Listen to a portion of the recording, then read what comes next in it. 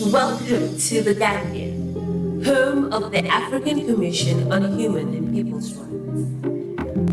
Bem-vindos à Gâmbia, sede da Comissão Africana dos Direitos Humanos e dos Povos.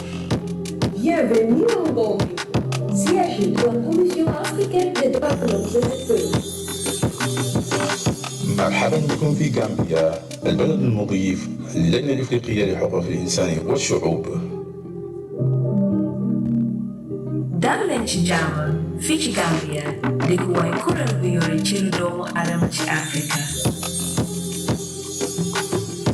One Africa, one voice, your rights, human rights, our collective responsibility.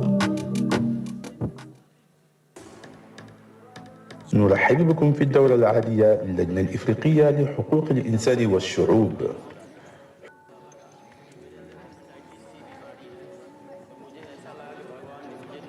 حقوق الإنسان مسؤوليتنا الجماعية.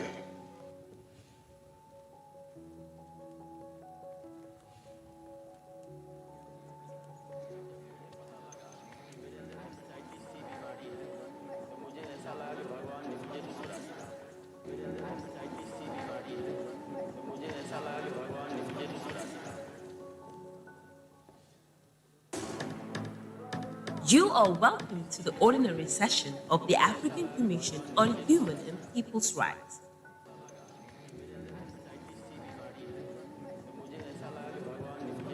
Human rights, our collective responsibility.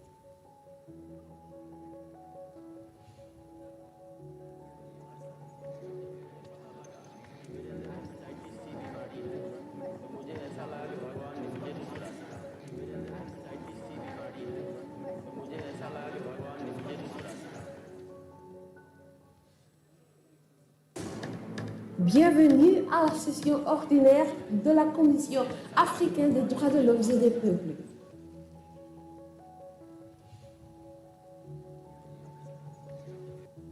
Les droits de l'homme, notre responsabilité collective.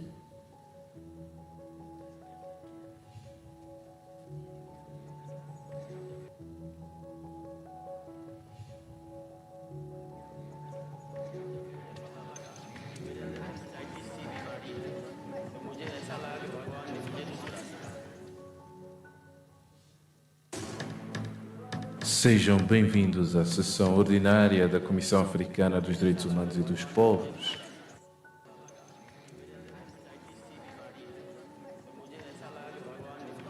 Direitos humanos, a nossa responsabilidade coletiva.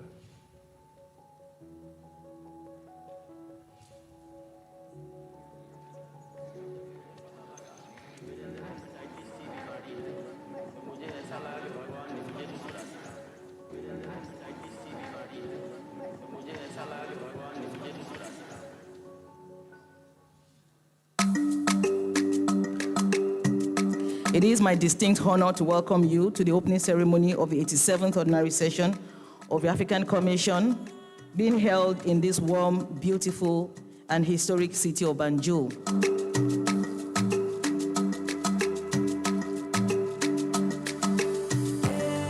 La session que nous ouvrons ce matin revêt une signification particulière, car elle se tient au cours de l'année qui marque la 45e anniversaire de l'adoption de la Charte africaine des droits de l'homme et des peuples, notre instrument de référence, et le 40e anniversaire de son entrée en vigueur. C'est le lieu de rendre hommage à toutes les personnalités qui ont porté la vision, les rédacteurs qui l'ont matérialisé, et particulièrement les chefs d'État et de gouvernement, qui par leurs actions résolues ont permis à l'Afrique de se doter d'un système régional de protection des droits de l'homme, ancré dans ses réalités, ses valeurs et ses aspirations. The African Union Commission reaffirms its commitment to continue the cooperation and complementarity with the Commission in supporting member states to translate commitments into concrete action for the benefit of our people.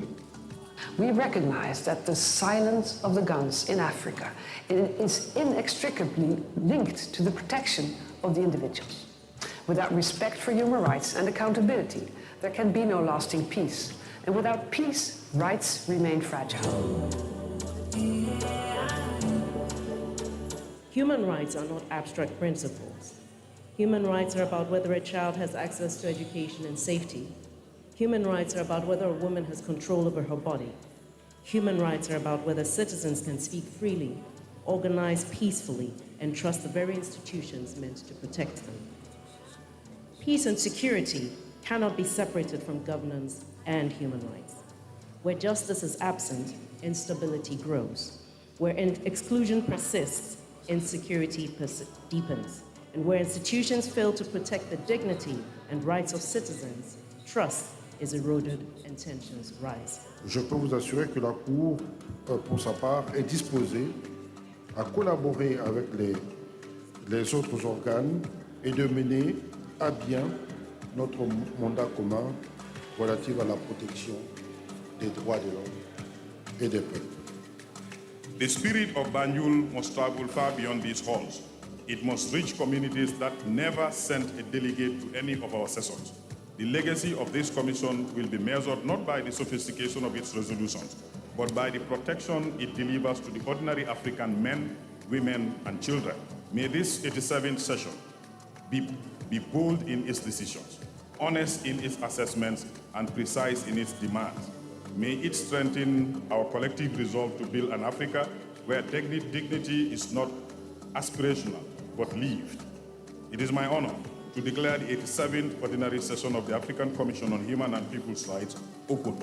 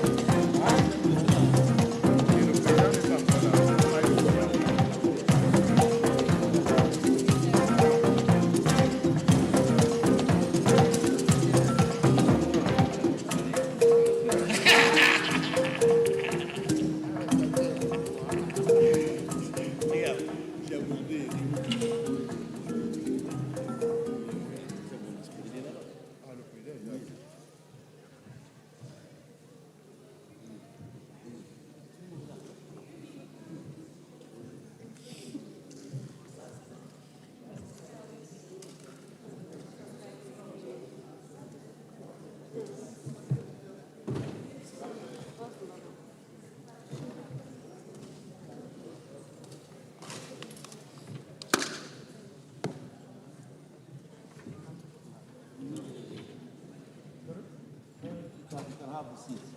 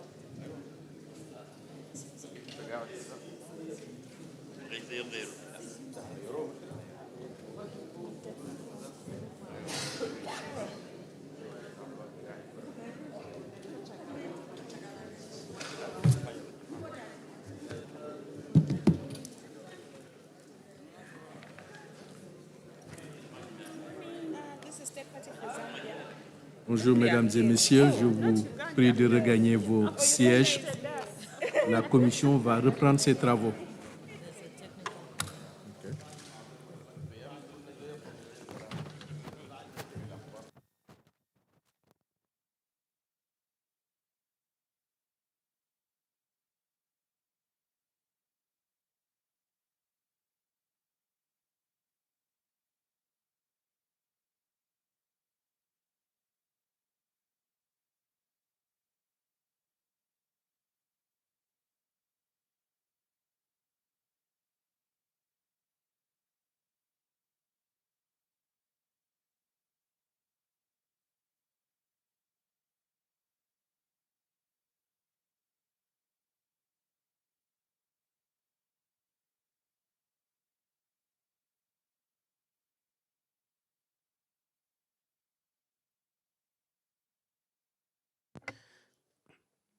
Once again, ladies and gentlemen, kindly take your seats.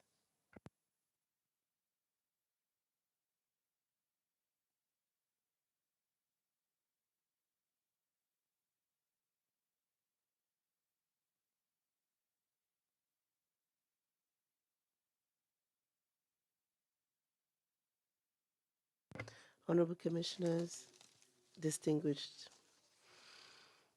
state party representatives, distinguished representatives of national human rights institutions and civil society organizations, ladies and gentlemen, members of the Secretariat, the interpreters. Good morning to you all.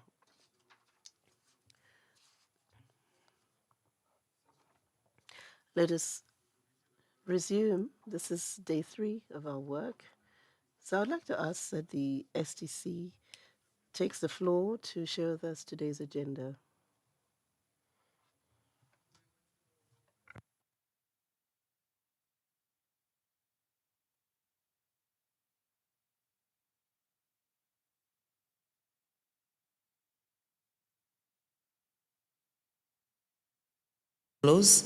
We are starting this morning for 2 hours with the human rights situation in Africa, where we continue to receive declarations.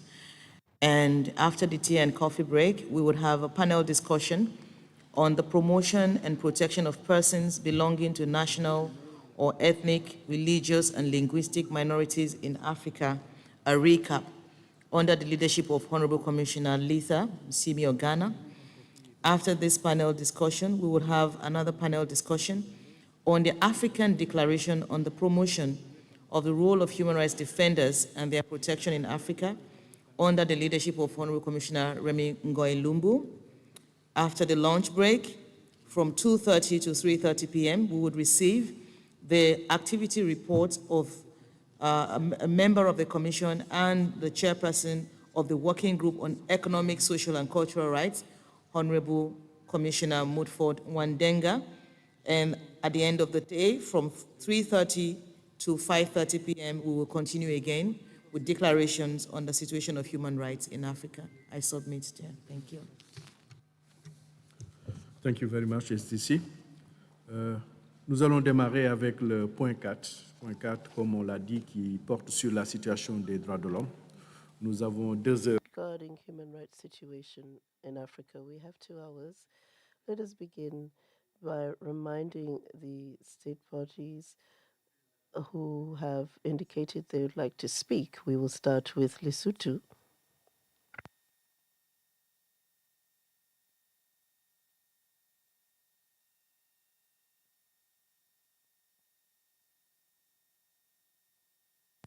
We will instead call upon Malawi. Malawi, you have the floor.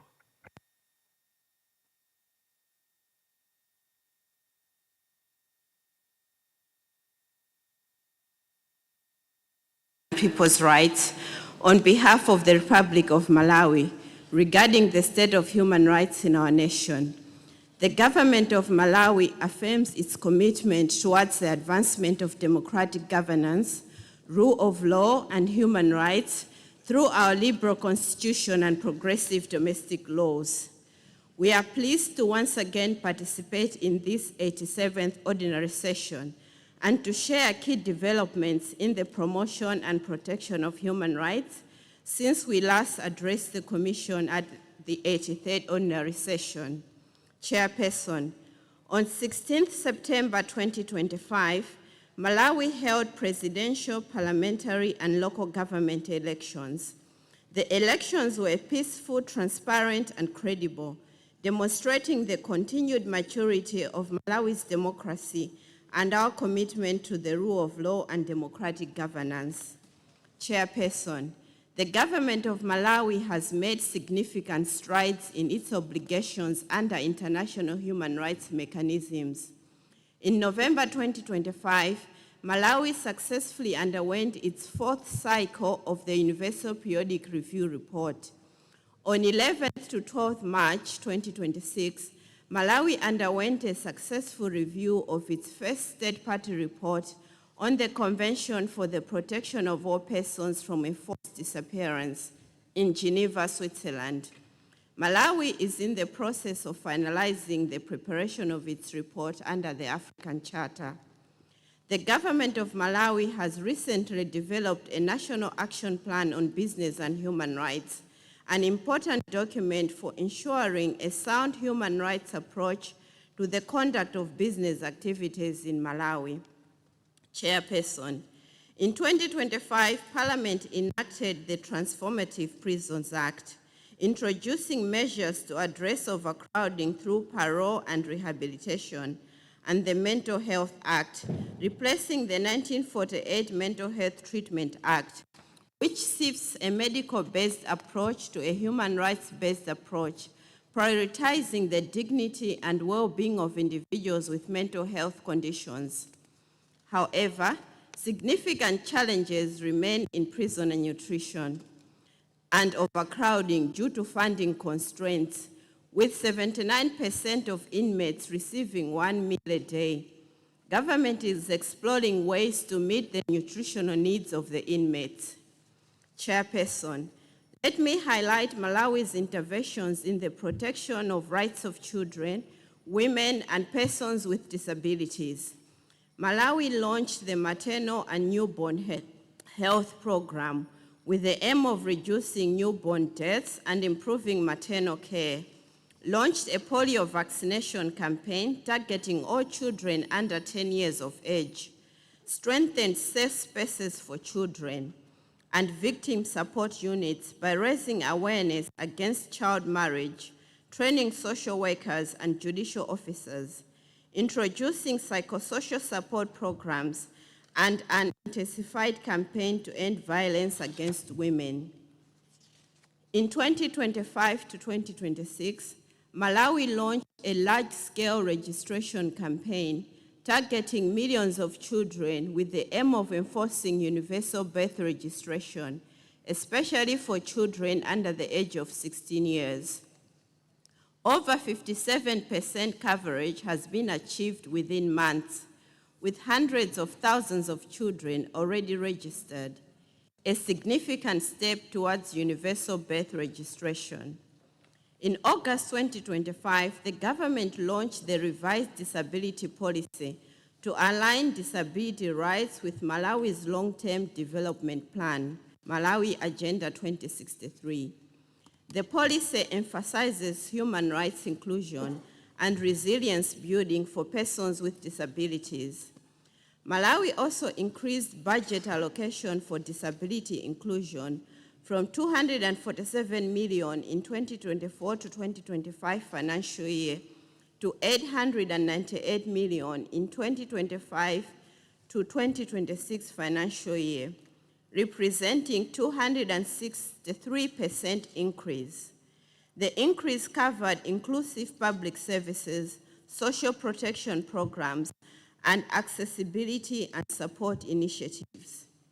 Chairperson, in order to promote the rights of internally displaced persons, the government of Malawi adopted the National Disaster Risk Management Policy 2025, which introduces measures for the prevention of internal displacement as well as for mitigation of challenges faced by internally displaced persons.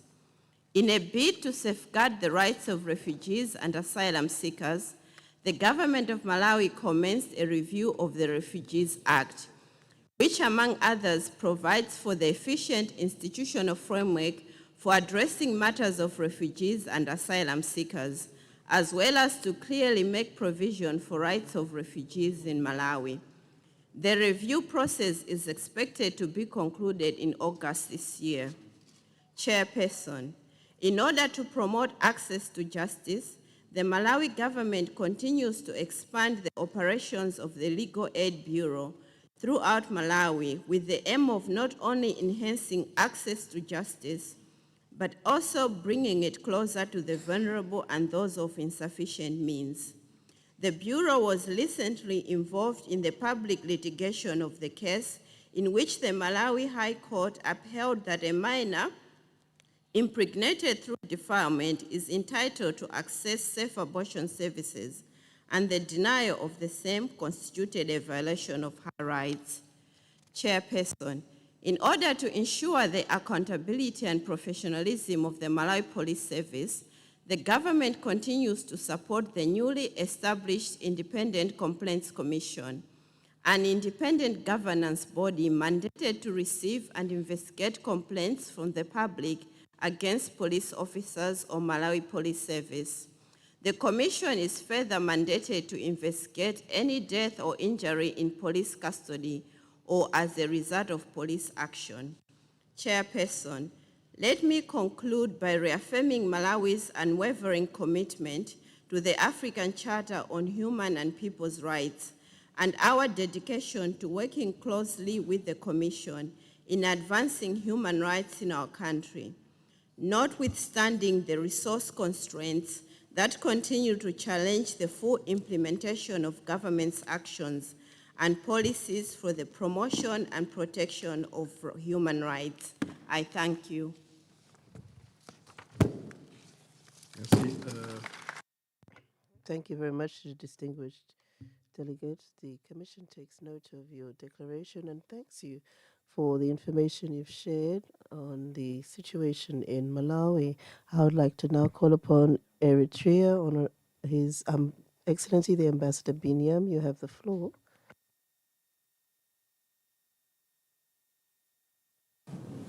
Commissioner, Chairperson of the Commission, Honorable Risaso, Honorable Commissioners, distinguished delegates, ladies and gentlemen. It's my honor to address this August session on behalf of the State of Eritrea. A few days from now, on 24th of May, Eritrea will celebrate the 35th anniversary of its independence under the theme, Our Resilience, Our Guarantee. In celebrating this momentous occasion, Eritrea will renew their oaths to fulfill the martyrs' vision by building a peaceful and prosperous nation. Mr. Chairperson, the government of Eritrea remains firmly committed to the promotion and protection of human rights through a people-centered and holistic approach. Despite the turbulent regional and international environment and facing persistent external pressures, Eritrea has continued to register tangible progress in key sectors directly linked to improving the well-being and living standards of its people. Mr. Chairperson, Eritrea continues to prioritize sustainable agriculture, water and soil conservation, and environmental protection. In 2015, extensive soil and water conservation activities were carried out on farmlands and catchment areas. More than 500,000 hectares of land were cultivated. Advances were also recorded in poultry development, fishery, and food diversification programs. Since we've made extensive presentation on related to water, I will skip that part. And environmental protection and sustainable natural resource management remains central national priorities. Mr. Chairperson, the right to health is one of the top priorities of Eritrea's development agenda. The strategic plan of the health sector for 2026-2030 aims at enhancing universal health coverage and strengthening health services through an improved system. Investments in healthcare infrastructure, maternal health services, sanitation, vaccination campaigns, and safe water access have contributed to improved health outcomes nationwide. Community-based health programs, preventative healthcare initiatives, and public awareness campaigns continue to play a pivotal role in improving healthcare delivery, especially in rural and remote areas. The country's integrated and preventative approach to health services remain anchored in equity, accessibility, and social inclusion. Mr. Chairperson, Eritrea continues to regard education as a fundamental human right and a key pillar for national development. Access to education for children across urban and rural areas alike. The government also continues to invest in vocational training, teachers' development, and inclusive educational opportunities aimed at empowering youth and enhancing human capital development. In a bid to increase quality of education and the competence of students, Eritrea is introducing new teaching methodologies and evaluation mechanisms. On the legal system, Eritrea is currently engaged in effecting a comprehensive legal reform framework towards building a robust and functional national legal system. This reform process involves a systematic audit and revision of core normative frameworks, including the civil and penal code, along with the respective procedural codes and other sectoral laws. These laws are expected to reflect national values, aspirations, relevant history, and treaty obligations. The time allotted will not be sufficient to provide a comprehensive overview of the progress in other sectors, such as the government's continued support to vulnerable citizens and families of martyrs, microcredit and saving programs, which has provided loans to nearly 1 million individuals nationwide, the expansion of access to electricity, and its role in improving the quality of life and increasing productivity. Mr. Chairperson, Eritrea's achievements in the promotion of human rights are deeply rooted in the principles of social justice and strong community participation. Community-led infrastructure development and public mobilization campaigns continue to serve as an important mechanisms for advancing sustainable development and ensuring local ownership of national programs. While acknowledging the progress achieved, Eritrea remains fully aware that several challenges persist. Nevertheless, Eritrea remains committed to continuing its people-centered development trajectory, strengthening national institutions, expanding access to essential services, and enhancing the realization of all human rights for its people. In conclusion, Eritrea reiterates its commitment to constructive engagement and cooperation with the SHPR. I thank you.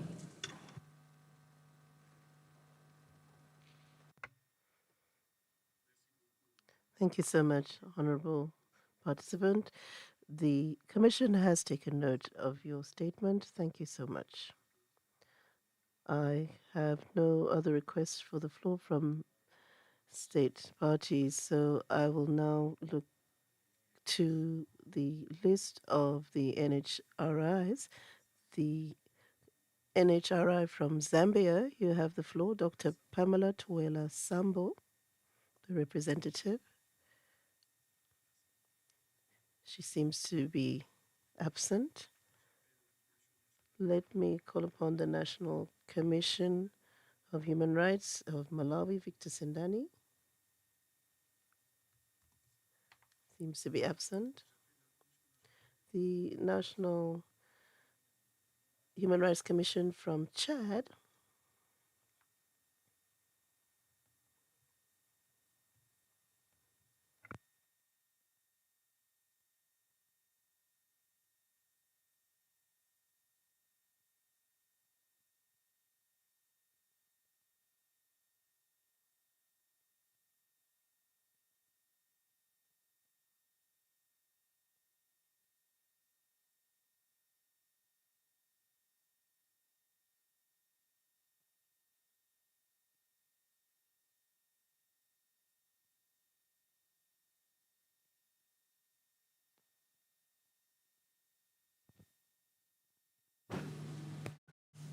Monsieur, vous parlez pour quel INDH? Okay, thank you. Please, Honorable Chairperson. Please, you are speaking on behalf of which INDH? Malawi Human Rights Commission. Okay, okay. Yeah, thank you. Yeah, Honorable Chairperson, Commissioners and all protocols observed, I present the statement on behalf of the Chairperson of the Malawi Human Rights Commission, who is unable to travel to this session. We thank you profoundly for giving us these options of the African Charter on human rights, on human and people's rights, on the situation of human rights in Malawi. On a positive note, the following have been the milestones in the promotion and protection of human rights in Malawi. On 16 September 2025, Malawi held presidential, parliamentary, and local government elections. The elections were peaceful, transparent, and credible, which was a clear demonstration of the continued maturity of Malawi's democracy and her commitment to the rule of law and democratic governance. The government of Malawi has recently developed a national action plan on business and human rights, which is a very significant document for ensuring a sound human rights approach to the conduct of business activities in Malawi, now that as a nation we are expanding the extractive industry. We are pleased to report that the Commission played an integral part in the development of this plan to ensure human rights compliance in the business sector. In August 2025, the government launched the revised disability policy to align disability rights in with Malawi's long-term development plan, Malawi Agenda 2063. The policy emphasizes human rights, inclusion, and resilience, building for persons with disabilities, to ensure enhanced promotion and fortune. Since September 2025, the Commission has noted 3 cases relating to death and abduction of persons with disability. In conclusion, Chairperson, the gap between Malawi's 4 normative commitments and the practical realization of human rights is widening. Sustained progress requires genuine accountability for human rights violations, specifically addressing the legislative void on witchcraft to prevent further loss of life through mob justice, of the termination of pregnancy bill, and a commitment to the 15% funding target to protect the most marginalized. I thank you. La Commission prend bonne note de votre déclaration. The Commission has taken due note of your statement and would like to thank you. I will now call on the NHRI of Zambia, Dr. Pamela Zambo.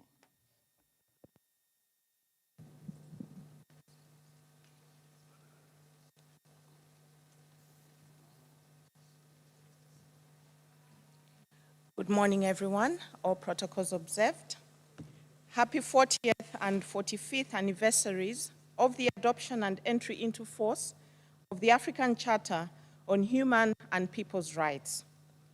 Indeed, since its adoption and coming into force, the African Charter on Human and People's Rights has continued to be a valuable guiding instrument on matters of human rights to state parties, including Zambia. However, more still needs to be done to address historical, emerging, and lived realities of human rights confronting our people in Africa as a whole. As an autonomous national human rights institution, the Human Rights Commission of Zambia has unfettered constitutional and legislative mandate to promote and protect human rights throughout the Republic of Zambia. Practical and progressive steps have been undertaken in Zambia to enhance the promotion and protection of human rights, some of which include, but are not limited to, the following. Zambia has consistently held national elections leading to peaceful transitions or government retention. Free and fair elections are a fundamental human right and key to sustainable peace, stability, and security, thereby creating an environment where governance and human rights thrive. Zambia has abolished the death penalty and further acceded to the second optional protocol to the International Covenant on Civil and Political Rights. This step has enhanced the protection of the right to life in accordance with the provisions of the African Charter on Human and People's Rights in particular, as well as several international human rights instruments. Thirdly, Zambia has enacted a comprehensive children's rights code which domesticates the UN Convention on the Rights of the Child and the African Charter on the Rights and Welfare of the Child. Fourthly, giving effect to the right to access information as guaranteed in the UN Convention Against Corruption and the African Charter on Human and People's Rights, the Republic of Zambia has enacted the access to information legislation. There are challenges, however. Notwithstanding these few progressive aspects I have mentioned, there are some challenges in terms of addressing human rights in the country due to historical and emerging human rights challenges. Some of them are as follows. Zambia has recently enacted cybersecurity and cybercrimes legislation.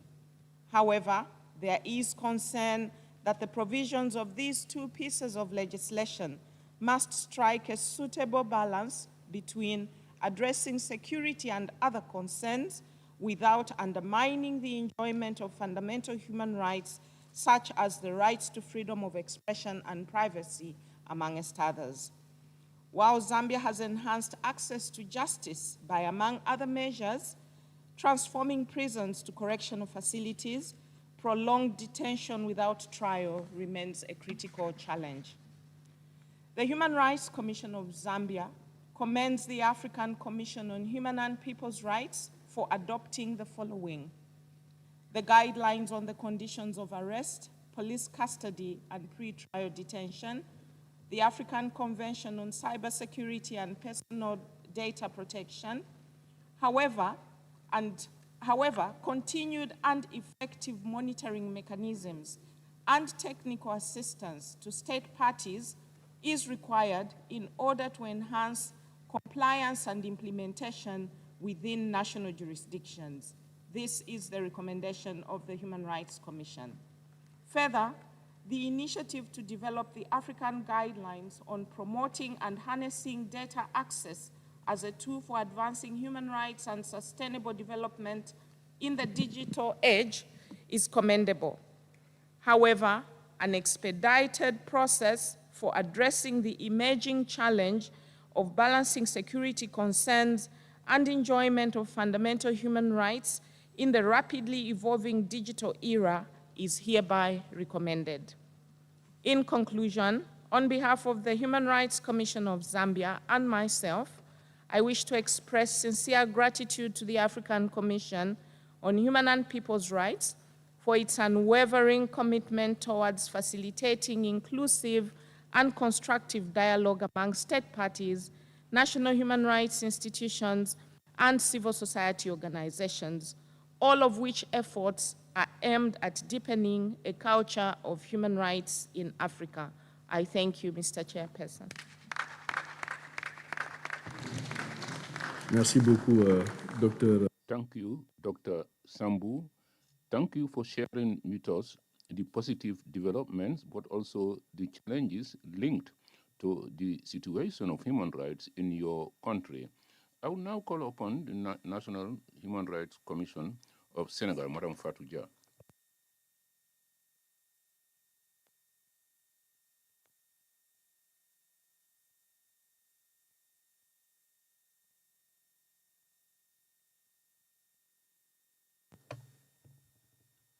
Thank you, Honorable Chairperson. Distinguished members of the Commission, the National Commission of Human Rights in Senegal would like to draw the attention of the ACHRC, a very serious situation revealed by recent legal developments. Today, we have noted the existence of organized criminal gangs targeting children in situations of extreme vulnerability with voluntary transmission of HIV/AIDS. Alarming data, Chairperson, official data from the Ministry of Justice indicate that from 2020 to 2024, Senegal has inventoried 1,500 cases, among whom minors 342 children, accounting for 13% of minors who are victims. Furthermore, the data from the National AIDS Council, Senegal counts 3,433 of children less than 15 years living with HIV/AIDS. In addition to this, there are other serious issues. In February 2026, the Senegalese authorities, within an international cooperation, dismantled a transnational criminal gang active for several years. It is specialized in the sexual exploitation of young boys who are submitted to film sexual abuses and organized abuses. Apart from the criminal issues, inter alia, through the voluntary transmission of HIV/AIDS to minors, their modus operandi indicates a criminal logic of exceptional cruelty. The transmission of the virus was deliberately used as an instrument of submission so that the victims would be deprived of all possibilities of denunciation or running away. The factors we have observed that these serious violations are based on structural issues. For example, the absence of protective legislative framework, the draft on children code, and also the establishment of the Quranic schools have still not been adopted, Chairperson. So consequently, thousands of children have no effective legal protection. Furthermore, under declaration of the cases of sexual violence committed in the schools, these have not been recorded, and the perpetrators in most cases are not brought to court. And there are many other cases. Now, our recommendation, the National Human Rights Commission of Senegal urges respectfully the African Commission to call on the Senegalese government to adopt without delay the Children's Code and the law on the status of the Quranic schools with a view to filling the gap. And we recommend the criminalization for voluntary transmission of AIDS as serious circumstances, crimes against children. Encourage the enhancement of national, regional cooperation, judicial cooperation networks against transnational pedophiles.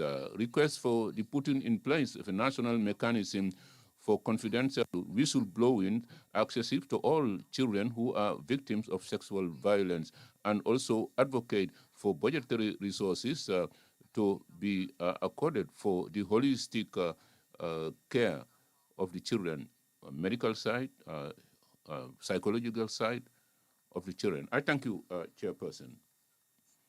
The Commission would like to thank you, and we have taken due note of your declaration. Now, the National Commission of Human Rights of Chad. Thank you, Chair, for giving me the floor. Honorable Chairperson, distinguished ladies and gentlemen, all protocols are duly observed. Please allow me, on behalf of the delegation of the National Commission of Human Rights of Chad, to send you our fraternal and respectful greetings. Our presence at this 87th ordinary session has a historic significance for our institution. This, in fact, is the first time that the new National Commission on Human Rights of Chad has officially taken part in the work of this August African Assembly dedicated to the protection of human dignity. To this end, we would like to express our deep and sincere gratitude to the African Commission for this invitation, and we would like to send special thanks to its chairperson for the quality of the reception and organization of the participants. And our participation in this meeting reflects our desire to reconnect with African human rights mechanisms after several years characterized by institutional and contextual constraints. Established in 1994, at the end of the Supreme National Conference, the NHRI of Chad has undergone important reforms aimed at its gradual alignment with the Paris Principles. Its constitutional consecration and its status as an independent administrative authority demonstrate the desire to strengthen national mechanisms for the protection of human rights and the consolidation of the rule of law. Since its effective implementation in 2020, the NHRI has developed monitoring, awareness creation, and dialogue activities with the various national and international stakeholders. This dynamism reflects the conviction that lasting peace and stability are necessarily based on justice, institutional trust, and respect for human dignity. However, the NHRI of Chad has been faced with a certain number of challenges related to its functioning, its mission of promoting and protecting human rights in a context marked by political transition and gradual return to constitutional order. The national Chadian context remains marked by significant political and security and humanitarian challenges. The return to constitutional order and the gradual establishment of republican institutions are significant inroads for the consolidation of the law. We are also confronted with a fragile situation linked to persistent crises in several neighboring countries, as well as terrorist threat in the province of Lag. The recent attack of May 4, 2022 of Boko Haram is painfully reminiscent of the heavy toll paid by the civilian populations and with incalculable consequences in terms of human rights violations. In addition, our country continues to host a large number of refugees and returnees from Sudan. This solidarity effort, despite limited resources, the intensification of violence has faced a lot of people, women and children, to run towards the eastern part of Chad. To date, we host 1,350,000 refugees and asylum seekers and 483,000 returnees. This solidarity effort, despite limited resources, exerts strong pressure on basic social services and host communities. Honorable Chairperson, Excellencies, ladies and gentlemen, on the economic and social plane, the combined effects of poverty, climate change, security crisis, and inflation continue to affect the living conditions of the population, including access to water, health, education, and employment. Women, children, refugees, displaced persons, and other vulnerable groups need enhanced protection, especially in the face of gender-based violence and sexual violence. Despite these challenges, the NHRI remains convinced that no lasting peace can be built without justice, without dialogue, and without respect for the fundamental rights. We would like to reaffirm our commitment to work with impartiality and independence for the promotion and protection of human rights in Chad. I thank you for your kind attention. The Commission would like to commend Chad for its first participation, and we urge you to remain committed and get in touch with the country commissioner. We have taken due note of your declaration, and we thank you. The National Commission now of Mauritania, Professor Abdel Malik.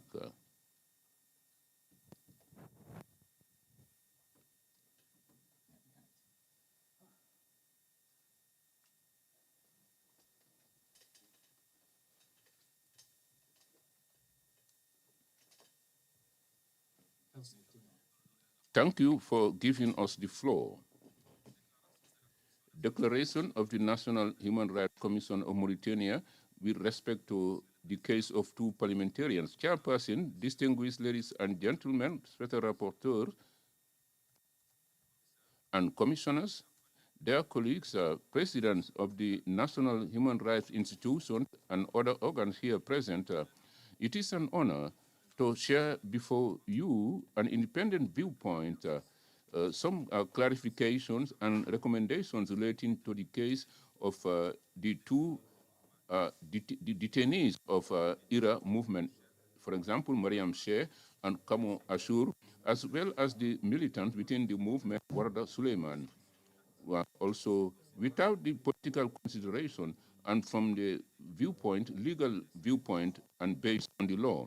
Given that the National Commission of Human Rights Commission of Mauritania is a constitutional and independent organ benefiting from status A from the World Alliance of Human Rights Institutions, and given its jurisdiction, which includes all the political, economic, social, and cultural rights, etc., and given its absolute commitment to protect the rights of all citizens and foreigners residing in Mauritania, the Commission, following the arrest of two parliamentarians, Mariam Sheh and Tamo Ashur, by the legal authorities for accusations linked to deliberate insults to the national symbols through digital communication and the diffusion of racist statements with the view of undermining civil peace and social cohesion through the social medias, end of quote.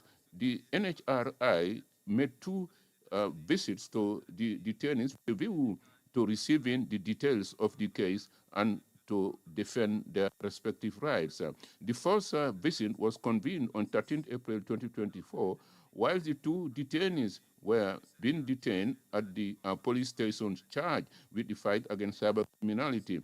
A multidisciplinary delegation headed by the chairperson of the commission in person went to the detention areas of the two parliamentarians. The authorities refused for the detainees to be met. Following this, the Commission published a communique on its official internet site and in the media to express its regret that the two parliamentarians, that the authorities did not allow for them to be visited. The communique in question affirmed that this refusal would not stop the Commission from rolling out its mission and to monitor the situation of the two detainees. The NHRI effectively paid a second visit after the two detainees were taken to women's prison while they are waiting for the results of the investigation.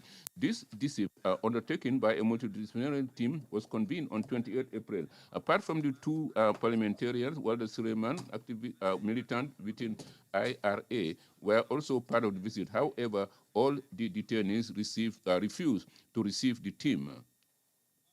Given this situation, the Commission would like to make the following recommendations. Number one, the Commission draws the attention of your Honorable Commission on the fact that the law on the protection of national symbols provides an imprisonment term of 2 to 5 years for anybody who undermines deliberately civil peace and social cohesion through the digital tools, whether by publication or diffusion, for insults or libel against national entities or a component of the society, or to incite hate and sedition. This would undermine the private life of others. The law also underscores the respect of dignity of each individual, whether they are public or private individual. And consequently, the National Commission of Human Rights of Mauritania would like to share the following recommendations to the African Commission on Human and People's Rights and to the government of Mauritania.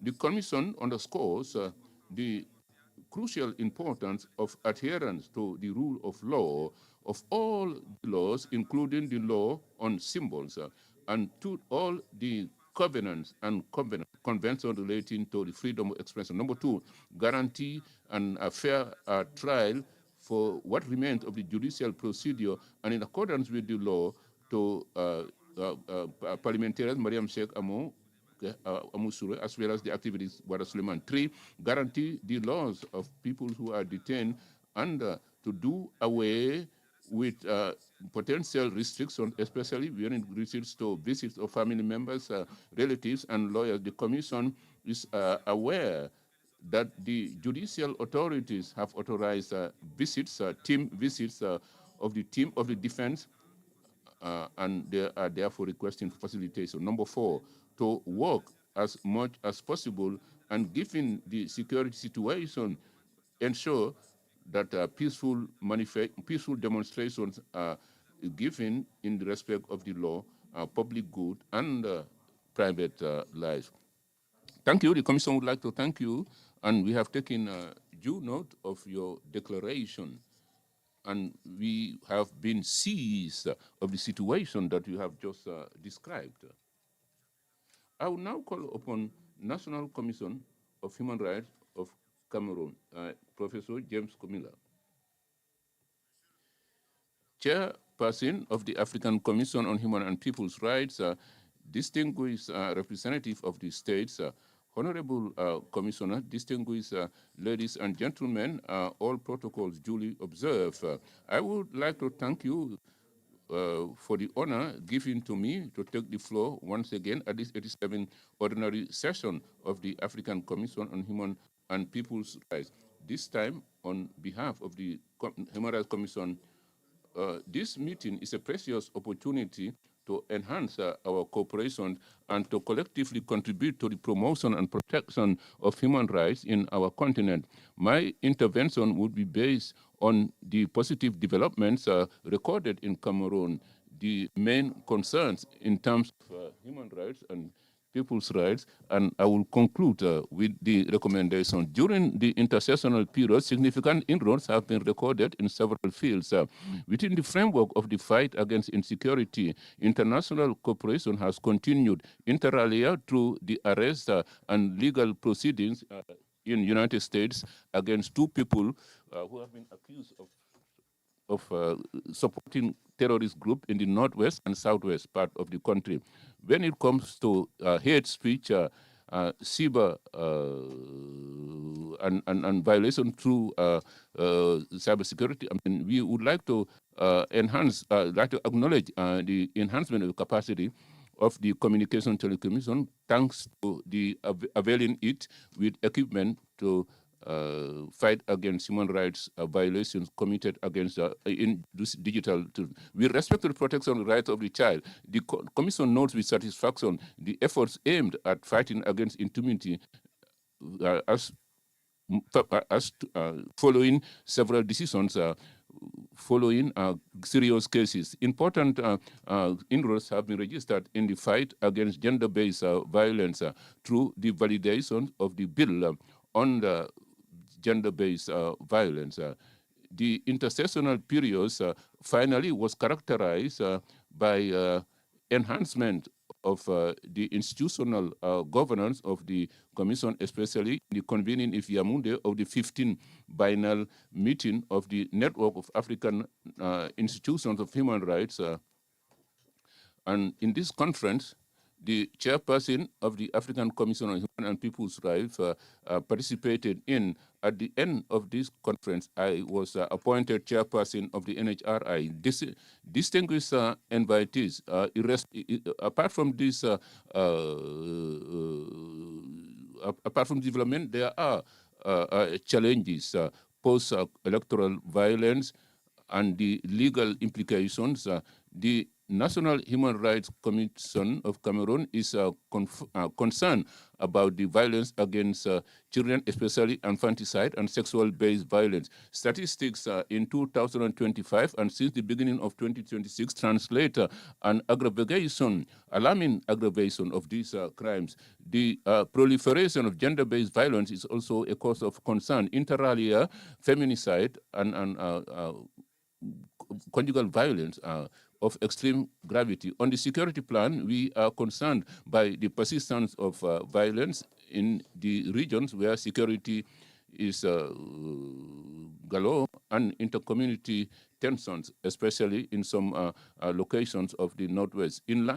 Faced with these challenges, the NHRI of Cameroon has made several recommendations. With respect to violence against children, the NHRI recommends the enhancement of the security presence and video surveillance around schools, the applications of penalties provided for by the law, as well as putting in place of a multisectoral platform meant for the rights of the child. When it comes to gender-based violence, the Commission recommends the enhancement of the repressive mechanism, the fast-tracking of the adoption of the bill on GBV, and the improvement of the mechanisms for care for the victims. With respect to the security situation, the NHRI would recommend an inclusive and global approach, fast-tracking of the efforts in the 3 regions, as well as the enhancement of access to education, health for the vulnerable population. Chairperson of the African Commission on Human and People's Rights, their participants, whilst the African Commission is celebrating the 45th anniversary of the adoption of the African Charter on Human and People's Rights, doubled with the 40th anniversary of its entry into force, it is incumbent on us to measure the scope of what we have gone through. At all times, there is a rendezvous with history, decisive choices to make, fights to undertake, and also responsibility to assume. It is legitimate to look at the rendezvous of the past on the hopes that they have brought in place and the disillusions that have been led, as well as on the lessons that have been left here. But most especially, it is our own rendezvous with history that we should keep in mind. It is of crucial capital importance for the future of our continent. And this time around, it is incumbent on us, yes, it is incumbent of our generation to ensure that this rendezvous would not be a failed rendezvous. I thank you. Thank you very much, Professor Kobila. The Commission would like to seize this opportunity to congratulate you on your election at the helm of the National Human Rights Institution We count on your collaboration to strengthen cooperation ties between our Commission and the national human rights in general. We have taken note of your statement as well. This statement brings an end to the list of NHRIs. Now, the Commission will listen to the statements of the civil society. I'd like to call for invite the Kenyan NGO EXI program number 499, observant status number 499.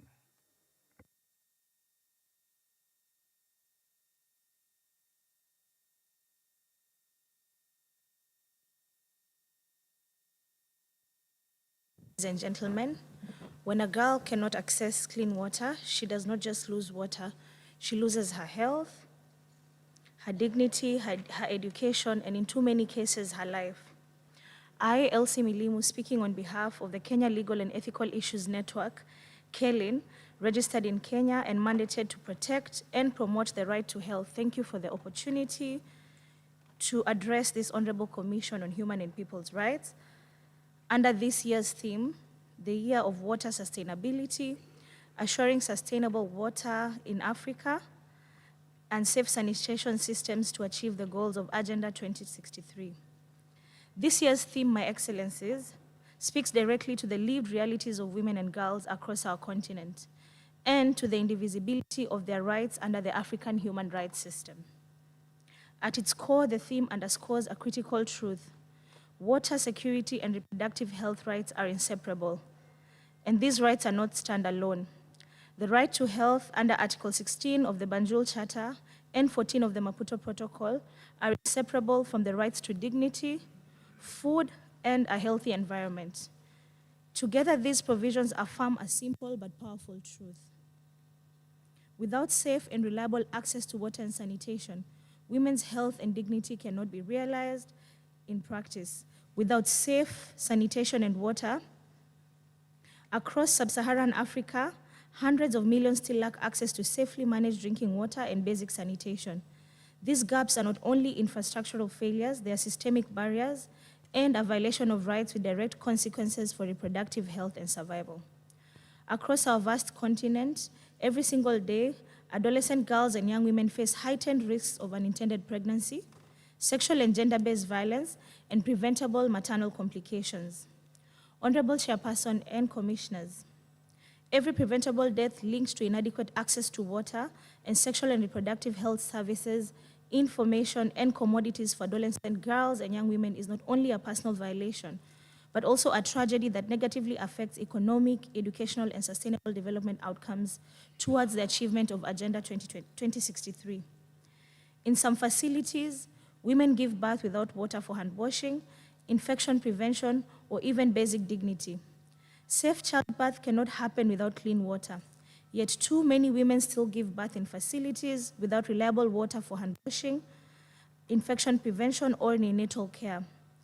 This increases the risk of sepsis, postpartum infections, and newborn complications, turning what should be a moment of life into one of preventable loss. The evidence is clear. Sub-Saharan Africa continues to bear the highest global burden of maternal mortality, accounting for approximately 70% of all maternal deaths worldwide, many of which are preventable and linked to weak health systems, including inadequate water, sanitation, and hygiene in facilities. Inadequate access to water and sanitation further undermines menstrual hygiene management, forcing many girls to miss school during the menstrual cycles due to lack of safe, private, and dignified facilities. This recurring absence contributes to poor educational outcomes and deepens gender inequality in learning outcomes and life opportunities. We urge this commission to move beyond recognition to enforcement. KELIN, together with other human rights and civil society organizations, continues to demand for stronger accountability and sustained investment in Africa's wash and health systems. Specifically, we call upon this commission to reaffirm that access to safe water, sanitation, and hygiene is an essential enabler of the right to health and reproductive rights under Article 4, 5, 16, and 24 of the Banjul Charter, read together with Articles 14, 15, and 18 of the Maputo Protocol. We urge state parties to prioritize integrated investments in WASH and SRHR, particularly in health facilities, schools, and rural communities, strengthen accountability mechanisms during state reporting by requiring measurable indicators on WASH, encourage increased domestic financing for both health and water systems in line with the Abuja Declaration and states' obligations under regional human rights instruments. This is not a future risk, it is a present reality for millions of women and girls across Africa. Water accessibility and security are therefore not optional development targets. They are indispensable foundations for the realizations of the right to health, education, dignity, life, and reproductive autonomy for adolescent girls and young women all over the world. Equitable access to safe water across homes, schools, and facilities is essential to breaking the cycles of inequality, protecting rights, and enabling full participation in society. Thank you.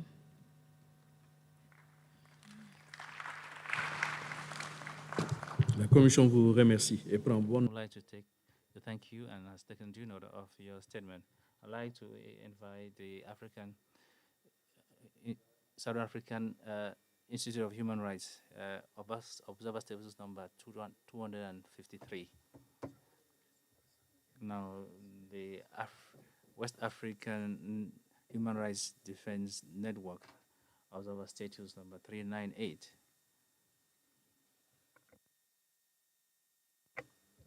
Mr. Chair, honorable commissioners, ladies and gentlemen, the West African Network of Human Rights Defenders expressed its deep concern over the continuation to Mali and its population following the terrorist attack on the 25th April 2026, leading to losses of human rights, including the Minister of Defense and members of his family. The organization is concerned about the deterioration of the situation of human rights in the sub-region, including cross conflicts due to scarcity of safe drinking water,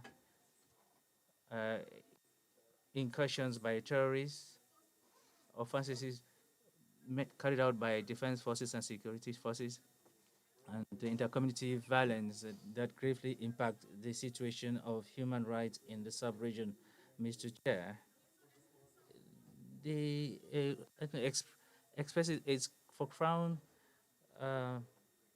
concern over the continuing deterioration of this situation of human rights defenders, as for it threats arbitrary arrest simply for exercising their right to defend fundamental rights in an increasingly restricted civic space. The network calls on the African Commission on Human People's Rights to take urgent measures to ensure as regards the assassination late May 2026 on human rights defenders Vigaro Luis Valentine. In Niger, to release the human rights defender Musai Changari and other defenders of human rights who are still in detention, as concerns Guinea to take measures to put an end to the enforced disappearance of human rights defenders, journalists and their close relatives, and to release all human rights defenders, including Mamadou Biloba, Mr. Mange, and Marwan Kamara. In Burkina Faso, to restore the right to the organization of human rights, including about 500 civil society organizations that have been banned from discharging their duties at the national territory. To open an independent investigation on enforced disappearance of people, including 4 people of LGBTQI in Nigeria. Open an investigation to establish responsibilities following the air bombardment by the regular army last 11 February in an anti-terrorist operation that led to at least the death of 100 people. In Togo, start discussions with the civil society to take into account their observations and its expectations in the bill on our associations in accordance with the guidelines of freedom of assembly in Africa, and to release all the opinion leaders, including Afexio, Apawogro, Tayo, and Camp Yamade and Jean-Paul Komodo in Sierra Leone, to seize all judicial harassment against human rights defenders Mohamed Toure, Prince Williams, and to ensure that the land grabbing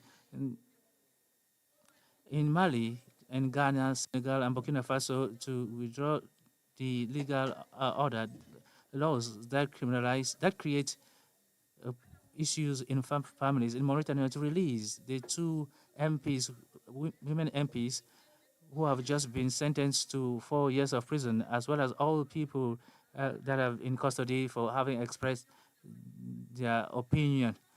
While lauding the commitment of the Commission for a strengthened cooperation among states, national institutions of human rights, the civil society, and international organizations for the building a safe environment, they launch an appeal so that they can take urgent measures to enable member states to respect their international commitment and to establish efficient mechanisms of protection to guarantee the security of human rights defenders while ensuring that the perpetrators of violations of their rights should be held accountable. Mr. Chairperson, honorable commissioners, thank you for the floor. The Commission would like to thank you and has taken due note of your statement. I'd like to invite the Rancount Friend for the Defenders of Human Rights, RADO.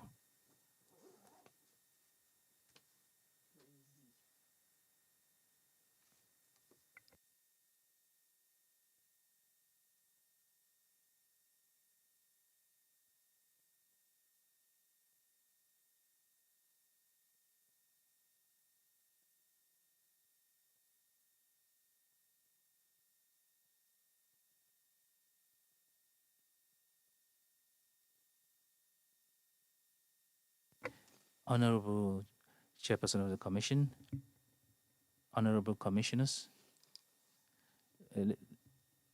ladies and gentlemen, RADO this morning has the pleasure to share with you a situation that started in 2021, and that is ongoing. So this situation is a political crisis of from 2021 to 2024, and today Senegal is still marked by protests that are violently repressed between 2021 and 2024.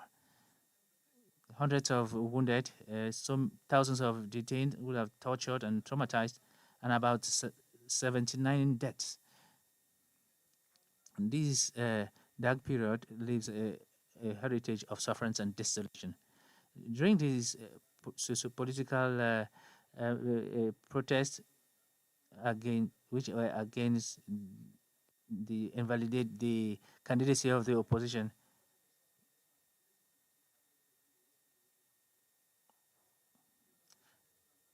these outrages were denounced by citizens and representatives of justice. The situation of victims after the third political alternation in Senegal is still of concern. The current government in Senegal had announced, had allocated about 5 million CFA to compensate victims of political violence between 2021 and 2024. So since this led to dozens of deaths, is covered by a law voted by the outgoing regime, the current activities had decided to repeal the amnesty law partially. The Constitutional Council, citing international texts, especially the Convention Against Torture and others, and so forth, the institutional organ recalled that the crimes against torture cannot be pardoned. This means that blood crimes, assassination, and torture have to be elucidated. During new authorities of Senegal undertook to shed light on the violence that occurred during this political crisis that took place in Senegal. These events led to the death of several people, led so many injured, and led to arbitrary arrests. And human and psychological consequences of this period is still deep for the detainees and the families of the victims. For several years, there have been appeals for independent investigation involving human rights defenders, organizations, in order to identify those accountable and bring them to book and to pay reparations to the victims and the families of the martyrs. The human rights defenders organization have invested a lot to settle this matter once and for all. so many mobilizations have brought together families of victims, CSO, national and international press, members of parliament to denounce the slowness of justice uh, and ensure that justice be meted to the victims and their families. The organization in Senegal remind the Senegal state its responsibility faced with the crimes committed between 2021 and 2024, the identification of the perpetrators and the prosecution based on international law and national law. Human rights defenders working with the support of the legal assistance of families of victims of the political violence over the past 4 years are appealing for justice for these persons to avoid a situation of impunity.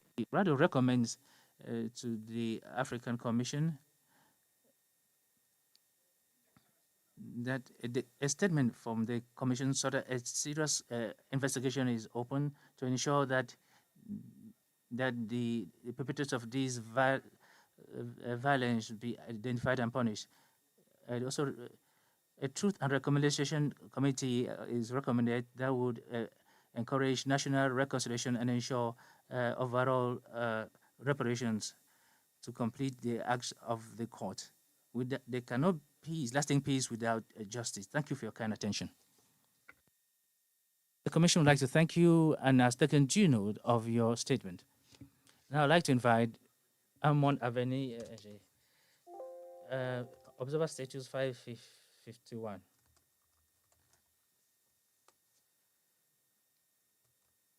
Oh, my.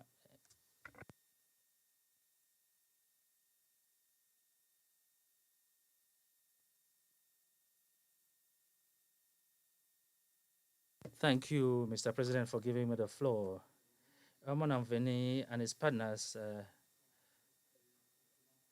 are very concerned by the degradation of human rights and democracy in Cameroon since the last presidential elections of 2025. It is marked, among other things, by summary executions and the disproportionate use of force. Mr. President, on October 27, 2025, following the Constitutional Council's announcement of the presidential election result, protests escalated in several cities across the country. In response, we observed a disproportionate use of repressive force against protesters by members of the defense and security forces, the use of lethal weapons and other means. Reports from several organizations indicate that several hundred civilians were injured, some of whom were outside the protest site. It was a case of a young man named Junior who was struck by a bullet in the chest while he was on the first floor of his apartment building.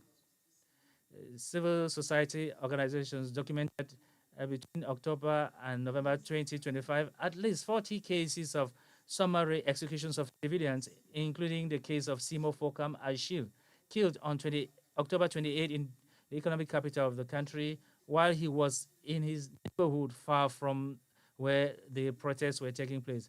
His body was confiscated for more than 5 months. Arbitrary arrests, detention, and threats against human rights defenders. On 24 October, the president of Manidem, George Aniset Ekane, was arrested and detained at the Secretariat of Defense under inhumane conditions, where he died on December 1, 2025. More than 2,000 people were arbitrarily arrested, including political party leaders and academics who had supported the declaration of victory at the polls for an opposition candidate. This includes Jokam Chameni, Ticho Florence Parfait, whom Professor Jean Calvin Abao, Ludovic Daga, Abdul Musina, and Aisatu Umaru, as well as several dozen minors.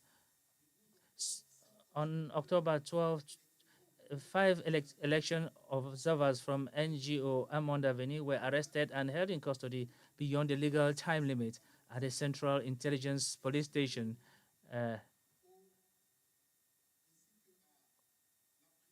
As well as the prison in the city of Ngaoundéré. Several human rights defenders, including the coordinator of the NGO Monde Avenue, are being followed and threatened in connection with their work. Flagrant violations of citizens' fundamental rights. On March 25th, 2025, the President of the Republic signed into law a bill extending the terms of office of members of the National Assembly by an additional 9 months, even though their terms had already been extended by 12 months in July 2024. In April 2026, the President of the Republic enacted a law amending and supplementing certain provisions of the Constitution, which opens the possibility for an appointed individual to hold the country's highest office. On the same day, he promulgated another law amending certain provisions of the Electoral Code, especially Article 170, which grants the President of the Republic the power to extend or shorten the terms of municipal councils indefinitely. These legislative reforms violate the right of citizens to periodically elect their leaders. Mr.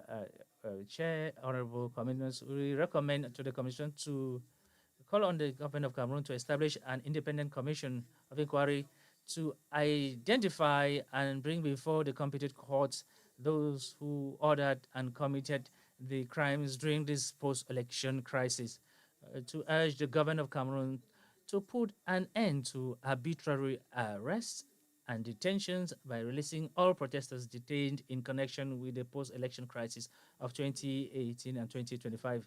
Call on the President of the Republic to refrain from implementing constitutional reforms aimed at potentially appointing a president of the Republic without the vote of the Cameroonian people, to support and assist the work of human rights organizations on the ground, and finally, to recommend to the government of Cameroon the need to protect human rights defenders and their organizations. Thank you very much for your attention. The Commission would like to thank you, has taken due note of your statement. I'd like to invite the National Coalition of Human Rights Defenders of Kenya. Observer status number 500.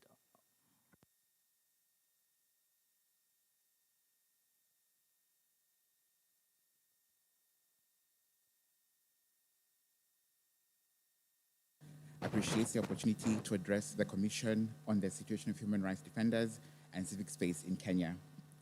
Honorable Chairperson, we welcome the High Court decision declaring Section 951B of the Penal Code being the offense of creating disturbance likely to cause a breach of peace to be unconstitutional. This offense had been used to target and harass human rights defenders during peaceful assemblies across the country.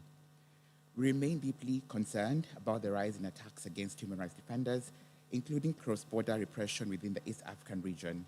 In October 2025, 2 Kenyan human rights defenders were abducted in Uganda, held incommunicado for 38 days, and reportedly tortured while in custody. In February 2026, a Tanzanian human rights defender survived an attempted abduction in Nairobi, allegedly linked to foreign operatives. Human rights defenders are also facing a growing threat through abuse of immigration processes, including denial of entry and deportations carried out without due process or legal justification.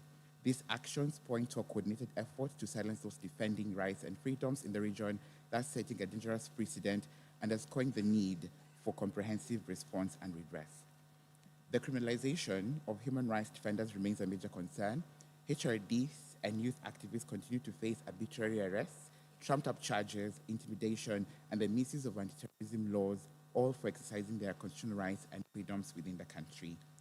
We are alarmed by the increasing number of deaths in police custody and unclear circumstances, and the continued lack of accountability and redress for victims and their families. Honorable Chairperson, cybercrime laws and proposed amendments to communications legislation raise serious concerns over freedom of expression, privacy, and surveillance. While we welcome recent progressive court decisions that protect peaceful assembly and civic action, intimidation of civil society actors and dissenting voices do persist. Honorable Chairperson, we note positive developments, including measures to address gender-based violence and femicide, as well as legal reforms that protect intersex persons and persons living with disabilities in Kenya. However, women and girls, including women human rights defenders, continue to face violence, while sexual and gender minorities, LGBTQI persons, continue to experience discrimination and insecurity. We are further concerned by the rise of use of criminal gangs that infiltrate peaceful assemblies and attack citizens with apparent impunity. This particularly is concerning as Kenya approaches the 2027 general elections, thus the need to have effective measures put in place to safeguard the rights and freedoms of assembly in the country. Honorable Chairperson, we take note of the proposed draft declaration by the Commission. We have encouraged the African Commission to revisit the proposed declaration and ensure it is developed through an inclusive consultative process that affirms equality and non-discrimination. The declaration should recognize and protect the full diversity of human rights defenders so that no defender is excluded from protection.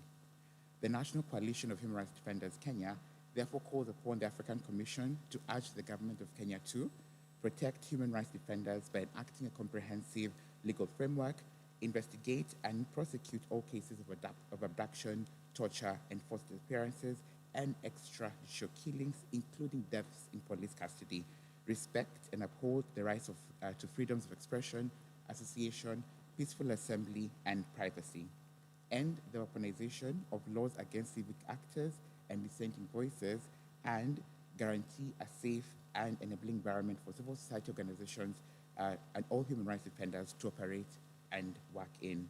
Honorable Chairperson and distinguished commissioners, protecting civic space and human rights defenders is essential to democracy, accountability, and justice in Kenya. I thank you.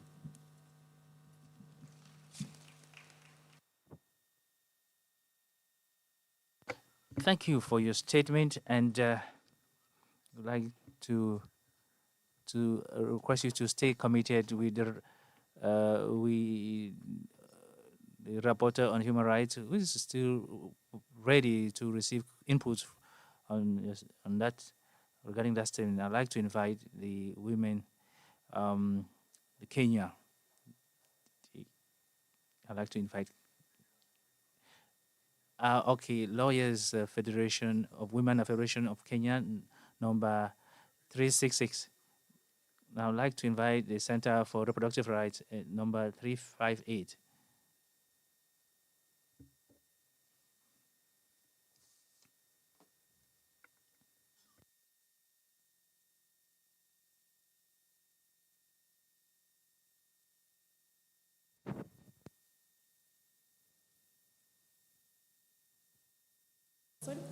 Maternal health in Africa is not only threatened by medical complications, but also by systemic violations of women and girls' rights within the health systems, commonly referred to as obstetric violence. This includes verbal abuse, neglect, non-consensual medical procedures, degrading treatments during labor and childbirth, and post-delivery detention in hospitals for inability to pay fees. These practices are most acutely experienced by women and girls from rural and marginalized communities and those living with disabilities. We therefore commend the Commission for the adoption of Resolution 625 of 2025 during the 82nd private session, mandating the Special Rapporteur on Women's Rights in Africa and the Working Group to develop guidelines on the elimination of obstetric violence and promotion of maternal health care in Africa. We urge the Commission to ensure that the guidelines embody the lived experiences of our women and girls, providing clear normative standards for respectful maternal health care, establish accountability mechanisms for redress and monitoring, offer guidance on prohibiting detention of women and girls in healthcare facilities, and emphasize the importance of training healthcare professionals in rights-based, consent-driven, respectful care.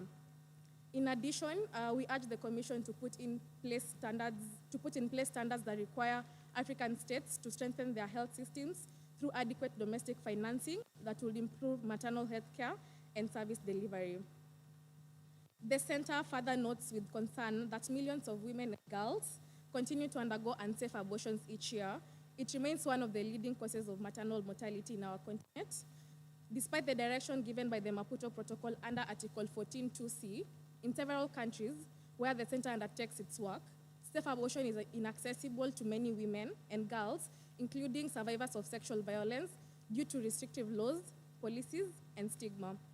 While we applaud the progress made in some countries, including the recent landmark decision in Malawi relating to access to abortion for child survivors of sexual violence, we are concerned by the growing regression in judicial decision-making in several other countries, including recent decisions from the Court of Appeal in Kenya and the High Courts in Uganda and Tanzania. We note that courts are increasingly issuing restrictive interpretations that undermine reproductive rights, constitutional protections, and established regional human rights standards. These developments risk eroding decades of progress in reproductive justice and access to reproductive health care in our continent. We commend the Special Rapporteur on the Rights of Women in Africa's efforts in launching the advocacy framework on withdrawal of reservations to some provisions of the Maputo Protocol, and call on state parties to the Maputo Protocol to act urgently and decisively in safeguarding and expanding access to safe abortion by lifting reservations entered under Article 14 of the Maputo Protocol. Thank you.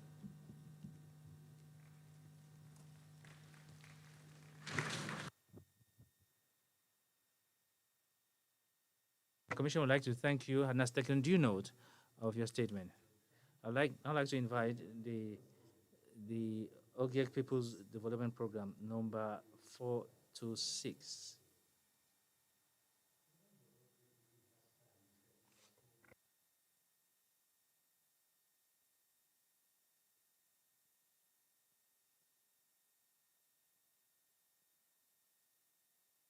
The Collective of Assistance to Women.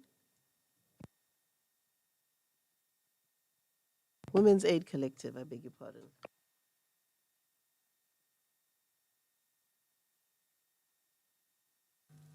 My name is Elizabeth Musilo. I'm an Ogiek from the Mau Forest of Kenya, working with the OPDP. I wish to first extend the Ogiek's community deepest appreciation to the African Commission for accompanying the Ogiek all these years in their struggle to recognition and live a dignified life. Notwithstanding the favorable decisions in the Ogiek case at the African Court, the Ogiek continues to face grave threats to their land rights and well-being. The Ogiek of Sasimwani within the Mau Forest were forcefully evicted by the government of Kenya. Over 700 community members are currently homeless and seeking refuge in a neighboring shopping center. The evictions were conducted in an inhumane manner characterized by hostility from the Kenya Forest Service, KFS. Officers engaging in acts of intimidation, harassment, and gross abuse of their power against members of the community. These acts from the government of Kenya through the Kenyan Forest Service directly violate the African Court judgment, which has further intensified the challenges faced by the Ogiek, depriving them of essential livelihood, resources, and perpetuating cycles of poverty and marginalization. These highlights are entrenched marginalization and lack of accountability within government institutions, which calls for the urgent need for intervention and accountability. In this light of aforementioned, we humbly call on the African Commission to take immediate and decisive action to push the government of Kenya to, number one, implement the orders of the African Court in the merits, reparations, and compliance judgment in the Ogiek case. 2, investigate the violations occasioned during the November 2023 eviction of the Ogiek at Sasimwani. And number 3, take appropriate steps to remedy the violation and prevent reoccurrence of the violations. Thank you, Chair. Merci beaucoup, Madame. Madame, the Commission takes note of your statement. I have seen the head of delegation of Mauritania. Do you want to make a statement, or do you want the right to respond? In accordance with our rules of procedure, We will register your request, and when we're closing the session, we will give you the floor later on. Thank you very much, Chair. Thank you. Okay, so I'll call the Helen Kalu, number 263, Women's Aid Collective.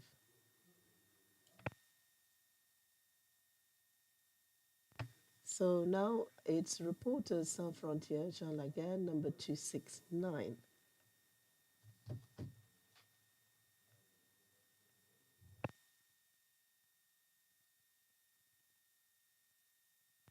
Honorable Commissioner, Honorable Chair, ladies and gentlemen, Reporters Without Borders wishes to address the alarming situation regarding press freedom in the Great Lakes region. In the 6 countries of the region, the Democratic Republic of the Congo, Rwanda, Burundi, Uganda, Kenya, and Tanzania, reporting the news remains a daily challenge. Press freedom in these countries is currently either difficult or very serious, according to the Reporters Without Borders ranking. The journalists in these countries work in environments marked by violence, political pressure, administrative restrictions, economic insecurity, and disinformation. Ladies and gentlemen, commissioners, the epicenter of the dangers today lies in the east of the Democratic Republic of the Congo. Since the conflict resumed and intensified, and even more so since the city of Goma was taken by the armed group M23 in early 2025, practicing journalism independently in this part of the country has become almost impossible. Reporters are caught between the violence of the M23 and the pressure exerted by the armed forces of the DRC and their allies. Arbitrary arrests, assaults, threats, enforced disappearances, executions, looting of media outlets, and suspensions are on the rise. Since January 2024, at least 33 community radio stations, the main source of information in rural areas, were suspended. In this context, journalists often have very little choice. Hundreds of Congolese reporters have been internally displaced or forced into exile in neighboring countries, where they continue to face threats and extreme precariousness. Some have had to abandon the profession altogether. The war in eastern DRC has also become a battleground for information. The M23 imposes editorial guidelines on certain broadcasters and interrupts programs. At the same time, the Congolese authorities exert pressure on media coverage of the conflict at the national level. Access to conflict zones remains extremely limited for both national and international journalists. But the difficulties in the Great Lakes region are not confined to war zones. Across the region, journalists operate in a climate of repression and impunity, and this is extremely worrying. Over the past 10 years, more than 500 journalists have been arrested or detained because of their work. During the same period, 11 journalists have been killed and 5 have disappeared whilst carrying out their duties. The most recent case is that of the Ugandan journalist Joe Nam, author of a book on President Yoweri Museveni, who was killed by a masked assailant during the night of 18 to 19 April. In Rwanda, the media environment remains extremely tightly controlled, driving many journalists into exile. 2 journalists remain in detention there, Dieudonne Nziosenga and Theoneste Nsengimana.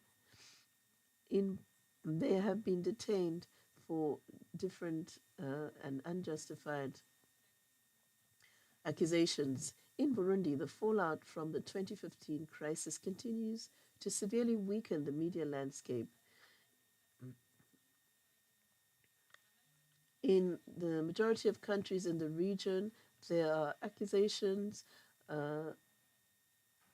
such as undermining state security, undermining the integrity of the national territory, or the dissemination of false information. These are used to arbitrarily prosecute journalists. The accreditation procedure also imposes on journalists lengthy and difficult procedures. So RSF calls on you to urge the states of the Great Lake region to guarantee the safety of journalists, particularly in conflict zones, and to put an end to the violence, threats, and arbitrary arrests targeting media professionals. We also ask you to call on the relevant authorities to systematically launch independent investigations into crimes committed against journalists and to combat impunity. Finally, we ask you to urge the states in the region to review the laws and regulations used to arbitrarily restrict press freedom and to guarantee the independence of media regulatory bodies to enable journalists and independent media to operate without the risk of arbitrary prosecution. We await a response from the relevant authorities, and thank you. Thank you so much for your statement. I would like to call upon the Gambian press, Mr. Modi Diouf, representing the GPU, Gambia Press Union. Number 429, please. You have the floor.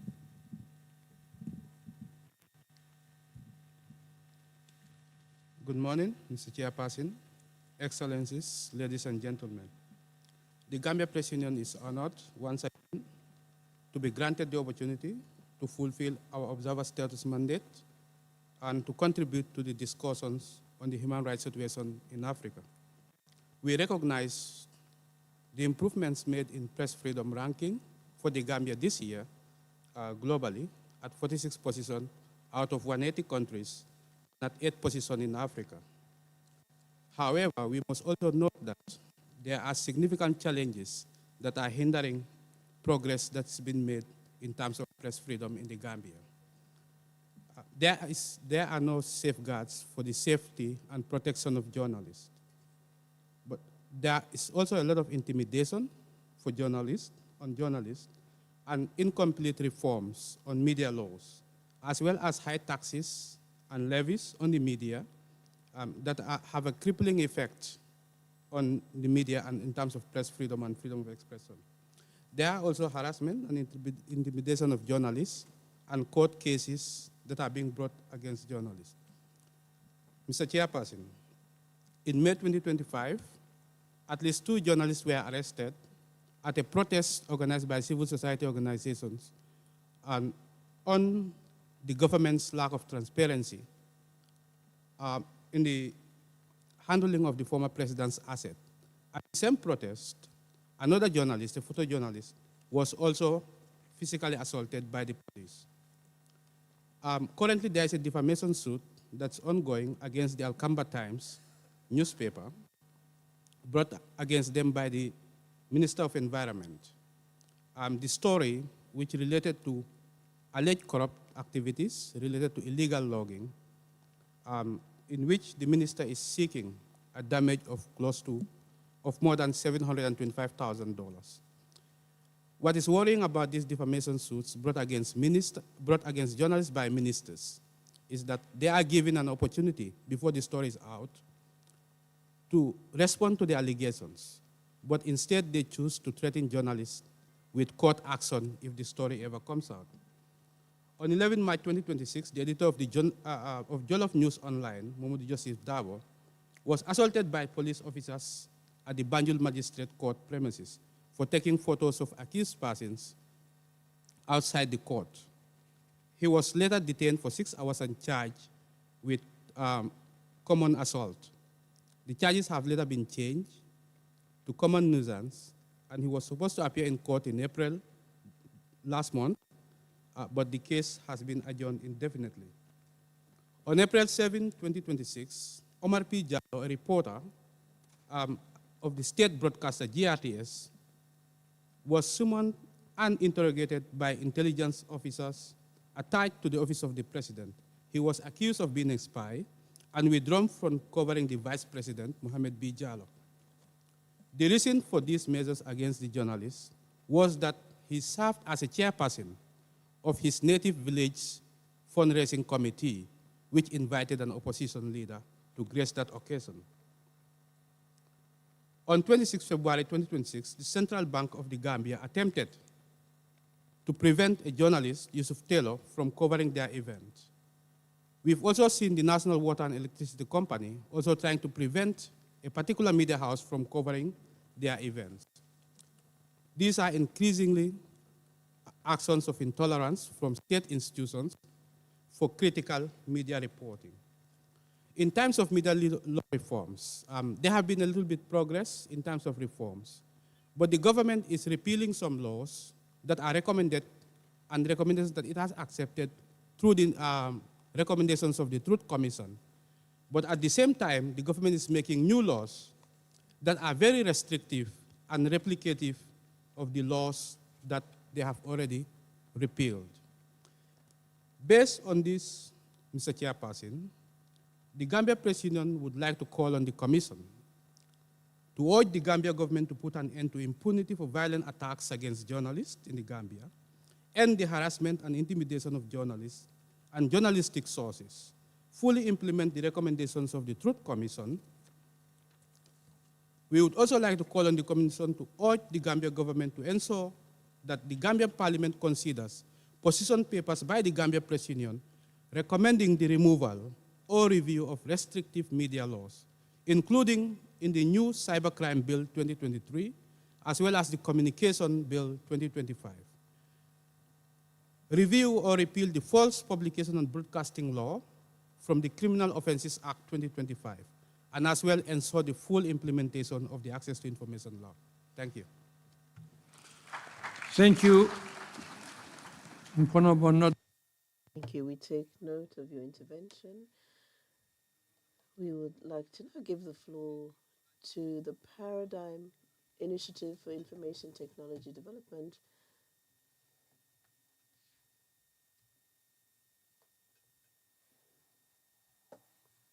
You have 5 minutes.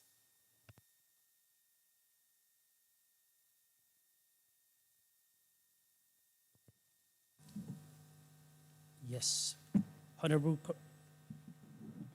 Chairperson of the African Commission on Human and People Rights, the Commissioners of the African Commission, Paradigm Initiative is concerned about the incidence of internet shutdowns in Africa. In 2025, the internet was shut down in 15 African countries: Angola, Cameroon, Central African Republic, Chad, Democratic Republic of the Congo, Equatorial Guinea, Ethiopia, Guinea, Guinea-Bissau, Kenya, Nigeria, South Sudan, Tanzania, Togo, and Uganda. Tanzania shut down the internet on 29 October against numerous calls by the Commission to refrain from doing so during the election. The action violated freedom of expression and access to information and the monitoring of elections as presented in the preliminary statement of the African Union Election Observer Mission, affecting the integrity of the election. Uganda similarly shut down the internet against the African Commission's calls to refrain following Directive ECO 436 of the Ugandan Communications Commission UCC dated 13 January 2026, directing internet shutdowns. On 19 February 2026, Gabon recently blocked social media access to platforms such as Facebook and TikTok, which occasion economic losses for Gabon. The economic cost of internet shutdowns violate the right to development for individuals relying on the internet. For Gabon, for instance, a 60-day social media blocking of access on Facebook, Instagram, and WhatsApp has caused a potential loss of $66,612,789 calculated using the NetBlocks cost of shutdown tool. Internet shutdowns violate a series of human rights, including Articles 9 and 25 of the African Charter on Human and People Rights, which guarantee freedom of expression and access to information and a general satisfactory environment favorable to development. We also note that Mozambique recently passed Decree number 48/2025, which directly violates Article 18 of its constitution, which guarantees freedom of expression, freedom of the press, and the right to information. Decree 48/2025 grants Mozambique excessively broad powers to impose internet shutdowns and follows Mozambique's repeated internet shutdowns during the 2024 election season.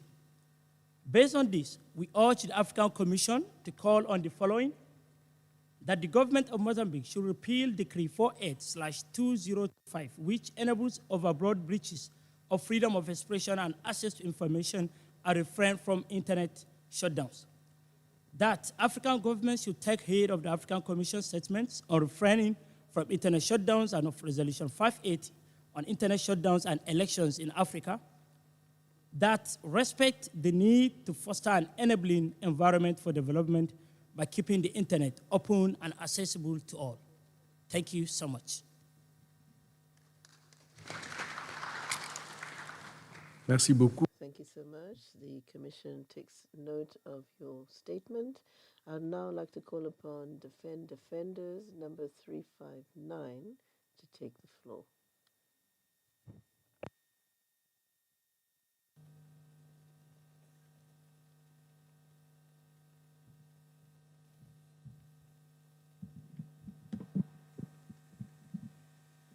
Honorable Chairperson, distinguished commissioners, state delegates, and all protocol observed, African Defenders and Defenders welcomes the opportunity to address the Commission. Since the previous session, the Eastern Horn of Africa region has continued to experience severe humanitarian crises, marked by widespread violence, mass displacement, and governance failures. Armed conflicts remain the primary driver of instability. In the Democratic Republic of Congo, armed groups persistent in killings, abductions, and attacks on civilians and humanitarian infrastructure. In Sudan, fighting between the Sudanese armed forces and rapid support forces has caused large-scale displacement, extrajudicial killings, sexual violence, and acute food insecurity for millions. In South Sudan, the forceful suppression of protests in January 2026 led to the UN Commission on Human Rights to extend its mandate in March 2026.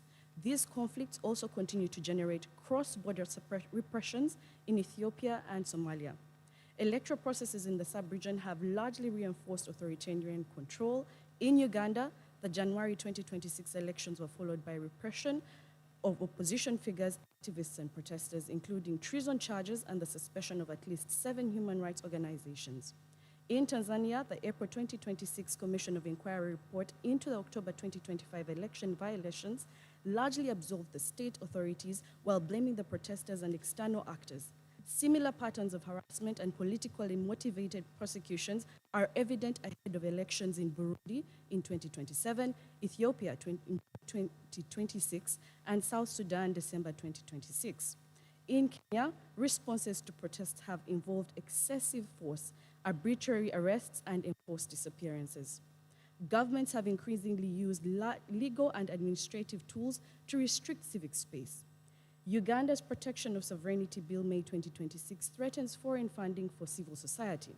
Cybercrime laws in Kenya, 2025, South Sudan, 2026, criminalize online dissent.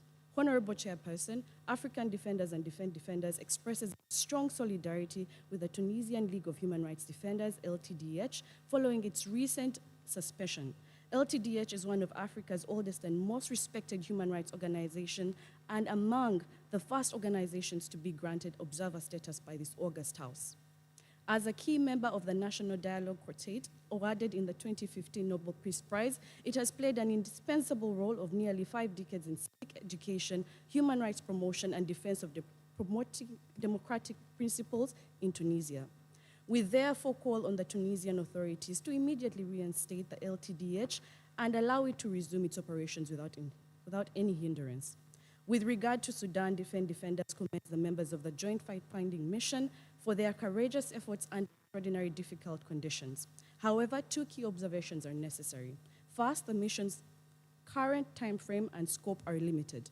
We strongly recommend extending its mandate for an additional year. We also urge the chairperson of the African Commission to intensify engagement with the African Union Peace and Security Council to ensure the necessary diplomatic and political support for full access. In light of these developments, we respectfully urge the African Commission to call on state member parties, ensure unhindered humanitarian access, effective civilian protection, and meaningful peaceful dialogue, particularly in Sudan, the DRC, following up on the Commission's resolutions, and conflict-affected areas of South Sudan and Ethiopia.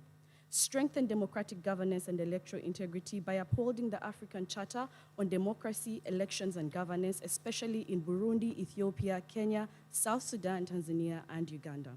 Repeal or substantially amend restrictive legislation with priority attention to Kenya, South Sudan, and Uganda. Extend the mandate of the Joint Fact-Finding Mission on Sudan for an additional year, provide full diplomatic and political support for access to Sudan and neighboring countries, and enable a comprehensive examination of the conflict's root causes. I thank you, Honorable Chairperson.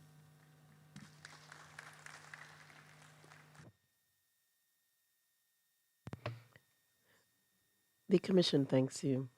We have noted your statement, and now I would like to adjourn the statements of the NGOs, I'd like to give the floor to the delegate of the Republic of Mauritania. We would like to give you the right of response. You have the floor. Thank you, Honorable Chair, for allowing us the opportunity to exercise our right to respond. We would like to respond to the West African Network of Human Rights Defenders. They feel that the members of parliament who are currently imprisoned in Mauritania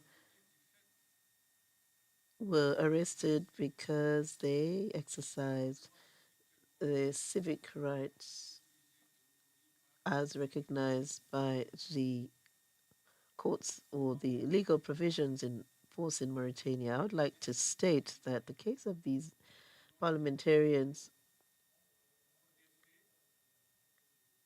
is actually they were pursued or arrested because they were liable for the actions that they took in accordance with the laws. The competent authorities in Mauritania acted according to the law. As far as their immunity, because they're members of parliament, well, we refer to Article 50 of the Constitution of the Islamic Republic of Mauritania and Article 85 of the Rules of Procedure of our Republic, which indicates that in the case of flagrant violations of these rules, the members of parliament can be prosecuted. They were condemned to 4 years imprisonment. I would like to say that this was the court of first instance that ruled. They have the right to appeal. So the right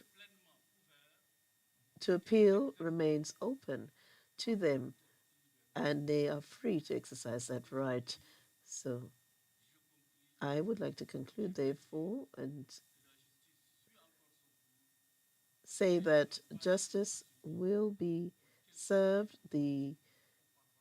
This is not a political issue, and I would like this to be clear. Thank you. Thank you very much. The Commission has taken note of your response. And I would like now to give the floor to the Republic of Chad before we take a break. Chad, you have the floor.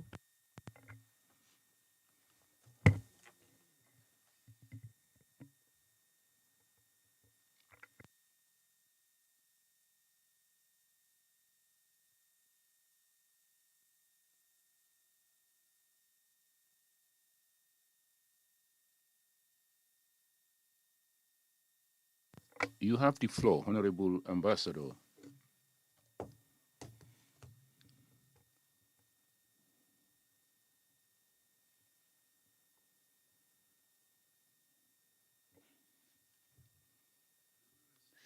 I thank you, Chairperson, for giving me the floor. Chairperson, Honorable Commissioners, distinguished participants, all protocols duly observed.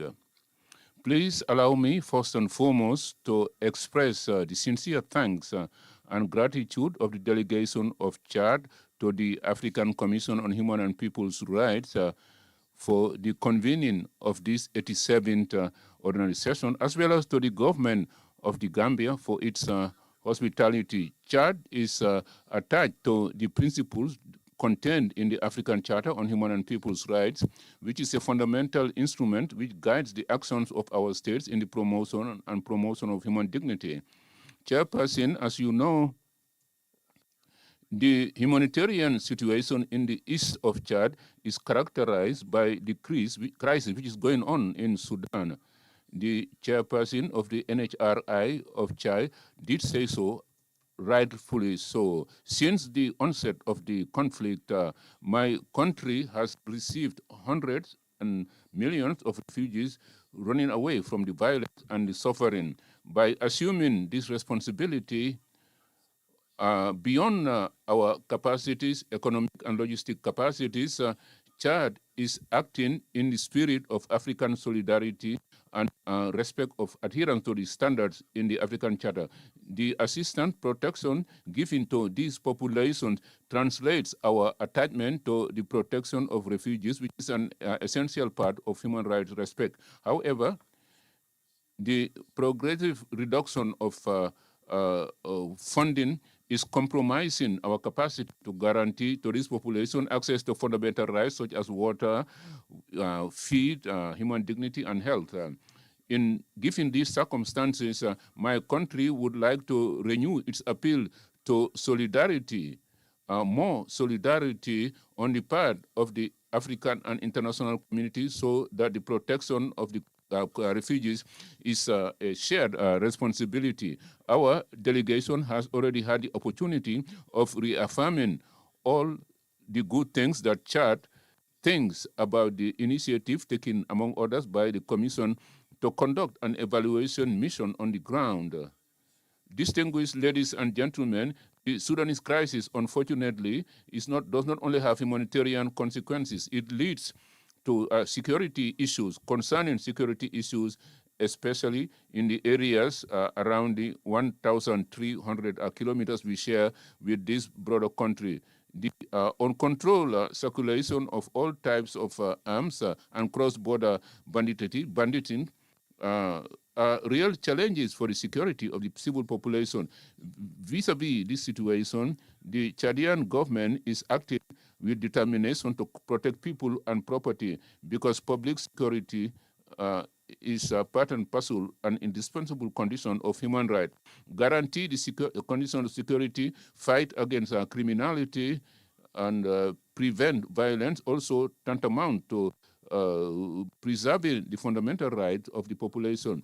In that regard, the Chadian authorities are continuing their effort to enhance security cooperation at the regional level and improve the mechanisms of control at the border, whilst at the same time respecting international commitment made by the country. Chairperson, distinguished ladies and gentlemen, we are also confronted with repeated attacks of terrorist groups operating in the Lake Chad River Basin. These terrorist groups recently have attacked several positions of the defense forces, and the NHRI chairperson did say so. These groups have also kidnapped some of our citizens in the border areas, and they always demand for ransoms before they are freed. The images shown by this same group, the harassment that they have committed on some of these individuals that they have kidnapped, unbearable cruelty.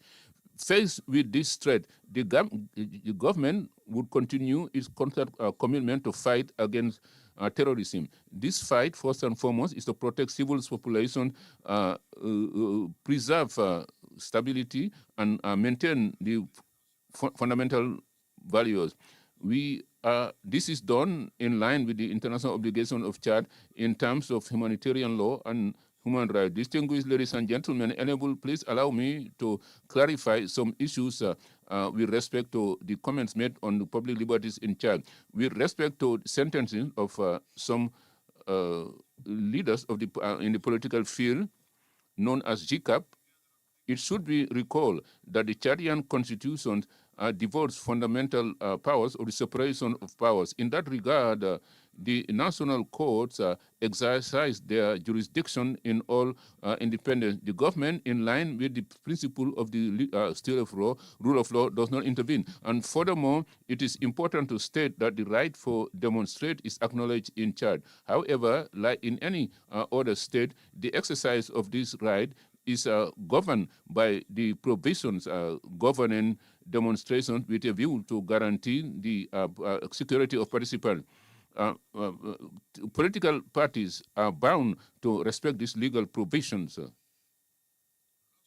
When violations of the law are noted, it is incumbent exclusively to the competent courts. And with respect to allegations relating to closing of some media houses, which was mooted during the opening ceremony, it should be reminded that an important institution, the High Press Authority, manages this issue. This was created in line with international standards. Is the only competent authorities to regulate the press, and alternatively to take administrative measures against those who do not respect. These decisions are incumbent on the regulatory authority and not on the government. The government, however, is attached to the promotion of a free and pluralist and responsible media. Distinguished gentlemen, apart from the humanitarian economic challenges we are faced with, Chad is continuing its efforts to consolidate the rule of law, enhance the independence of the justice, improve access to essential services, and also to promote national unity. The sustainable promotion of human rights in Africa is hinged on regional security and human development. It is in this spirit that we would like to confirm our attachment to the principles of the African Charter, and we have a desire to continue constructive dialogue with the African Commission in a spirit of cooperation, shared responsibility, and common progress. I thank you, Chairperson, for your kind attention. I thank you, Honorable Ambassador. I would like to seize this opportunity to reiterate the thanks of the Commission to the government of Chad for all the facilities placed at the disposal of our fact-finding mission, which went to Chad to meet refugees who are in the Chadian territory. During that, this mission has enabled us to appreciate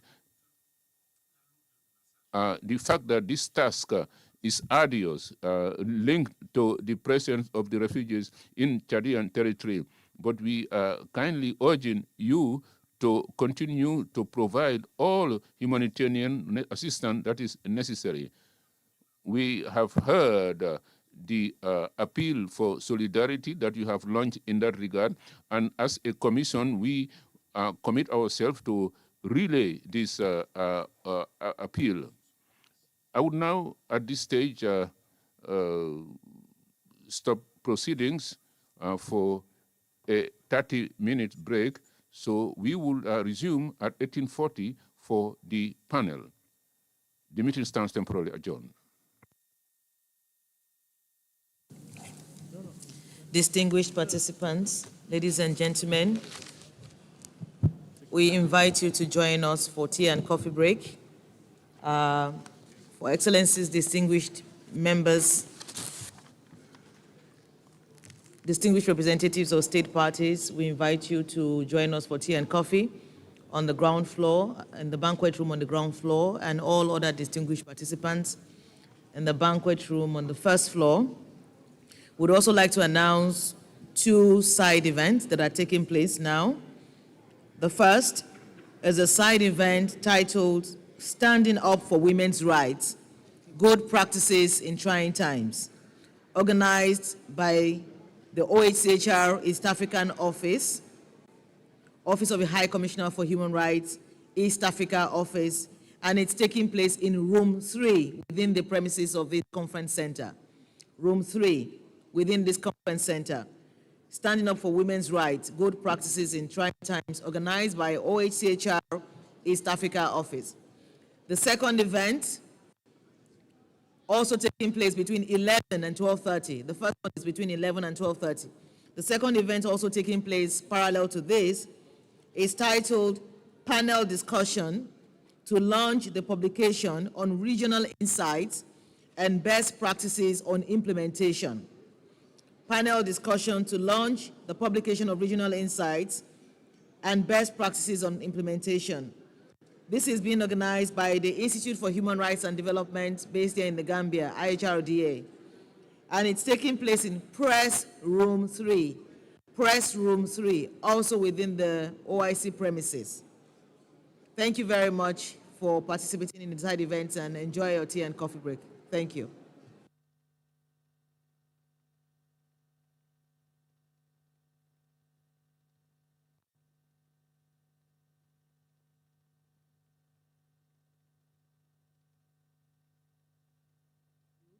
ceremony of the 87th Ordinary Session of the African Commission being held in this warm, beautiful, and historic city of Banjul.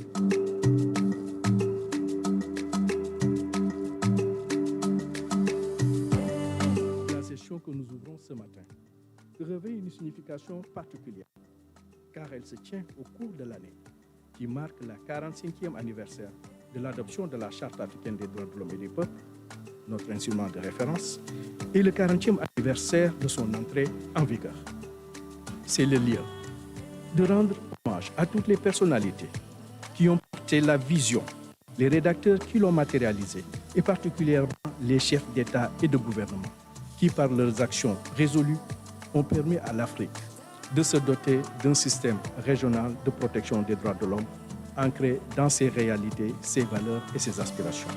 The African Union Commission reaffirms its commitment to continue the cooperation and complementarity with the Commission in supporting member states to translate commitments into concrete action for the benefit of our people. We recognize that the silence of the guns in Africa is inextricably linked to the protection of the individuals. Without respect for human rights and accountability, there can be no lasting peace. And without peace, rights remain fragile. Human rights are not abstract principles.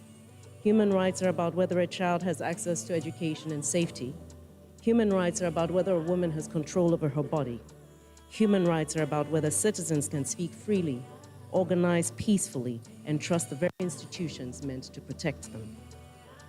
Peace and security cannot be separated from governance and human rights.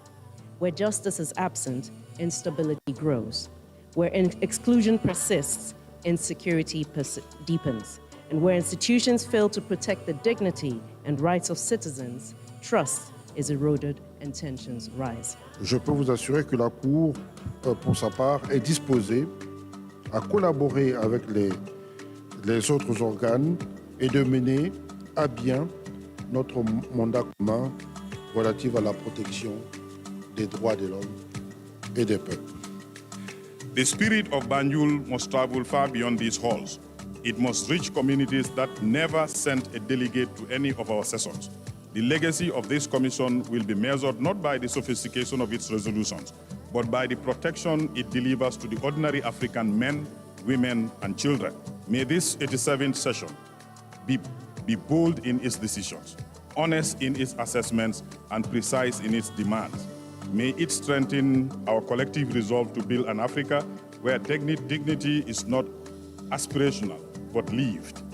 It is my honor to declare the 87th Ordinary Session of the African Commission on Human and People's Rights open.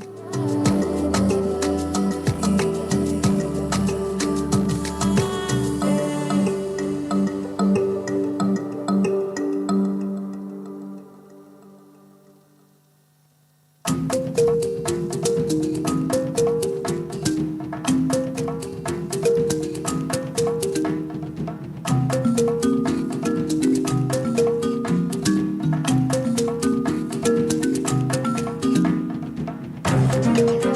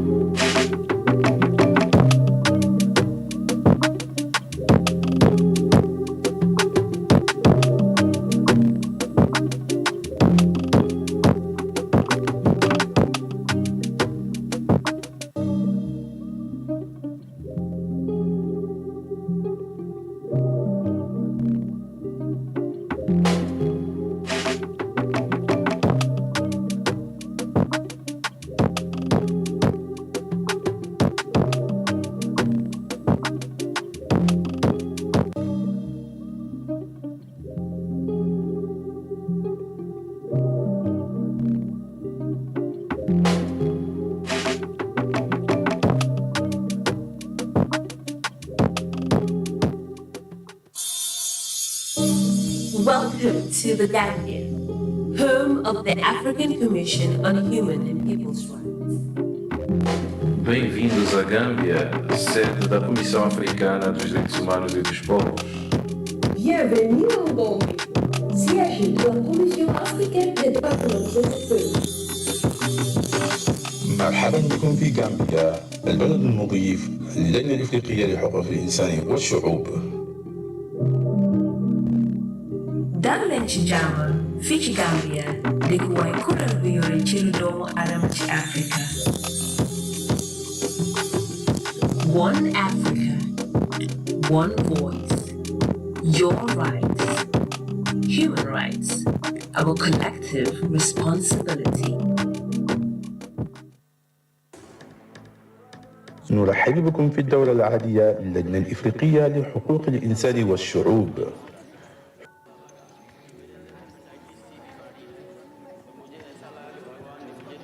حقوق الإنسان مسؤوليتنا الجماعية.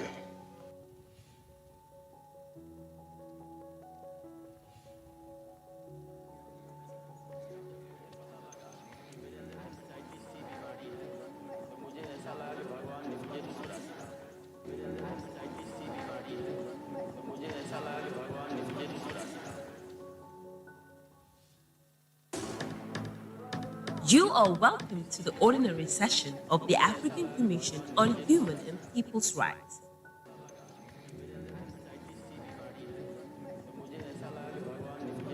Human rights, our collective responsibility.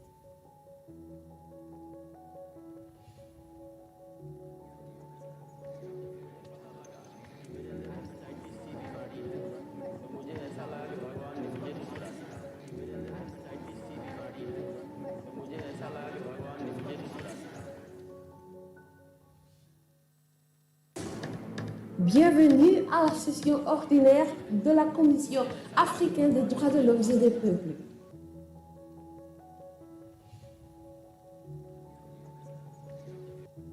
Les droits de l'homme, notre responsabilité collective.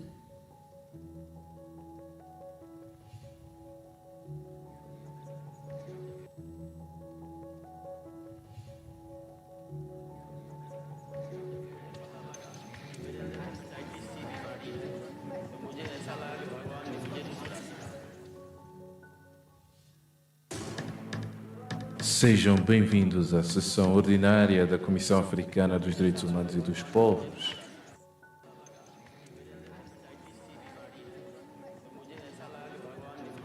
Direitos humanos, a nossa responsabilidade coletiva.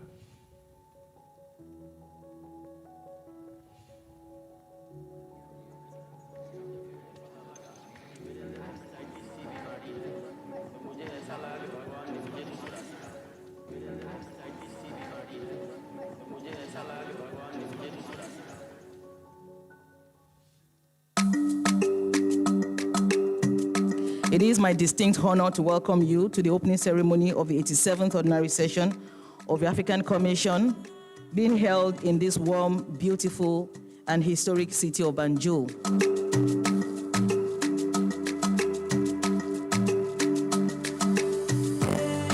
La session que nous ouvrons ce matin revêt une signification particulière, car elle se tient au cours de l'année qui marque la 45e anniversaire de l'adoption de la Charte africaine des droits de l'homme et des peuples, notre instrument de référence, et le 40e anniversaire de son entrée en vigueur. C'est le lieu de rendre hommage à toutes les personnalités qui ont porté la vision, les rédacteurs qui l'ont matérialisé, et particulièrement les chefs d'État et de gouvernement, qui par leurs actions résolues ont permis à l'Afrique de se doter d'un système régional de protection des droits de l'homme ancré dans ses réalités, ses valeurs et ses aspirations. The African Union Commission reaffirms its commitment to continue the cooperation and complementarity with the Commission in supporting member states to translate commitments into concrete action for the benefit of our people. We recognize that the silence of the guns in Africa is inextricably linked to the protection of the individuals. Without respect for human rights and accountability, there can be no lasting peace. And without peace, rights remain fragile. Human rights are not abstract principles. Human rights are about whether a child has access to education and safety. Human rights are about whether a woman has control over her body. Human rights are about whether citizens can speak freely, organize peacefully, and trust the very institutions meant to protect them. Peace and security cannot be separated from governance and human rights. Where justice is absent, instability grows. Where exclusion persists, insecurity deepens. And where institutions fail to protect the dignity and rights of citizens, trust is eroded and tensions rise. Je peux vous assurer que la Cour, pour sa part, est disposée à collaborer avec les autres organes et de mener à bien notre mandat commun relatif à la protection des droits de l'homme et des peuples. The spirit of Banjul must travel far beyond these halls. It must reach communities that never sent a delegate to any of our sessions. The legacy of this commission will be measured not by the sophistication of its resolutions, but by the protection it delivers to the ordinary African men, women, and children. May this 87th session be bold in its decisions, honest in its assessments, and precise in its demands. May it strengthen our collective resolve to build an Africa where dignity is not aspirational, but lived. It is my honor to declare the 87th Ordinary Session of the African Commission on Human and People's Rights open.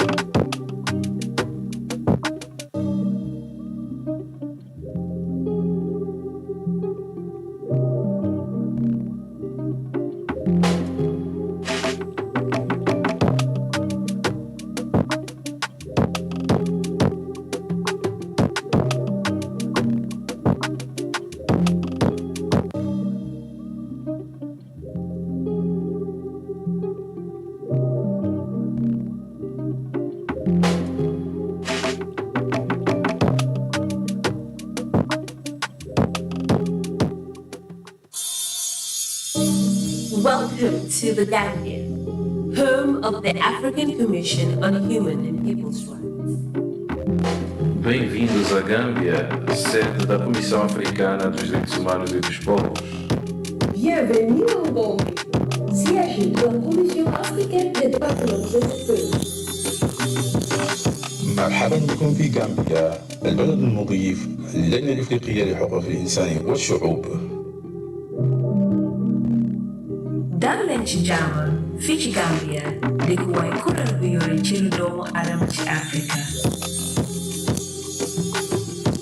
One Africa, one voice, your rights, human rights, our collective responsibility.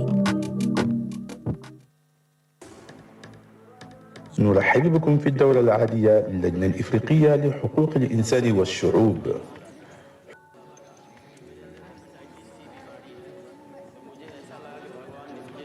حقوق الإنسان مسؤوليتنا الجماعية.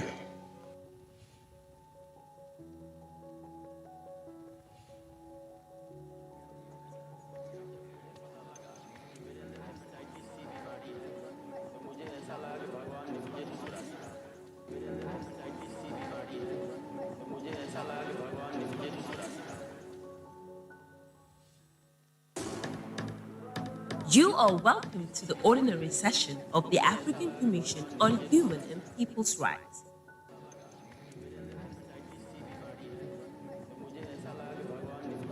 Human rights, our collective responsibility.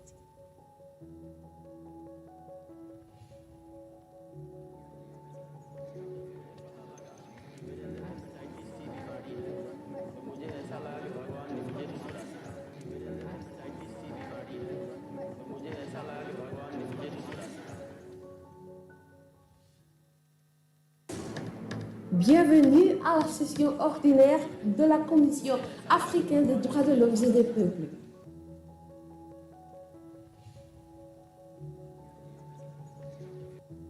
Les droits de l'homme, notre responsabilité collective.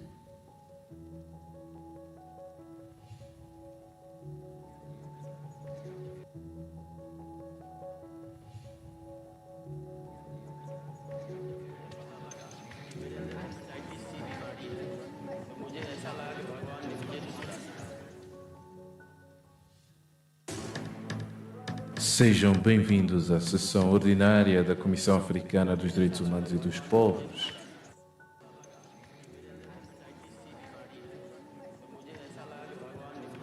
Direitos humanos, a nossa responsabilidade coletiva.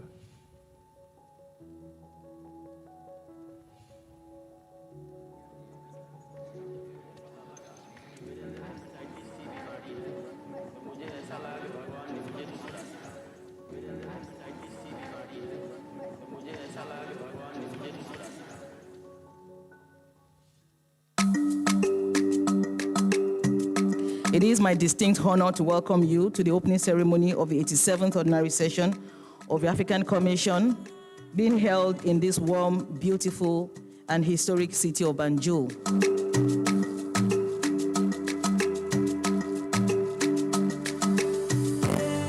La session que nous ouvrons ce matin revêt une signification particulière, car elle se tient au cours de l'année qui marque la 45e anniversaire de l'adoption de la Charte africaine des droits de l'homme et des peuples, notre instrument de référence, et le 40e anniversaire de son entrée en vigueur.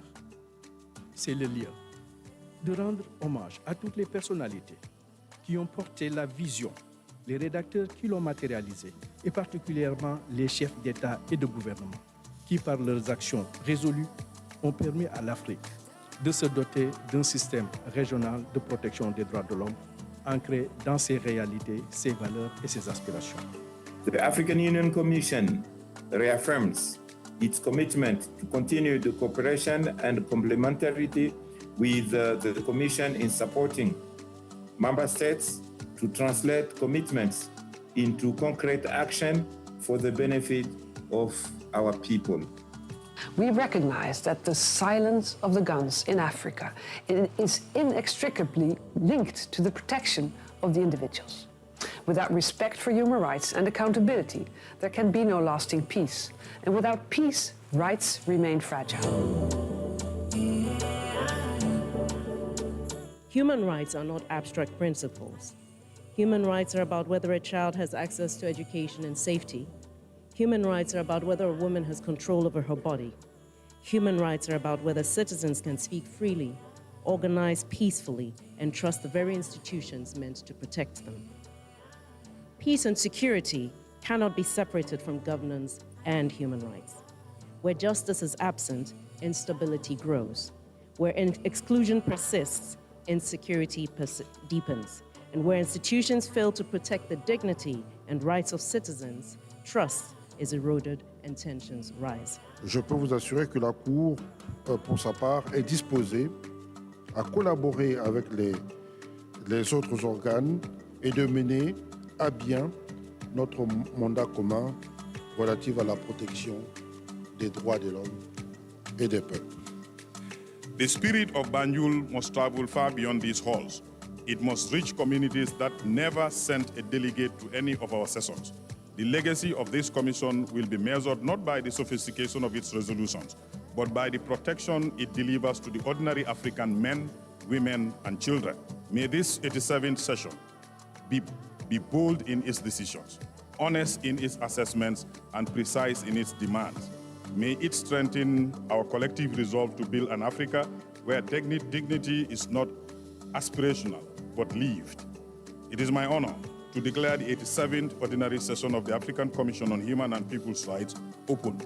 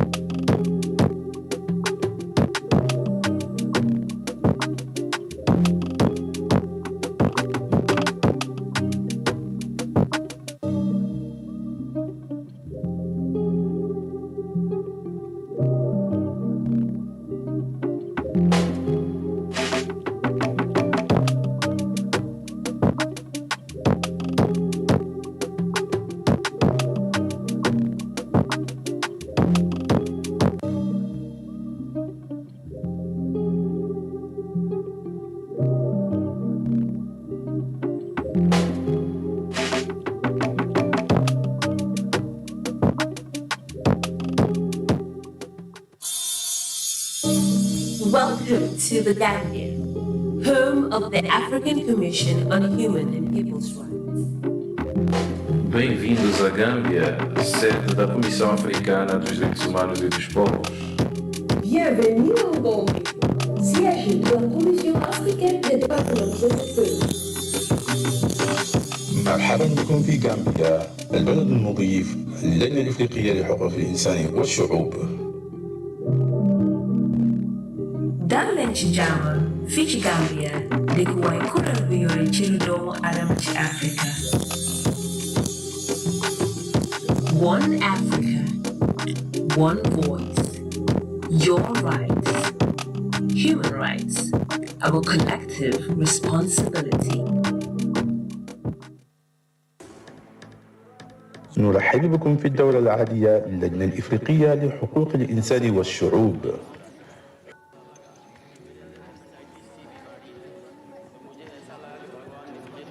حقوق الإنسان مسؤوليتنا الجماعية.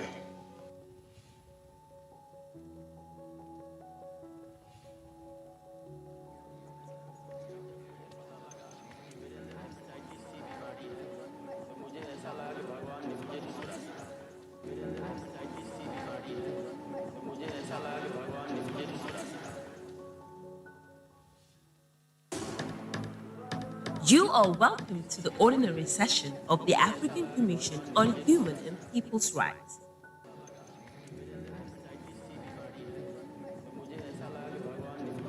Human rights, our collective responsibility.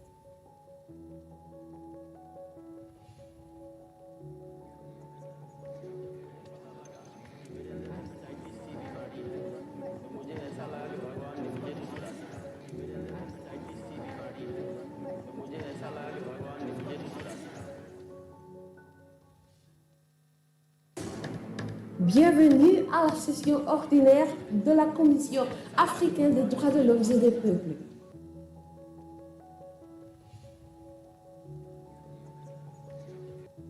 Les droits de l'homme, notre responsabilité collective.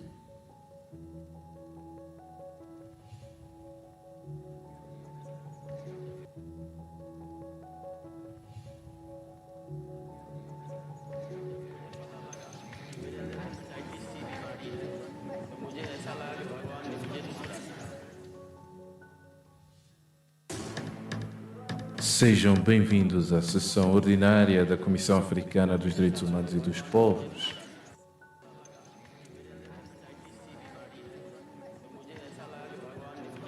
Direitos humanos, a nossa responsabilidade coletiva.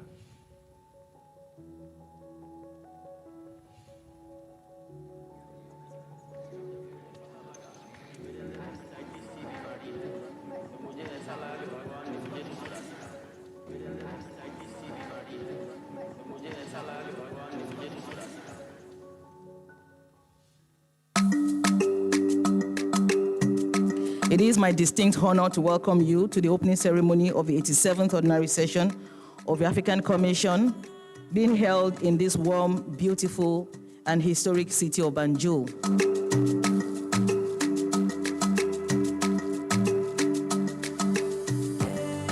La session que nous ouvrons ce matin revêt une signification particulière, car elle se tient au cours de l'année qui marque la 45e anniversaire de l'adoption de la Charte africaine des droits de l'homme et des peuples, notre instrument de référence, et le 40e anniversaire de son entrée en vigueur.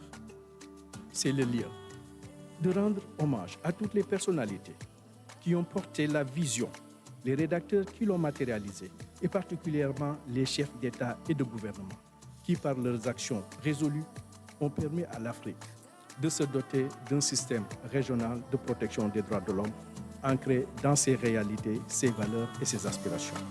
The African Union Commission reaffirms its commitment to continue the cooperation and complementarity with the Commission in supporting member states to translate commitments into concrete action for the benefit of our people. We recognize that the silence of the guns in Africa is inextricably linked to the protection of the individuals. Without respect for human rights and accountability, there can be no lasting peace. And without peace, rights remain fragile. Human rights are not abstract principles. Human rights are about whether a child has access to education and safety. Human rights are about whether a woman has control over her body. Human rights are about whether citizens can speak freely, organize peacefully, and trust the very institutions meant to protect them. Peace and security cannot be separated from governance and human rights. Where justice is absent, instability grows. Where exclusion persists, insecurity deepens. And where institutions fail to protect the dignity and rights of citizens, trust is eroded and tensions rise. Je peux vous assurer que la Cour, pour sa part, est disposée à collaborer avec les autres organes et de mener à bien notre mandat commun relatif à la protection des droits de l'homme et des peuples. The spirit of Banjul must travel far beyond these halls. Mesdames et messieurs, veuillez regagner vos sièges. La commission va reprendre ses travaux.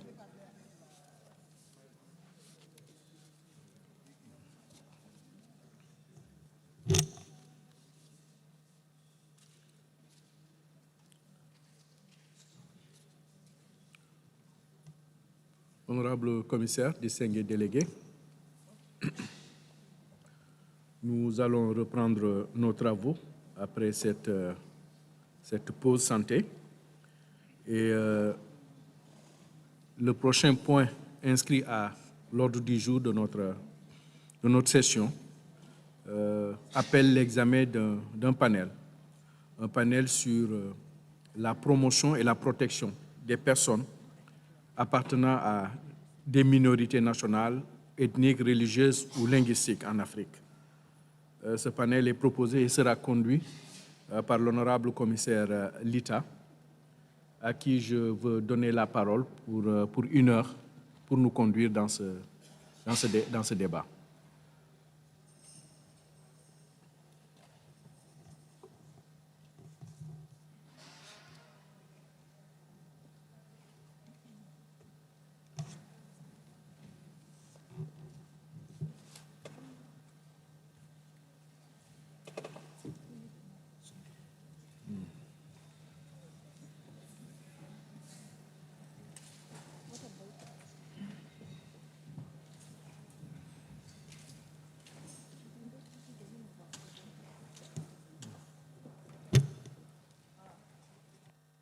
Thank you, Chair, for the floor. I would like to call the presenters for this panel. We have the United Nations Special Rapporteur on Minorities, Professor Nicholas Leverett. Please come to the high table. And we have Mr. Samuel Ndasi, MRG, the one who led the study on minorities. Please come over to the podium. I think you sit that side. And we have the discussant, Dr. Francis Magare.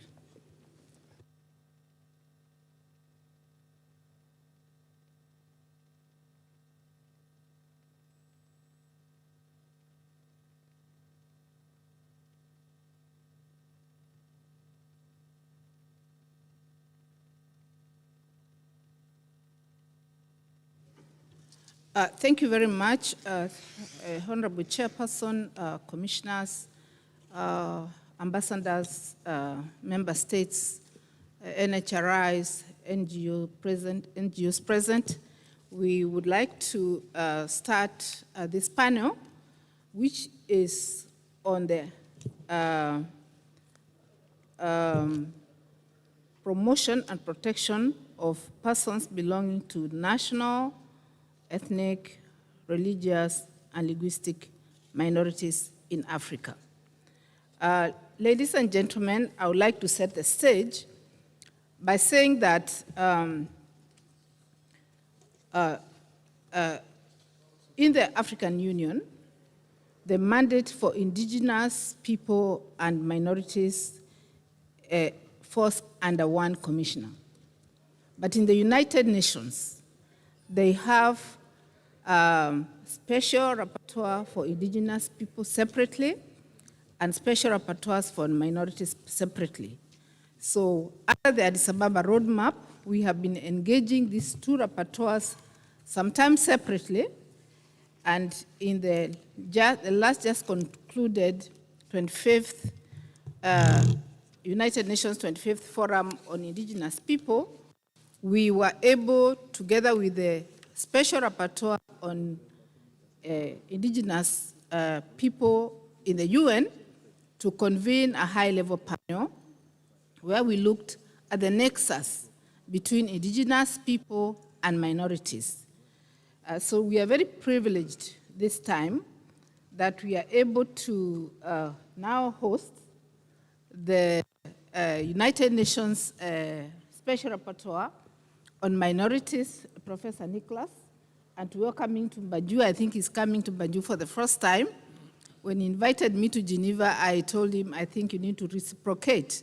And so we want to thank you for coming to Banjul and agreeing to be part of this panel to give us a global perspective and the UN perspective in particular in this debate. I would like to say that the Commission took decisions to undertake two studies.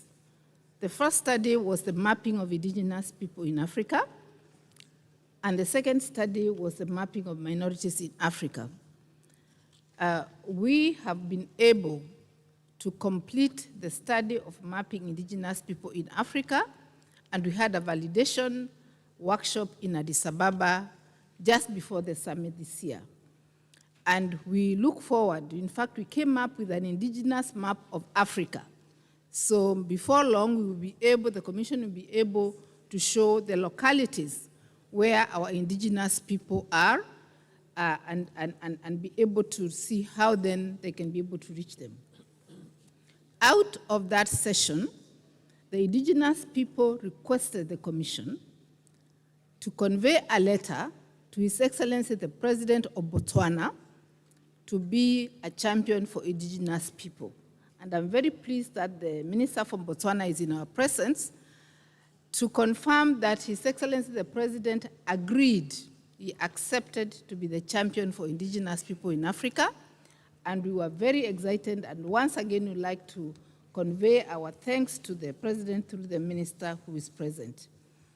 In the case of African Union family, it means he's a champion for both indigenous and minority. Of course, he is a long-standing human rights champion, and one of the things that I did do when I met His Excellency the President was to thank him for giving one of the Khoisan traditional leaders a decent burial. The significance of the territories of indigenous people came to light by the President's move, where initially where this indigenous leader comes from had subsequently become a national park. So policymakers will say, no, now we cannot bury you here, we take you to the public cemetery. And the old man refused. He said, I want to be buried in the park. That is where my ancestors are. And we were there before the fence of the national park. And so that action by the President to rest this old man's soul where his ancestors lay in the territory where the Khoisan come from was significant. And so this is one of the things that as we start preparing ourselves to discuss the topic that we are going to be looking at, we want to say that we have to come face to face with reality, and sometimes decision-making can be difficult, but we have learned to unlearn.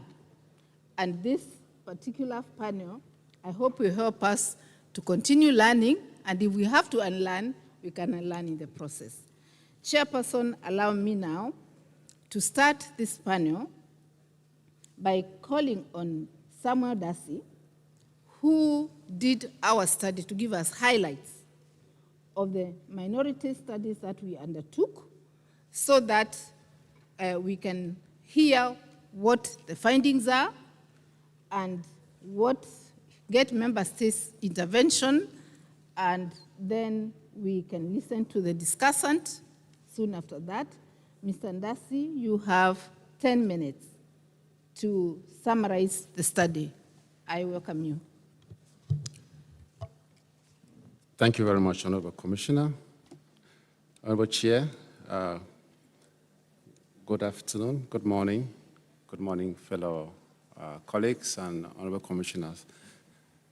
I will try to be very brief in presenting an overview of the study Mapping Minorities in Africa, which was commissioned by the African Commission's Working Group on Indigenous Peoples and Minorities. And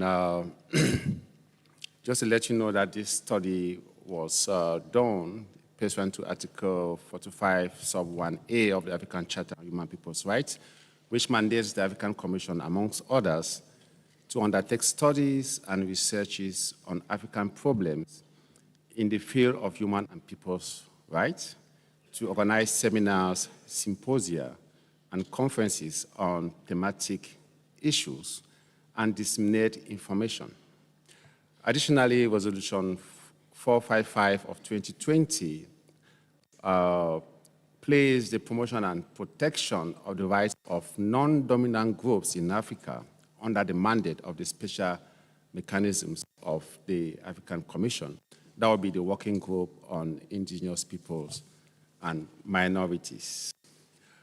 The rationale for the study is to enable a shift from promises of non-discrimination guaranteed to all persons within a state to the enactment of special measures designed to promote and protect specific facets that differentiate one community from another. And finally, to taking affirmative action to bridge the gaps that exist between different populations in a state. Therefore, this study seeks to identify and map minority communities in Africa.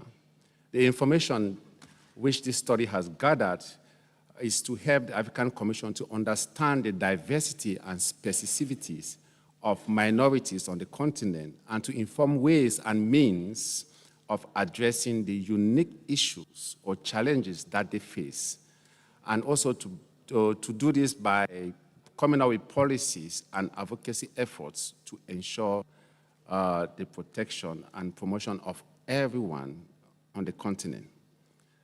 To this end, the study is just a forerunner and not an end in itself. It is a means to an end, and it initiates a process which the Commission will undertake to finally come out with a blueprint that will promote and protect the right of minorities within the African continent. The methodology that was adopted for this study was through a desktop research, and desktop research analyzed the literature and statistical data that are found online, that are found in libraries, and also publications which you will find in different academic platforms.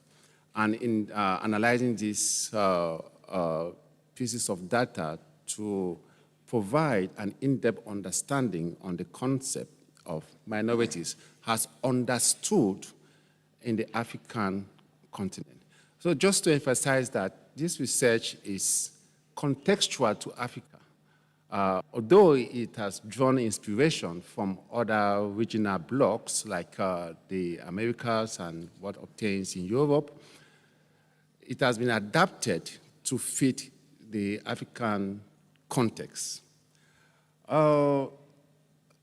Before I go forward to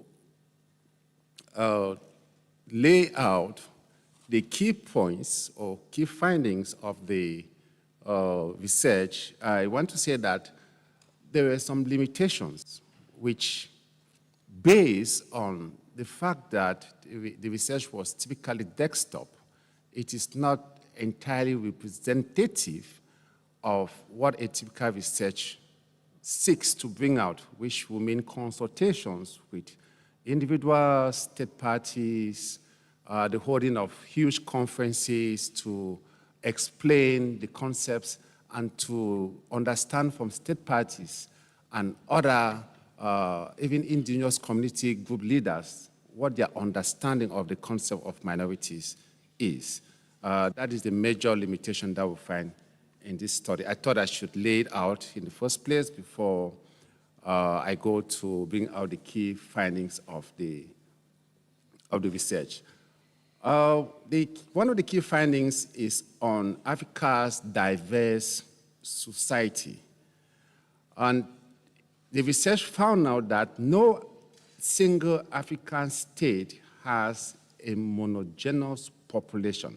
Most African states are composed of two or more unique ethnic, cultural, linguistic, and religious groupings. For example, in Nigeria, we have 98% of the population are Arab Muslims, and the main language spoken are Arabic and French. But there are more than 9 ethnic groups making up the total composition of the state.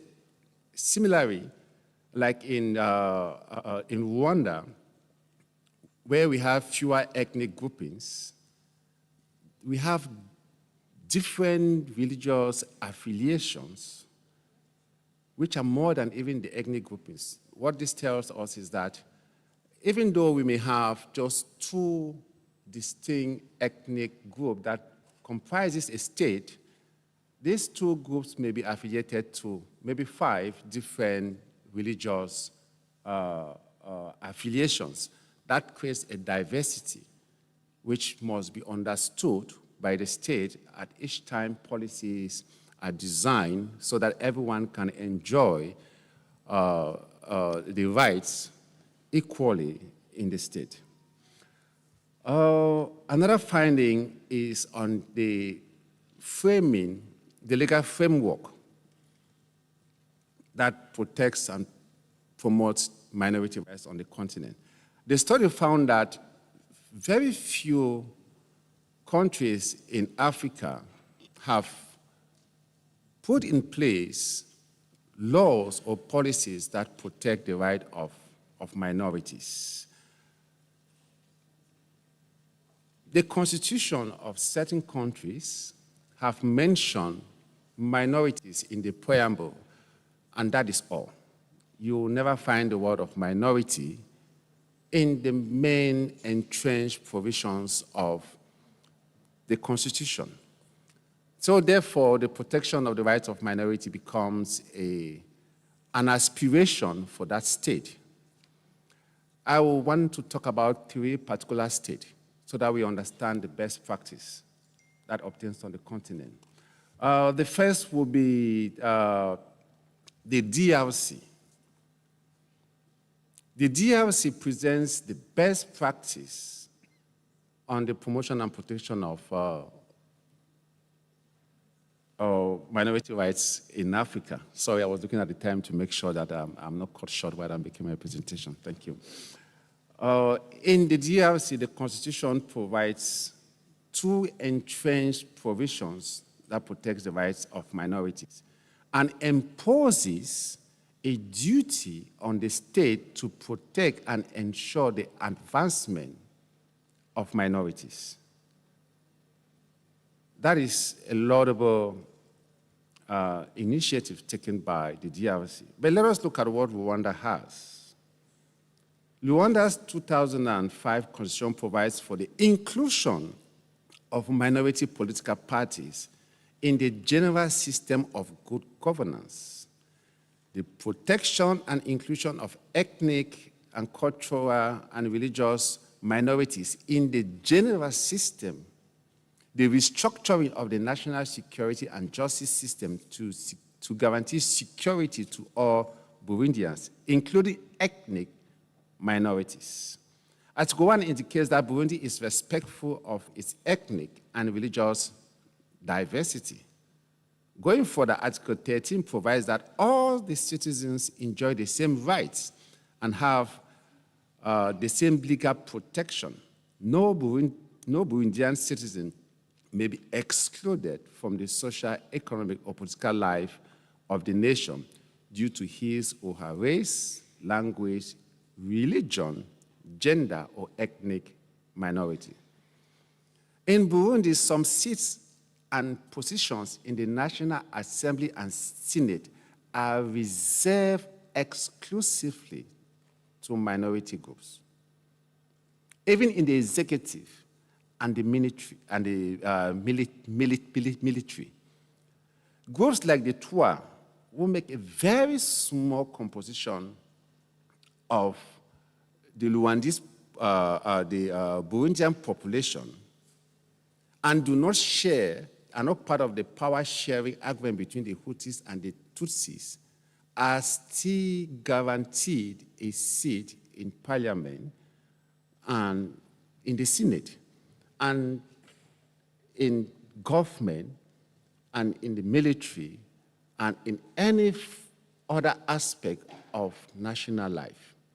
That is the most progressive promotion and protection of human rights, of human rights of minorities that we have on the continent. I will talk last about Cameroon. Cameroon is one of those countries that have mentioned the word minority in its preamble, but you will not find any provision in the constitution that talks about minority. Strangely, apart from the preamble that we have the word mentioned once as minority, the word minority is not in any other part of the constitution. One of the findings of the study is regarding the challenges that are faced by minorities on the continent. The study found out that minority groups in Africa face diverse challenges, including non-recognition, discrimination based on identity, lack of participation, marginalization, low level of economic development. Even when minorities have been recognized, the recognition has not translated into guarantees of rights, especially their right to participation and to development. Ethnic minorities face an increased level of marginalization in this contemporary age of the fight against climate change because they are never consulted on government initiative to mitigate the effect of climate change. Let me skip to recommendations of the study and the way forward. The study found that there is need for a formal legal framework at the regional level that specifically addresses the issue of Africa's minorities. To effectively achieve this, the African Commission, based on its mandate in terms of Article 45 of the African Charter on Human and People's Rights, should conduct a further study that will build on this present desktop study. The further study should adopt an interdisciplinary approach and include, amongst others, direct consultations with policymakers, jurists, minority community leaders, anthropologists, sociologists, academics, and should also include the conduct of conferences and workshops to be able to debunk any misconception that exists on minority rights promotion and protection.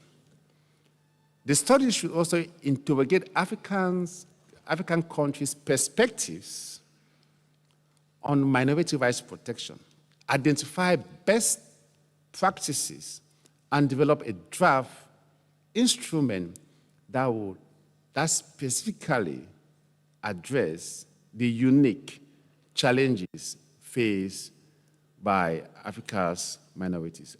Madam Chair, do I have some more time? Thank you very much. Now that I have a few more minutes, I would like to address a few controversies or misconceptions that exist, which I will call the myth on minority rights protection. It is argued that there is no need to have minority rights protection, or a law, a framework that protects and promotes the rights of minorities. Because of the fluidity and the general inability of the international community to frame a particular definition of who minorities are.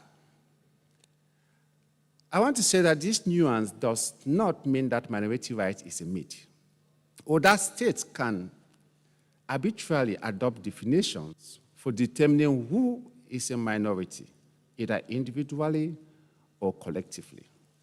There have been many attempts to frame such a definition, which have failed.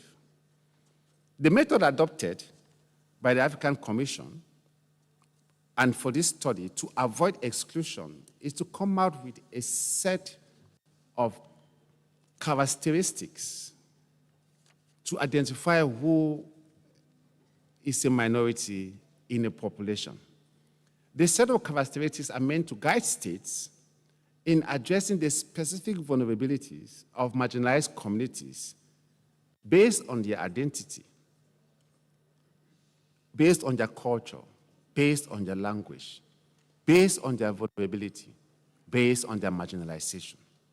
But may I reiterate here that the determinant characteristics for minorities is self-identification. When an individual or a group of individuals self-identify as a minority with distinct characteristics that I have mentioned, the state cannot impute a different definition to what they have identified themselves to be. Another nuance that exists is that the framing of minority rights will privilege some groups against others. It is argued that the recognition of minorities and the protection which comes with it will privilege some communities or groups within a state who may be in the same marginalized position. But may I say that the right to non-discrimination is a fundamental right. The right to participate in the affairs of a state is a fundamental right. And these rights are guaranteed in core human rights instruments, particularly in the African Charter on Human People's Rights, the ICCPR, the ICESCR, etc. Recognizing minority rights does not translate to creating new rights or privileges for particular groups. Minority rights protection enables these vulnerable groups to enjoy their human rights equally with the rest of the population of the state, and by avoiding discrimination, marginalization, and exclusion based on their perceived or real identity. Minority rights accesses the extent to which the aspirations for equality for all and the benefit of development flows to every individual despite their identity in a state. I will end here, and maybe when we have a little more time, I can be able to explain some of the controversies. Thank you very much. Thank you very much, Mr. Ndasi, for that very eloquent presentation. Actually, we gave you the floor first because we wanted you to have maximum time to explain to member states the issues that are on the table.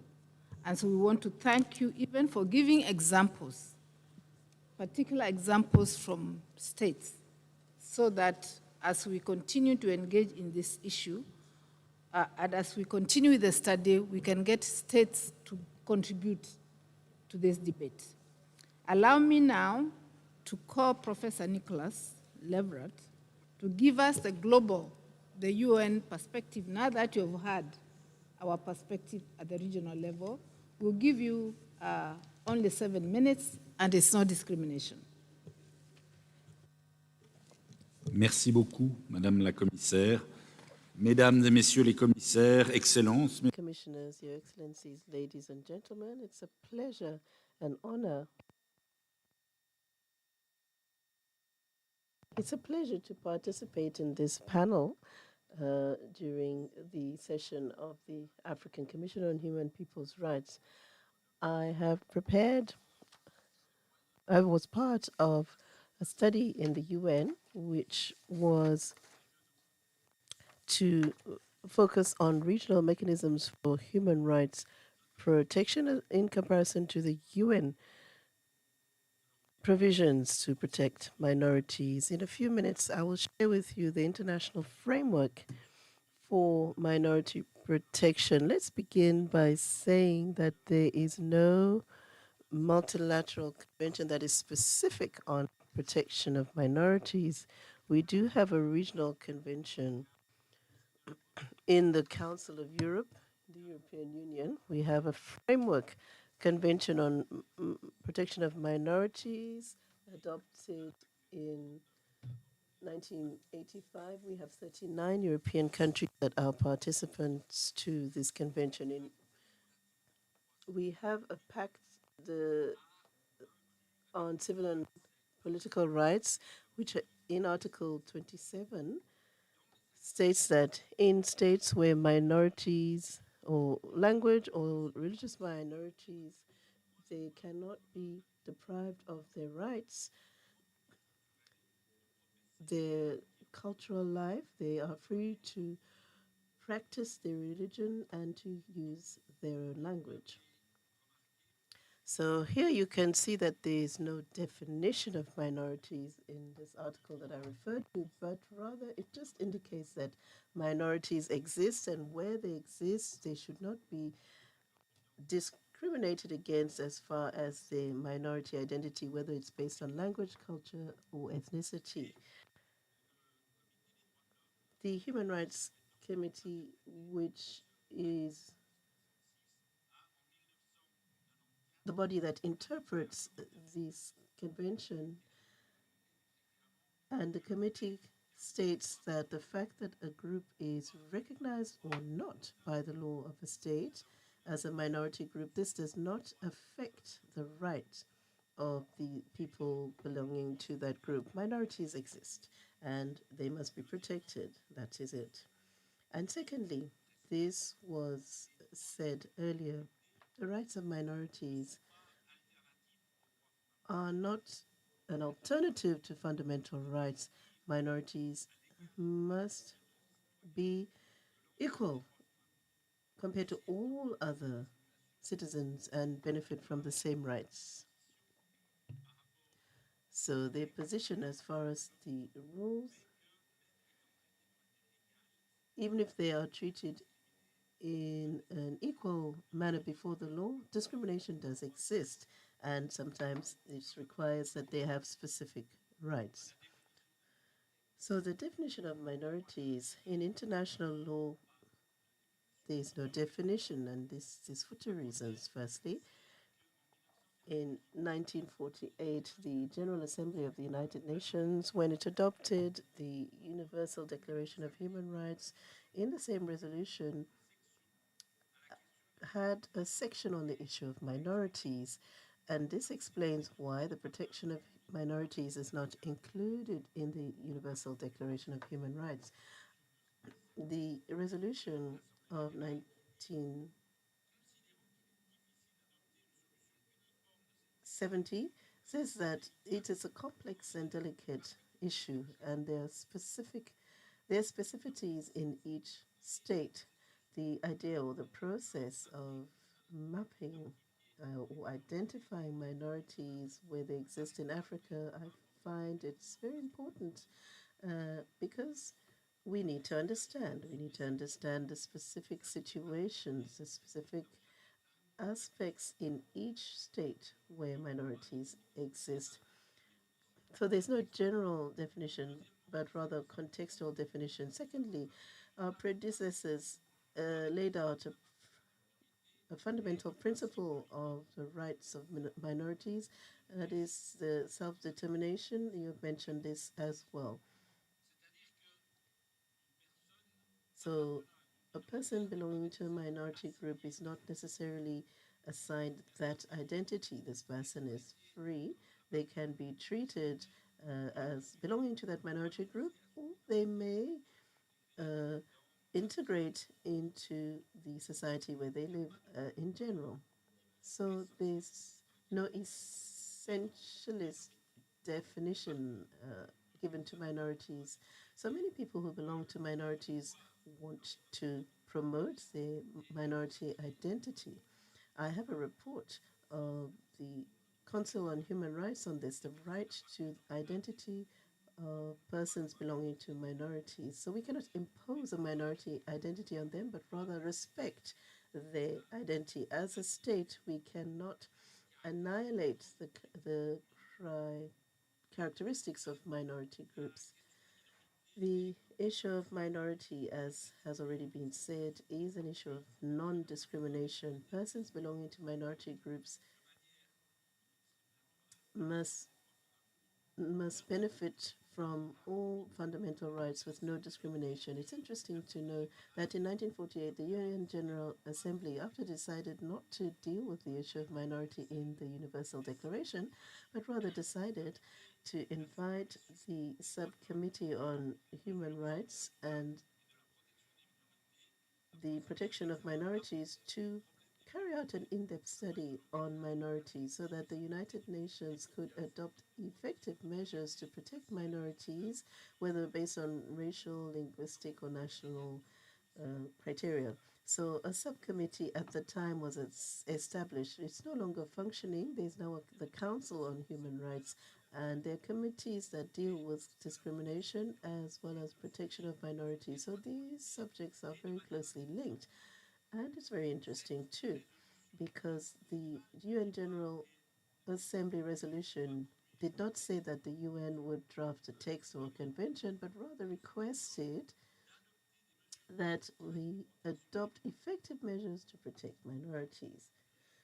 So my mandate as a member of the Council on Human Rights is not to do with rights, but the questions related to minorities. The issue of non-discrimination must be effective. There must be legal mechanisms to provide for this, and there can be institutional mechanisms or socio-economic arrangements in society for that purpose. So this framework means that there's no universal dimension or uniform dimension, but rather we need to cooperate as regional bodies to protect fundamental human rights, and we need to adapt and understand specific contexts where minorities exist. So to better implement the mandate of the UN in 1948 to protect minorities, we can develop an ongoing and close collaboration with the African Commission on Human and People's Rights. And this is our message from the United Nations Human Rights Commission. Thank you. Thank you very much, Professor Nicholas, for that presentation. Our takeaway from this is that minorities exist and they need equal treatment like other citizens. I think this takes us to our discussant, who has to now be a discussant for both presentations. So Dr. Francis, in 7 minutes, see what you can do.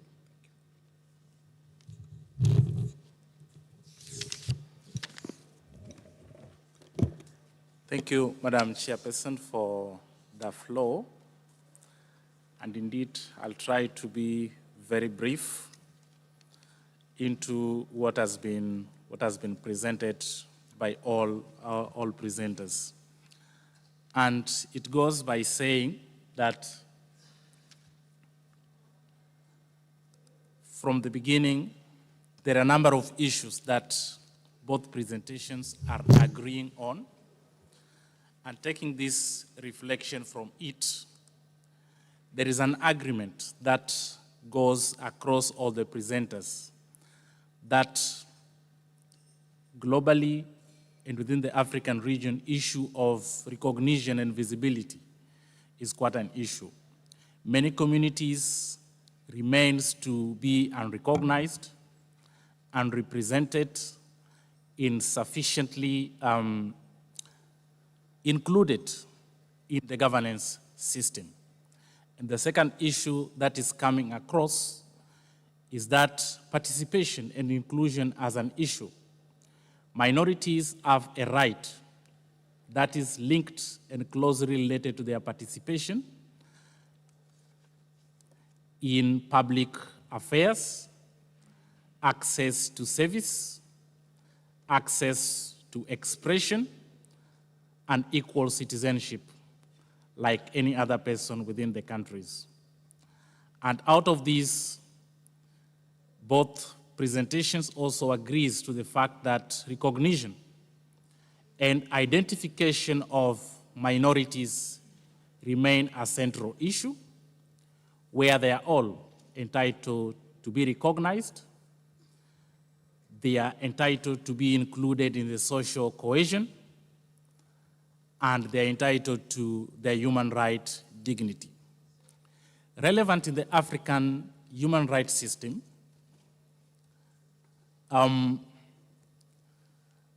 we have the main legal framework that is relevant, a key reference when we speak of the rights of minorities.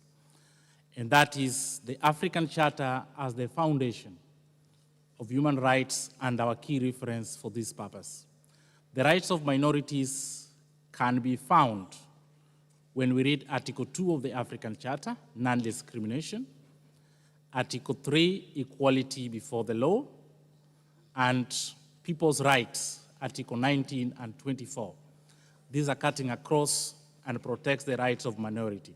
And this is having in mind that minorities as minorities are not expressly defined in the African Charter, but these rights can be equally, through construction, be found to be protected in the African right, individual rights as well as collective rights. At the level of the institution, we've seen from the setting stage by the Commissioner, the African Commission has done something in as far as minorities are concerned. And this goes way back 2020 through its resolution number 455, in which the African Commission expanded the mandate of the working group responsible for indigenous people, and it included the component to deal with minorities. And this is the first peculiar thing that Honorable Chairperson mentioned when she was setting the stage. And efforts never ended there at the level of the African Commission.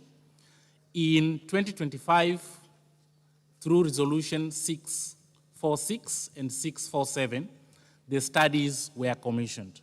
And these are now ongoing at the level of the African Commission. And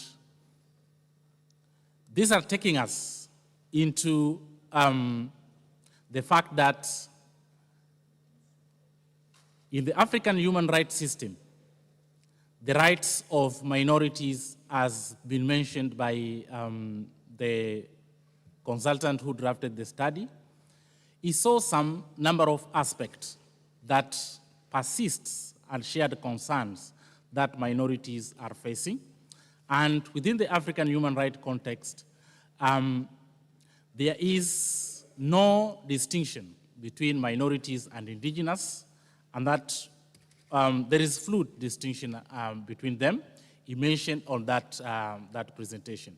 But very importantly, at the approach of the Commission, the issues of minorities are taken in the terms of vulnerability, structural exclusion, as well as collective human rights system. And as a way forward from the presentation that has been made, both presenters agreed that we need to have an evidence-based kind of ongoing conversation, studies, and there is a need for inclusion, and there is a need for a normative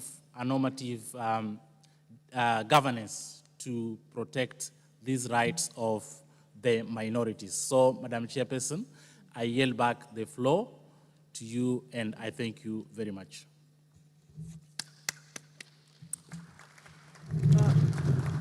Thank you very much, Dr. Francis, for summarizing this in such a short time. We don't have much time, but I already have 2 questions that we have received. I'll open the floor very briefly to just take 2 or 3 burning questions. But do we have any member states that would like to take the floor so that on top of Lesotho is on ours as requested to take the floor. Do we have any other member states that would like to take the floor on this issue? Do we have any NRHI or NGO that would like to take the floor on this issue? Very good. So we have Ghana. That is member state, right? Member states. So we have 2 member states, and I wish to, without taking much time, to give the floor to the Kingdom of Lesotho. You have 5 minutes, maximum. Honorable moderator, distinguished panelists, and the esteemed members of the Commission. Lesotho extends its heartfelt gratitude for the opportunity to engage in this noble forum. We deeply value the insightful deliberations that have illuminated the persistent gaps between the formal recognition of minorities and their genuine enjoyment of fundamental human rights across our continent. We commend this august commission for its visionary undertaking to map the ethnic, cultural, linguistic, and religious minorities in Africa, a study that will undoubtedly strengthen the foundations of justice and inclusivity. The protection of minority rights is not merely a legal obligation. It is a moral imperative rooted in the universal principle of equality, non-discrimination, and dignity before the law. For Africa, this duty resonates profoundly with the spirit of Ubuntu, the philosophy that breathes life into our shared humanity and binds our societies together. Lesotho firmly believes that unequal enjoyment of rights by the minority groups undermines not only the regional human rights systems, but also the sacred values that safeguard the serenity and unity of African people. Guided by this conviction, Lesotho has taken deliberate steps to ensure that minorities within its borders are not only recognized, but meaningfully included. Through the ongoing national reforms, the government has elevated Lesotho Sign Language, Xhosa, and Sephuthi into the state of official languages. This recognition affirms the inherent dignity of these communities and ensures their active participation in the nation's development agenda. Furthermore, we have initiated measures to enhance the rights of persons with albinism, commemorating their International Day and including sunscreen as the essential drug that needs subsidizing by government. We, however, acknowledge the need to intensify national efforts to address historic disadvantages and foster genuine equality in accordance with the provisions of the 10th Amendment to our Constitution.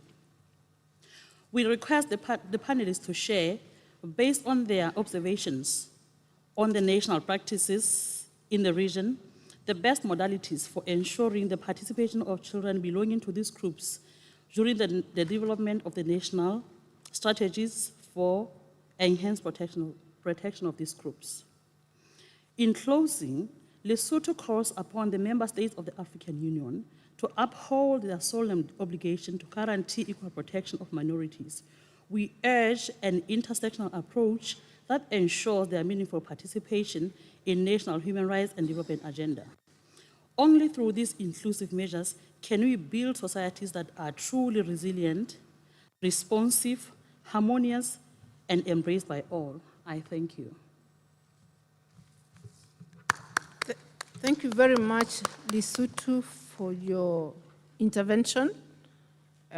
The statement is well received, and I thank you. I now give the floor to Ghana.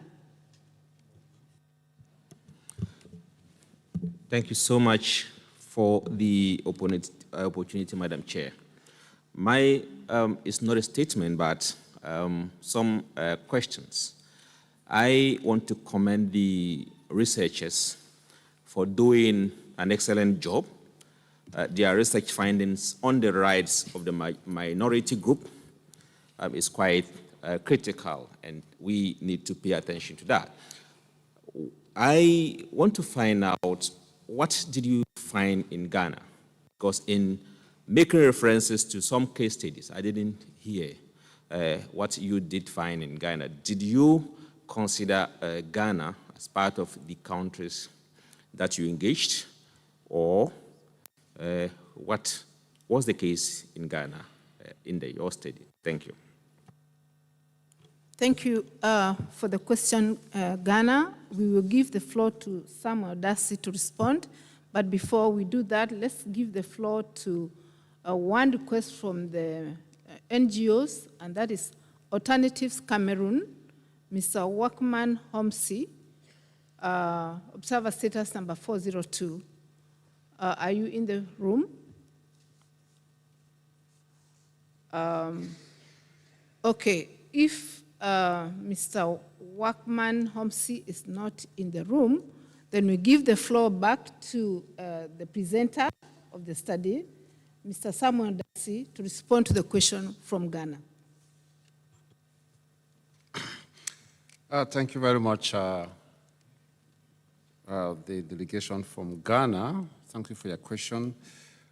To be very brief, I wish to say that the study was done for 54 of the 55 recognized AU member states to the African Charter. Morocco alone was not considered because of some reasons which I think we all know. Now, what we found in Ghana was that Ghana has a lot of different minority groups with different percentage of the composition of the entire population. And there is an annex to the study which is not available for consumption now, but it breaks down the various minorities in a state, from ethnic minorities to cultural minorities to religious minorities and to linguistic minorities. So while in Ghana, as in other states, we have minorities that fall only under linguistic minorities, we may still find them under ethnic minorities. And because of your question, I am forced to, in answering it, say that the definition that was adopted for this study, which the Commission is encouraged to adopt as a definition for minorities, is based on a set of characteristics. One of them is that any grouping that identifies itself as an ethnic, linguistic, religious, or regional group in a state, and which is numerically small than the rest of the population, and they are in a non-dominant position in the state in which they live, and consisting of individuals who possess a sense of belonging to the group, who are also discriminated and marginalized in terms of their identity or their ethnicity, their language, their religion, or their culture, can be considered as a minority. So this set of distinguished characteristics can assist a state to determine who is a minority. And we have a lot of them in Ghana. Thank you. Thank you very much, Samuel. This study is still in draft form. So it's still open for contribution, and I think we will post it on the website so that member states and other stakeholders can contribute. Professor Nicholas, do you have a parting shot? 1 minute, please. Yes, very shortly.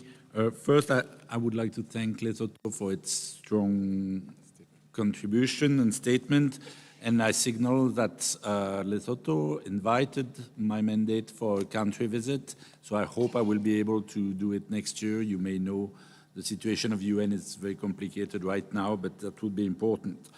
The point on substance I would like to come on is precisely this concept of minority. Somehow, traditionally, it has been conceived that you have one big dominant group in a country and then one or two smaller groups as minority who need recognition and protection. But it is true that in many African countries, you have a multiplicity of groups, of ethnic groups, of linguistic groups, and they have to build a society together.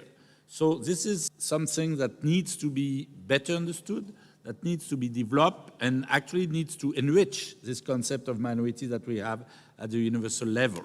I've noticed that my predecessors, I'm the fourth mandate holder, have been doing studies on linguistic minorities, studies on religious minorities, but there never has been a specific study on ethnic minorities.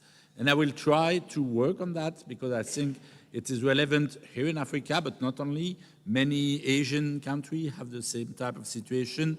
It's a bit different in Latin America, but I will also work on these countries. So I think there is really a need to enrich our concept of minorities and not only to consider where historically it was initially built, meaning in Central and Eastern Europe.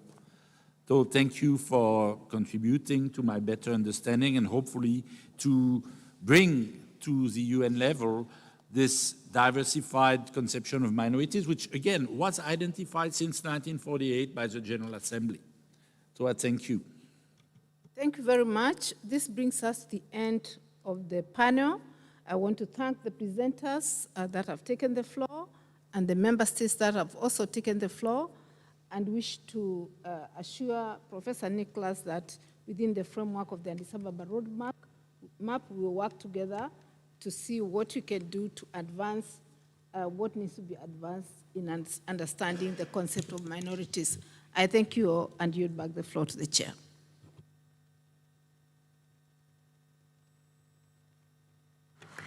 Merci beaucoup, honorable commissaire, pour nous avoir proposé ce panel fort intéressant qui nous a permis de nous familiariser davantage avec ce concept de minorité, les définitions qu'il faut en avoir.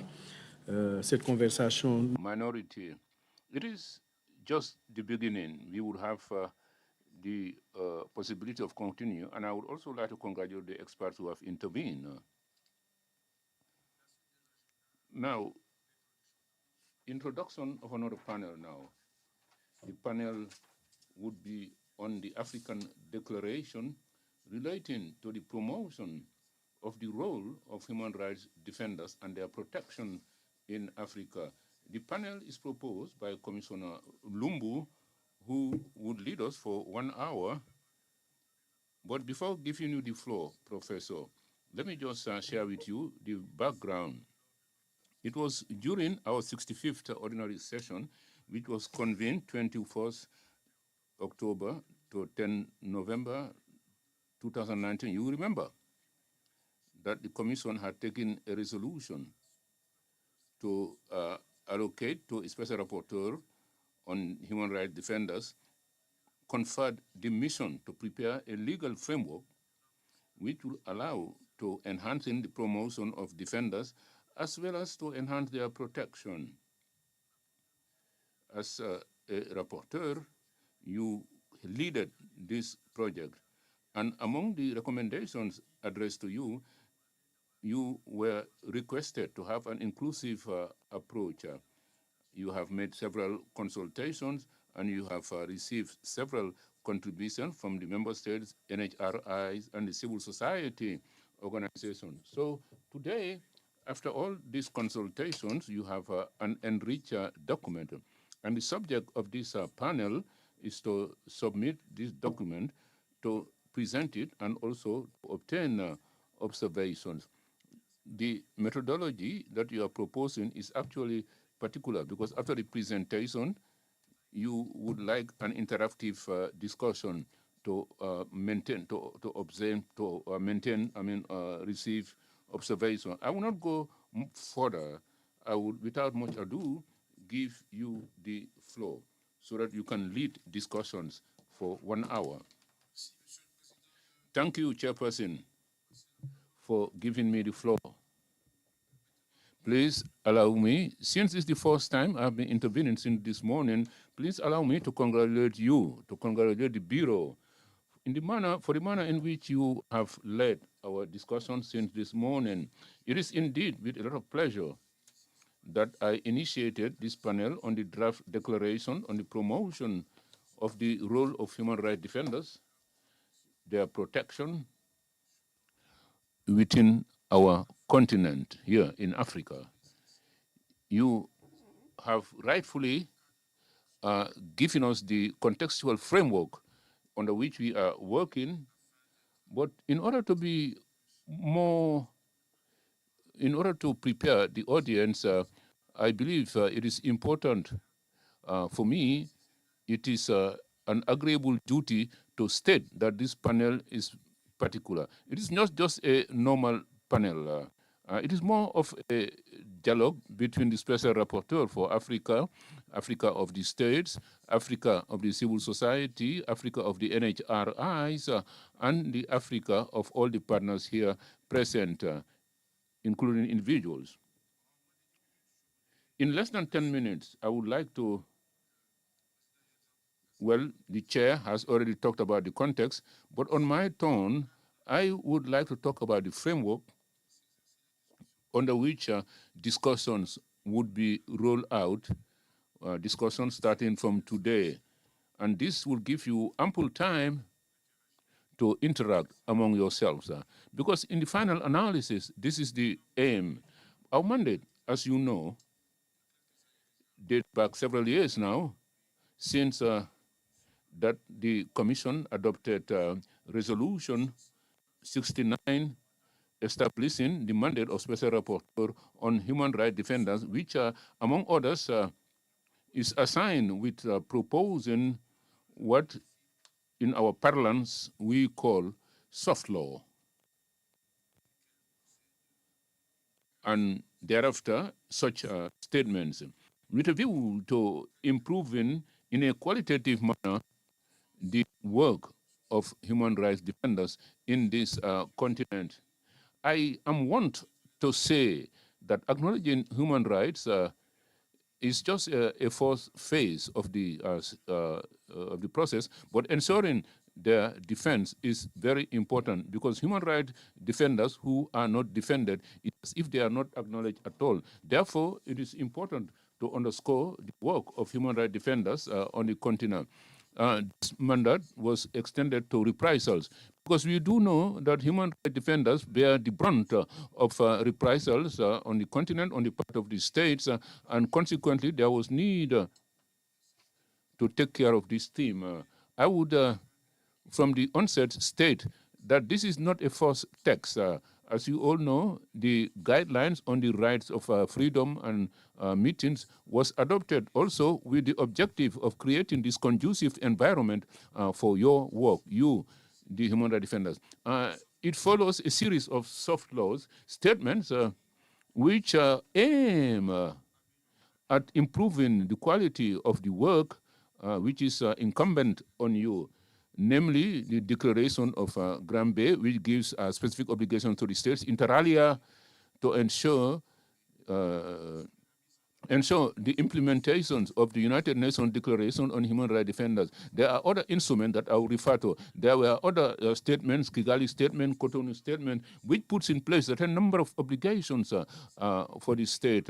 The Grand Bay mechanism, Grand Bay is in Mauritius, is that it requests the state to put in place the correct measures to ensure implementation of another statement, United Nations, which was adopted in 1998. Thereafter, the Marrakesh Declaration, you know that the Marrakesh Declaration is a declaration of the National Commission of Human Rights and specifically addressed to National Human Rights Commission. But then there is a legislative lacune. Africa lacks its own holistic declarations which takes on board the African realities. We always refer to the United Nations Declaration of 1998? Well, some are wont to say why. Well, it is the movement that you know, Africanization, tropicalization of texts and other international conventions on our continent, given that human rights is acknowledged in our continent, with the objective accompanied with a philosophy to take into account the African reality. It is the last pillar remaining in Africa, namely its own values for human rights. Those who used to attending Addis Ababa meetings, they know that the language has to have been the same, and it will never change.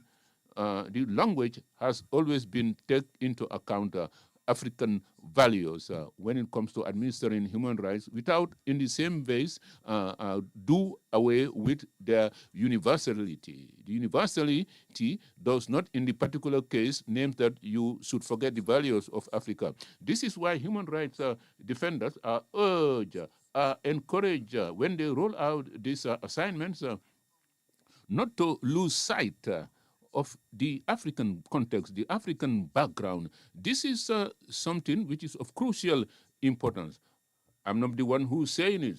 At the opening, we celebrated the 40 years of the entry into force of the Charter, 45 years since its adoption. The list of founding father, the list you saw, I mean, the slides you saw, all of them were unanimous. Number one, the preparatory work of the Charter is here, and that the human rights is recognized in Africa. In as much, actually, we are not talking about copying the rights as indicated in the Western text. It should be acknowledged with the objective of also respecting the values and African traditions, which should not be sacrificed under the banner of universality. So, defending human rights, it is universally recognized. So the human rights defenders' work has to be done by adhering to these African values. This is why, in addition to the United Nations Declaration that we apply, that I apply every day, that the defenders apply, including myself, Africa also needs this text, just like it needs the African Charter, notwithstanding that it needs the international conventions, cultural and social security. And today we are talking about Maputo Convention. You also know that there is a convention that protects Africans in terms of under universal values. I would say the same thing for other conventions that exist on people living with disabilities, and besides on the elderly people today that Africa has taken the forefront, it is now that we are opening up. Now, the idea of the rapporteur is to state that human rights defenders defending human rights should be done in line with the African context. And besides talking about universal rights, well, I am not ignorant, because I know that Africa is not absent in this particular field. Africa is not absent, whether you are talking about revolutions, the French Revolution of 1789, whether you're talking about the United Nations Declaration of 1948. These are babies who have been put to birth after the Kongfuga Charter, which has been recognized as a world heritage, the Kongfuga Charter from the Mandingo Empire, under the leadership at that time of Sunjata Keita. These are things that Africa has to showcase. Let us stop referring at all times to what United Nations gives us, because Africa was able to generate standards and values before the United Nations generate their own instruments, which we are dealing with today. UNESCO has already acknowledged it, and the movement is going on. Some countries have started making reference to this document. You have heard that Senegal, in its next constitutional review, would refer to the Kubu-Kamfuga Charter in its preamble. Now, this has led me to talk about the 77 session to germinate this idea that I have had since 2017, when I was heading this institution. And the idea I had shared with the African Commission, the chairperson just reminded us the Commission has been charged with making a statement which protects human rights defenders by taking into account the African texting. Now, this is a very arduous exercise. It should be acknowledged. But with perseverance, we were able to come up with a first text which had already been submitted for consultations on the African Commission site. The first comment that we obtained from some states were able to react, Algeria among others, and NHRIs and the civil society. So subsequent to this, we came up with a second draft, which was subsequently submitted for consultations once again in Dakar recently. And at that instant, we invited some states, not all the states, because we do not have the financial wherewithal. Some states were invited, some NHRIs, some civil society organizations were invited in Dakar. We were able to obtain a lot of inputs, and currently we are mainstreaming them. And recently, I actually seized the opportunity of the NGO forums. As you know, the NGO forums is attended by all the civil society organizations meeting in one room. We had profitable interaction at the NGO forum, and we did receive a lot of contribution, a lot of clarification, which in the final analysis will enable us to improve this text. This is why, under this background, this panel is also an important panel. I was going to say a discussion, because in the instant case, the states are here. We have already sent them the text for quite a while now.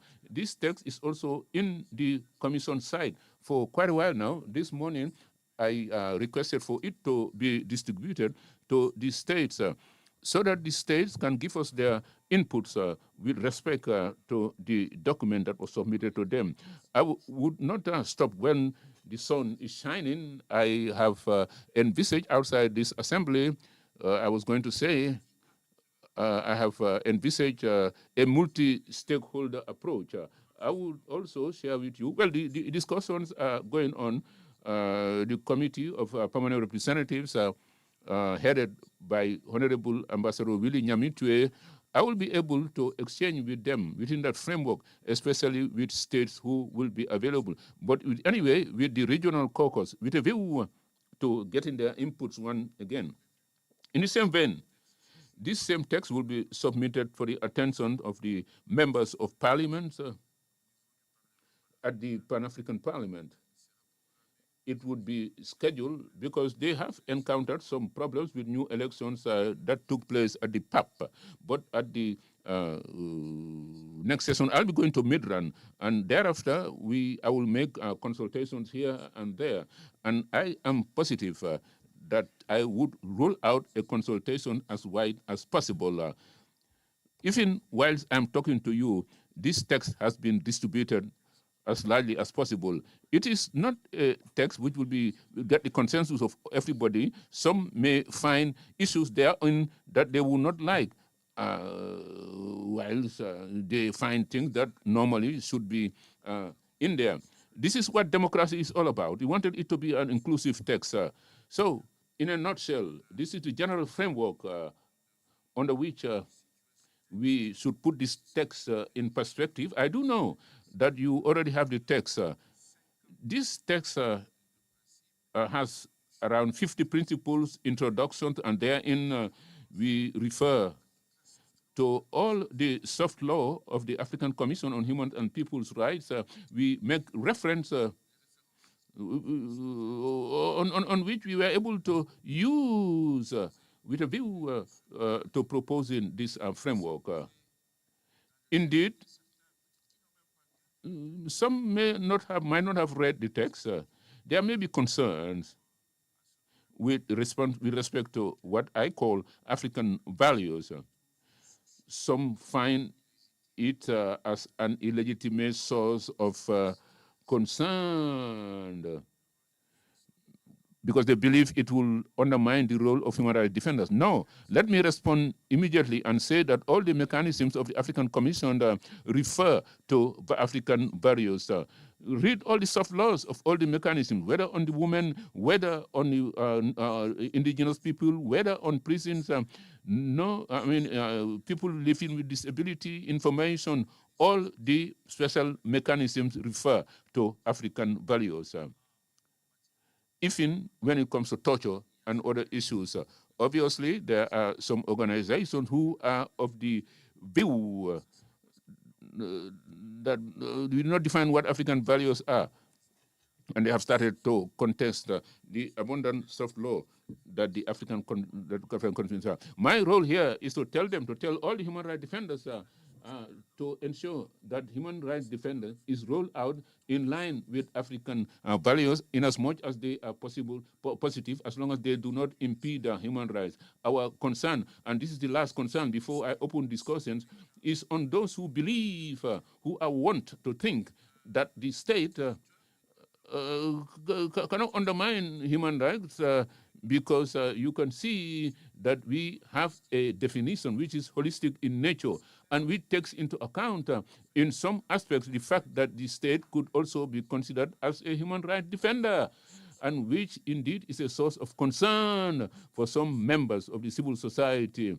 And here I would like to reassure them, number one, the first principle is that the civil society does not have the monopoly. I have said it loud and clear. The civil society does not have the monopoly of the activities of the human rights defenders. I believe scientifically and honestly, we have to acknowledge that the first human rights defender in the country, by the way, the heads of state proclaim themselves as such. And I go beyond. I believe the first human rights defenders is first and foremost the state through their organs. The judges, the civil servants, they are human rights defenders. It is when they do not appropriately implement this, that, and other category which comes from the civil society come to denounce this work. People have been confused. And thank God the civil society has clarified this matter at the NGO forum. The last draft would make this distinction, the distinction between these two aspects. I would also like to reassure those who still have doubts on this matter not to follow the footsteps of those who want to be consulted for do this work, so that they will be able to control what has been written on the text. But the mechanism of the rapporteur special rapporteur on human rights is independent, and we would not like to bear the brunt of the influence of any group, no NGO, no individual to implement this statement, this declaration. Let me conclude. And by the way, for the civil society, we have 5 big networks of human rights defenders, and 4 have supported us. Only 1 is remaining. African defenders who are operating in West Africa, in the Western zone, has done its REDAC for the Central Zone, has already made its input. The West African Network of Human Rights Defenders has already done so, and the network which brings together all the civil society of the Mediterranean zone, the northern part of Africa, countries in North Africa have also given their inputs. The NHRIs, I have had some feedback, but then in the consultations that I will make, I also plan to go to the NHRIs because they also are human rights defenders in their respective countries. So consultations will be made with them on a personal level. I thought it would be good during this very session, because we always have an NHRI forums, but this was not possible this year. But they will be here in October. If we are still alive, then we hope, Chairperson, distinguished members of the state delegations, NHRIs, civil societies, maybe in October we will have a finalized text, validated text, that will help this country to go independently without the influence of this lobby. which is still trying to impose on Africa what Africa is not done. Africa is not a child anymore. Africa does not need charity. Africa is Africa. Africa has its values, and the values depend on human rights.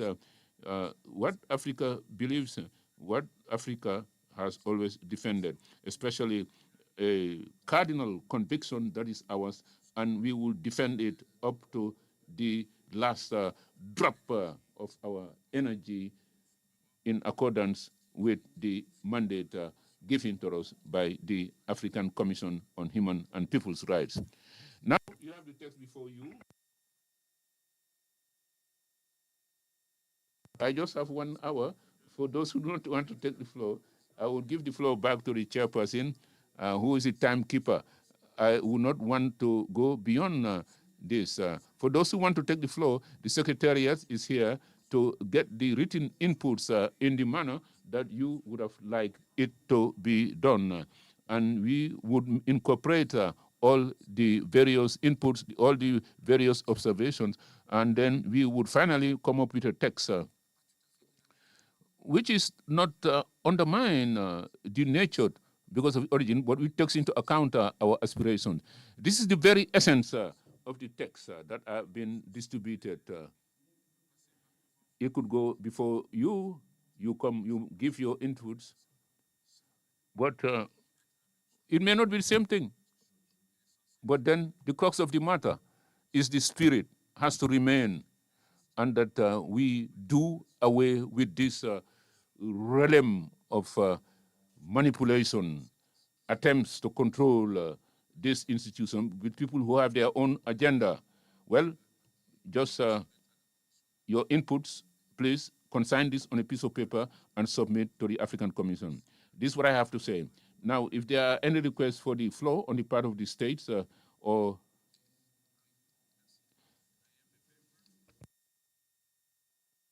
with your permission, Honorable Chairperson, I have a few requests for the floor on this statement that I've made. I was wondering if we're going to be able to exhaust them.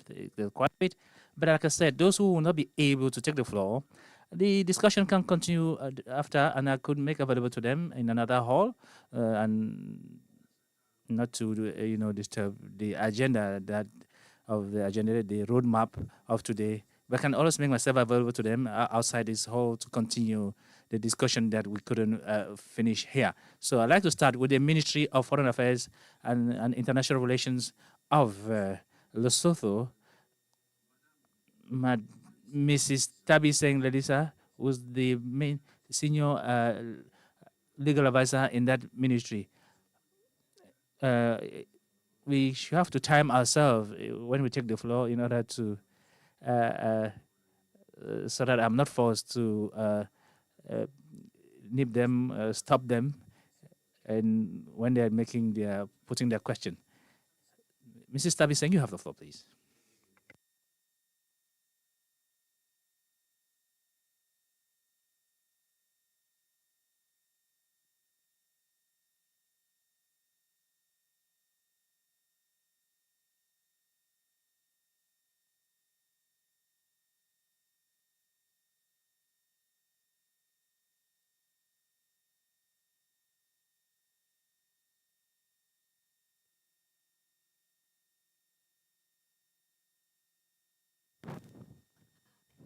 Women and people's rights defenders and their protection in Africa in order to preserve and advance the spirit of underpinning the African human rights system. The Kingdom of Lesotho firmly believes that this moment presents a time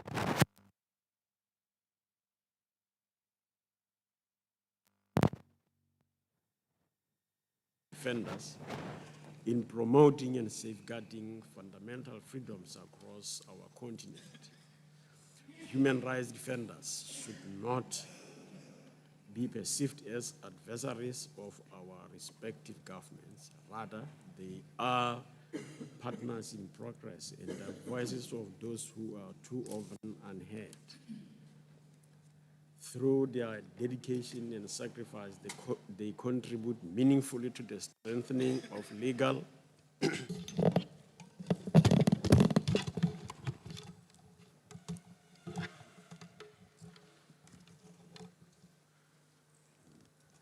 Through their dedication and sacrifice, their contribution, they contribute meaningfully to the strengthening of legal, institutional, and administrative frameworks aimed at realizing, fulfilling, and promoting human rights in an inclusive and dignified manner at domestic level. Indeed, human rights defenders remain vital pillars of accountability and democratic advancement. Their efforts not only support the effective implementation of human rights obligations, but also inspire the continued pursuit of justice, transparency, and democratic governance, aspirations deeply cherished by the peoples of Africa. In this spirit, the Kingdom of Lesotho respectively calls upon the African Union member states to draw inspiration from the diverse national experiences across the continent and beyond in order to refine and enrich the text of the draft declaration. We further encourage our fellow member states to intensify national efforts aimed at widening civil space through stronger protection and promotion of human rights defenders. By doing so, our continent will fully reap the invaluable benefits of a vibrant, engaged, and empowered human rights community dedicated to the collective progress and dignity of Africans. Thank you, Chair. Je vous remercie, Excellence. Excellency, I would like to invite the Republic of the Gambia, Mr. Aliu Gaba. Mr. Aliu Gaba, you have the floor.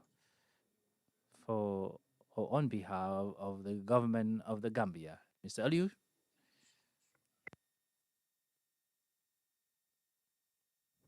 Of the Gambia reaffirms its unwavering commitment to the promotion and protection of human and people's rights in Africa and warmly welcomes the draft declaration on the promotion of the role of human rights defenders and their protection in Africa as a timely, historic, and progressive initiative that will significantly strengthen human rights systems in Africa. While the Gambia commends the Commission, particularly the Special Rapporteur on Human Rights Defenders and the focal point of reprisals in Africa, for the inclusive and consultative process undertaken in the development of this framework. The Gambian delegation considers that the proposed declaration, to be a major normative advancement for the continent. We acknowledge that while there exists at the international level the UN 1998 Declaration on Human Rights Defenders, this instrument most importantly contextualizes the protection of human rights defenders within Africa's legal traditions, shared values, governance realities, and historical experiences. It therefore reflects Africa's growing institutional resolve to strengthen democratic governance, constitutionalism, accountability, and justice, the rule of law through the recognition and protection of those who courageously defend human rights and fundamental freedoms. The Gambia particularly welcomes the draft declaration's comprehensive approach, including its recognition of the central role played by human rights defenders in the promotion of democracy, sustainable development, peace, transparency, accountability, and inclusive governance. The obligation of the state to create and maintain safe, enabling, conducive environment for the work of human rights defenders, both online and offline. And most importantly, the role of the state as public human rights defenders. The Gambia recognizes that human rights defenders, civil society organizations, journalists, lawyers, women human rights defenders, youth advocates, community activists, academics, whistleblowers, and national human rights institutions remain indispensable partners in the promotion and safeguarding of the rights guaranteed under the African Charter of Human and People's Rights. And the declaration has clearly demonstrated by characterizing these defenders as defenders of the Republic and values of the Republic. Their work, therefore, contributes fundamentally to strengthening democratic institutions, amplifying the voices of the vulnerable communities, combating corruption and impunity, and advancing social justice and the promotion of human dignity throughout the continent. The Gambia delegation further underscores that the protection of human rights defenders is not merely a legal obligation under the African Charter on Human and People's Rights and other international human rights instruments. It's a democratic and governance imperative essential to the maintenance of peaceful, participatory, inclusive, and rights-respecting societies. The government of the Gambia remains committed to ensuring that human rights defenders operate in a safe, inclusive, right-respecting environment consistent with African Charter, African Union shared values, and applicable international human rights obligations. In furtherance of this commitment, the Gambia continues to pursue legal and institutional governance reforms aimed at strengthening civic space, enhancing judicial independence, promoting freedom of expression and association, and peaceful assembly, improving democratic accountability, and consolidating constitutional governance in the post-transition era. As the host country of the African Commission on Human and People's Rights, the Gambia remains deeply conscious of its special responsibility to uphold, promote, and champion the principles and aspirations underpinning the African human rights system. The Gambia therefore reiterates its commitment to fostering an environment grounded in dialogue, openness, tolerance, democratic participation, and respect for the rights and dignity of all persons.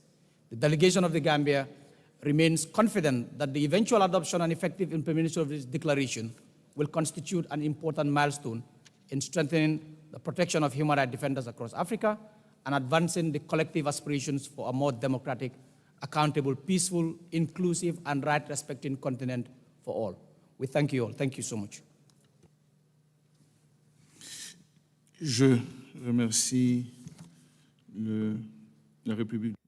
The Republic of the Gambia, Mr. Aliou Gaba, at whom we have also discussed a lot while we were in Dakar. I have just admitted that in this document. I see that the Democratic Republic of Congo would also like to take the floor. Give you the floor, and then before I go on to the next. Thank you, Honorable Chair, for the floor. The Democratic Republic of Congo fully supports the draft project on the adoption of an African declaration on the promotion of the role of human rights defending and protection in Africa. And as regards to this, the DRC has already had some prior experience with the adoption of law, or a step ahead, law number 27 of 15 June 2023 to protect the human rights defenders. This text, which comprises 30 articles, sets out the responsibility of the state in defending human rights defenders, granting them rights to legal assistance in case of a violation of their rights.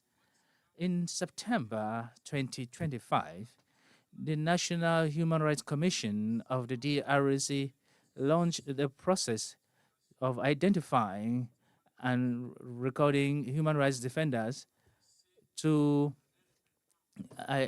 draw up an official list. But the major challenge on the field is the worsening of the situation in the east of the country, which is facing a rebellion of the M23 that is supported by Rwanda, that prevents human rights defenders to express themselves freely.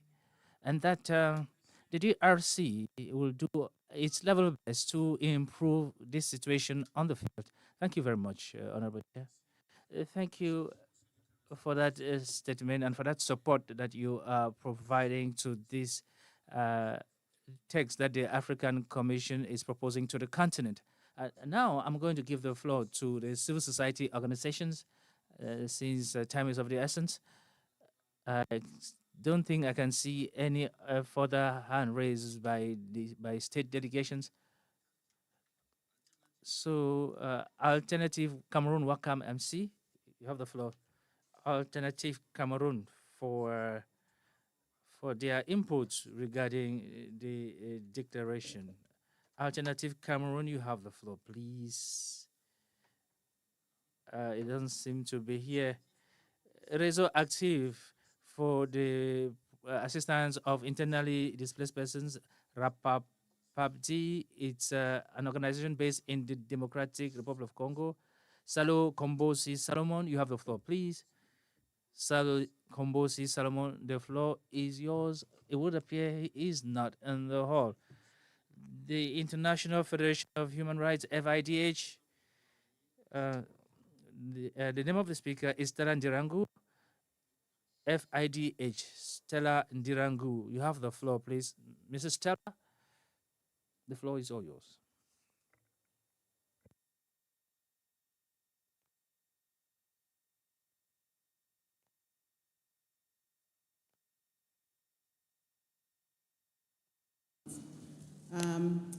Honorable Commissioner Remingoe Lumbu, the Special Rapporteur on Human Rights Defenders and the focal point on reprisals, allow me to appreciate the extensive work and dedication that has gone into developing this draft of the African Declaration on the Promotion and Role of Human Rights Defenders and their Protection in Africa.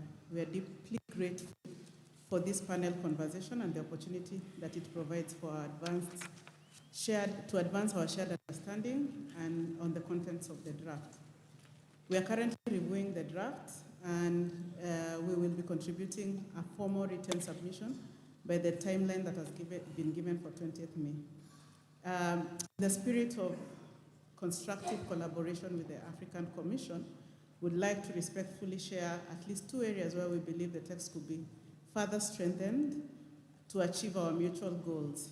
And the first one would be around defining core concepts that have been included in this draft extensively, and particularly, even as we celebrate our rich diversity, the rich diversity of our African continent, terms like African values, we've seen how when used vaguely without proper definition, and as currently there's no proper precise language around this in the current draft, we fear that it could be used to be weaponized. We've seen this terminology being weaponized to dilute state accountability in certain situations within this continent, and this has also contributed to strict protections from vulnerable activists and human rights defenders. So, because this is a current lived reality of many defenders in the continent, we respectfully urge that you take this into account while reviewing, while taking in comments and reviewing the draft.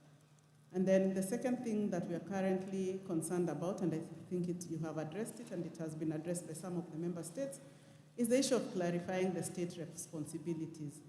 African human rights jurisprudence has long established that the state is the primary entity that is responsible for protecting HRDs.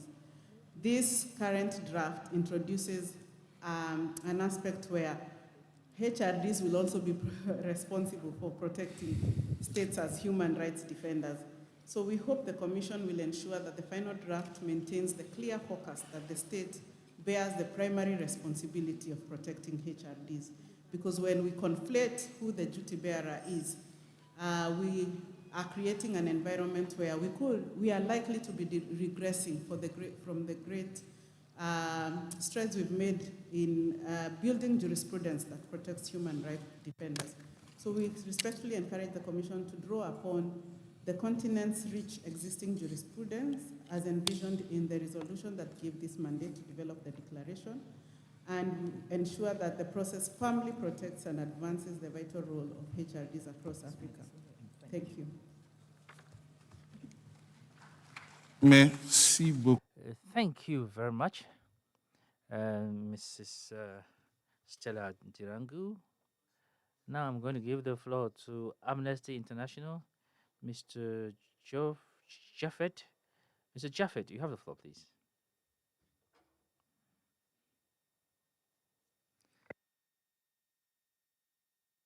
Merci, Honorable Commissaire. So we would like to address one gap in the draft declaration. It's inadequate treatment of non-state actors as perpetrators and enablers of abuses against human and people's rights defenders. The draft declaration refers to non-state actors, but largely presents them as supportive and enabling actors. It does not sufficiently recognize that in many contexts, non-state actors are also among the main sources of threats, violence, stigmatization, and reprisals against defenders. Across the continent, human rights defenders face threats not only from state authorities, but also from a wide range of non-state actors, including corporations, private security companies, armed groups, militias, religious and traditional authorities, political parties, and other private actors. These actors may be directly or indirectly involved in attacks such as killings, threats, harassment, stigmatization, sexual violence, forced displacement, surveillance, judicial harassment, smear campaign, tech-facilitated gender-based violence, and other reprisals, with particular severe impact on women human rights defenders, feminist defenders, LGBTQ+ activists,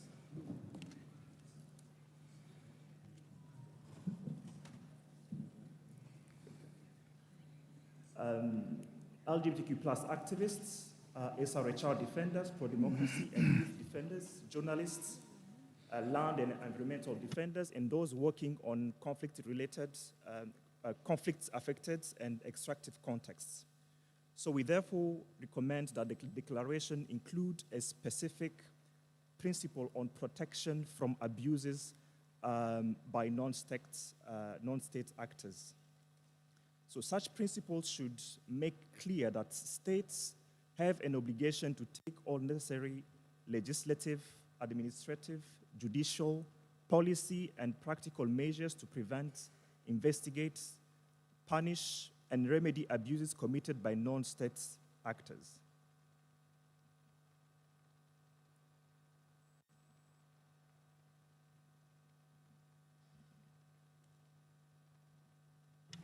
Vous avez fini? Juste une seconde, honorable commissaire. Il faut toujours imprimer et ne pas faire confiance au téléphone.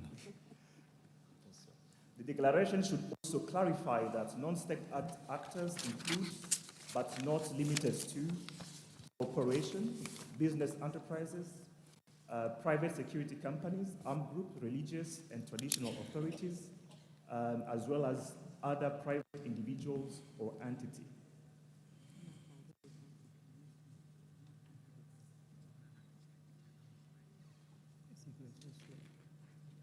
Thank you, Commissioner. I think others will be submitting through writing. Merci. Prochainement, vous... Please print out your document. We can't really fully trust these screens.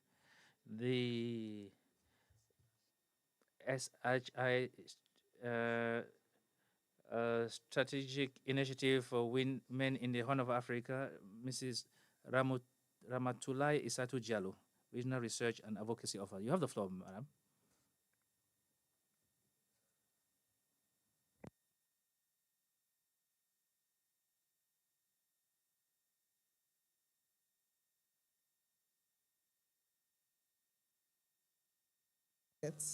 We thank you for this opportunity to deliver comments on the draft declaration on the promotion of the role of human and people's rights defenders and their protection in Africa on behalf of the Strategic Initiative for Women in the Horn of Africa Network. We are an indigenous feminist women's rights network of over 250 grassroots women-led organizations working across Uganda, Sudan, South Sudan, Somalia, Djibouti, and Ethiopia.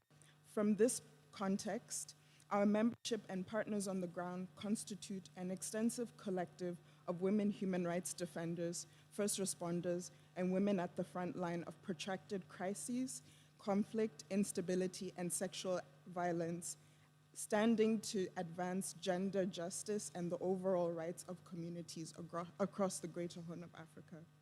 Currently, the situation of women human rights defenders in this region is dire.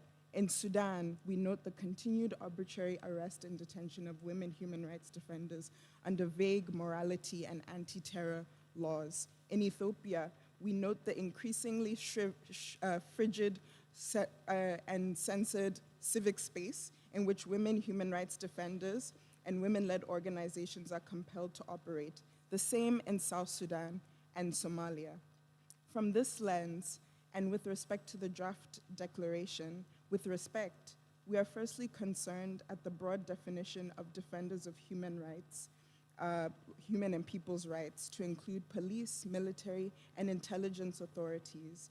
In the context highlighted above, this would give further ammunition to state actors who operate in bad faith and who crack down on dissenting voices in the Greater Horn of Africa region. Further, with the imposition of duties which call on human rights defenders to report on their activities as necessary, refrain from hindering the proper conduct of national affairs, and respect legislation linked to national security, this could serve as a dangerous double-edged sword, which, if interpreted constructively or constrictively, particularly in highly insecure contexts, could create more barriers for women human rights defenders advancing their work.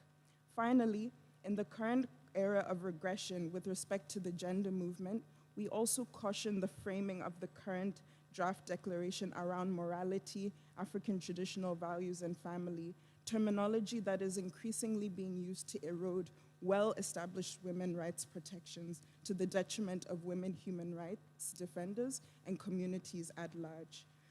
We therefore call for continuous consultation with civil society organizations and human rights defenders, particularly women human rights defenders, in ensuring that this document reflects the true realities of African human rights defenders on the ground. I thank you.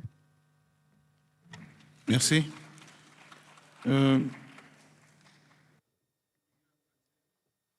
Weir Patel, ACDF.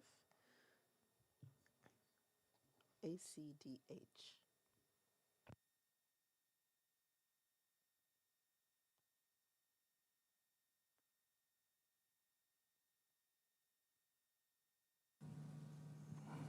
Honorable Commissioner Lumbu, thank you for convening this important discussion. We support the objective of strengthening protection frameworks for defenders across the African continent and consider that universal human rights norms and standards should be the starting point for such work. In a spirit of constructive engagement, we would like to highlight a few overarching elements in the draft, which, in our view, require some substantial consideration to ensure consistency with established international and regional human rights standards. This includes the 1998 UN Declaration on Human Rights Defenders. ASHR has made a written submission to the draft text highlighting the following overarching issues. Firstly, to ensure that individuals and groups are recognized as defenders based on the nature of their activities, namely the peaceful promotion and protection of human rights.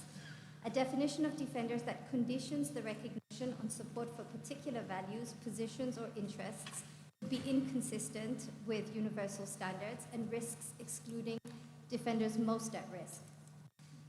To ensure conceptual clarity regarding state obligations and the role of the state. States are duty bearers, responsible for protecting rights and guaranteeing an enabling environment for defenders. Human rights defenders, by contrast, are independent actors. It is critical to maintain a clear distinction between state duty bearers and independent human rights defenders and to not conflate these distinct roles. We ask also to ensure elements are carefully framed so as not to restrict or undermine the legitimate rights or activities of defenders, including those provisions referring to values, national interests, or security considerations. International standards are clear that limitations on defenders' rights must be lawful, necessary, and proportionate, and must not undermine fundamental freedoms. Ensure imposing duties on defenders do not restrict their rights, either directly or indirectly. It is critical that the Declaration remains firmly anchored in the core principles of universality, independence, and non-discrimination that underpin the international human rights system. Regional specificity should strengthen these principles, building on and not undermining the binding standards that are set out in the UN Declaration and the Declaration Plus 25. The African Declaration should unequivocally serve to promote and protect the rights of defenders in Africa and preserve the independence and legitimacy of their work.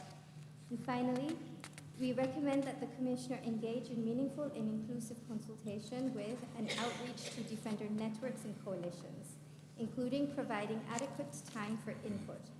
Their expertise and experiences should be the foundation of this declaration, and their collective ownership is essential to its legitimacy and effectiveness. Thank you. Merci, Madame Pouya.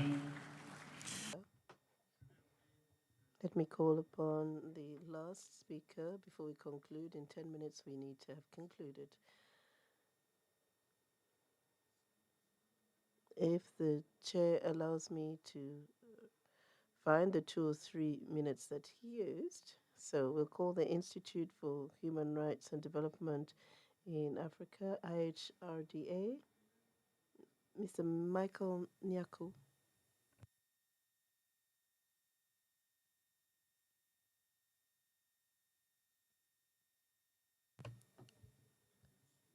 Sorry, it looks like it's a lady.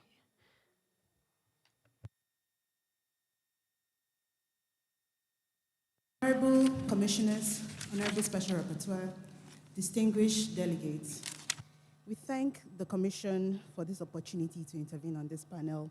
We especially thank the Commission for the initiative to develop a regional declaration on the protection of human rights defenders. However, we are deeply concerned that in its current form, the draft declaration risks undermining rather than strengthening the protection of human rights defenders on the continent.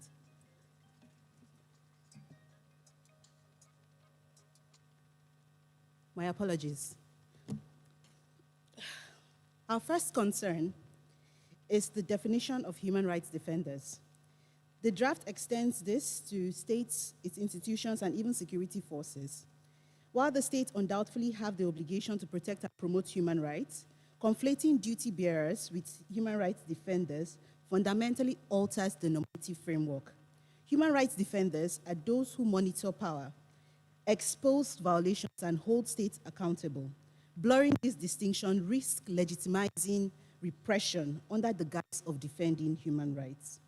Second, the draft repeatedly invokes vague notions, such as the respect for authority, moral health of society, and the primacy of collective interest over individual rights. While cultural contextualization is important, these concepts are undefined and highly susceptible to abuse. Thirdly, the duties imposed on defenders are deeply troubling. The draft requires defenders to avoid interfering with national affairs, refrain from political engagement, and comply with the legislations relating to security, migration, and terrorism. These obligations fail to recognize that many restrictive laws in African states are themselves inconsistent with human rights standards. Human rights advocacy is often inherently political, particularly in the context of systematic injustice. A declaration intending to protect defenders should not create an additional tool for their criminalization. Finally, the draft places excessive emphasis on state sovereignty and institutional integrity at the expense of protection. A declaration on human rights defenders must begin from the lived experiences and realities of defenders across the continent, many of whom have faced arbitrary arrests, harassment, enforced disappearances, torture, and reprisal precisely because they challenge the abuse of power. We therefore respectfully urge that the draft be revised to ensure full consistency with the African Charter, the Commission's own jurisprudence, and existing international standards. Thank you. Merci à tous les... All the interveners, I'll begin by the last intervention. I have 10 minutes. I want to say that the Institute for the Human Rights Development in Africa are not in their rights in what they've said. What I've heard, it's not verbal critics, but written contributions. This is an institute. So you need to reformulate and resubmit. You need to make proposals. So the definition of human rights defenders, this concerns you, but it's holistic and inclusive. You believe that it's only the civil society that has the monopoly of human rights defense. I think you need to change this approach. We can define human rights defenders in a holistic manner. You should not focus only on civil society. I explained this in my intervention. We know that in the NGO forum this was discussed, and they did make a contribution in how to define human rights defenders, and we will integrate this. And then soft laws. Soft laws, well, it's still a law. It's general in nature, and it's out of the question that we need to be dealing with torture, arrests, etc. But a holistic approach to defending human rights defenders, we should say they must not be tortured. They should not be subject to abuse. That is the role of the law. Our vocation in this declaration to focus on individual cases, but general protections for all. So I would ask that you would come back with written proposals like others and not just verbal criticisms. Give written proposals, and that is what I would expect from you, and see how we can include this in the vision that we would like for this text. I repeat, please send this message, written proposals, not just criticisms.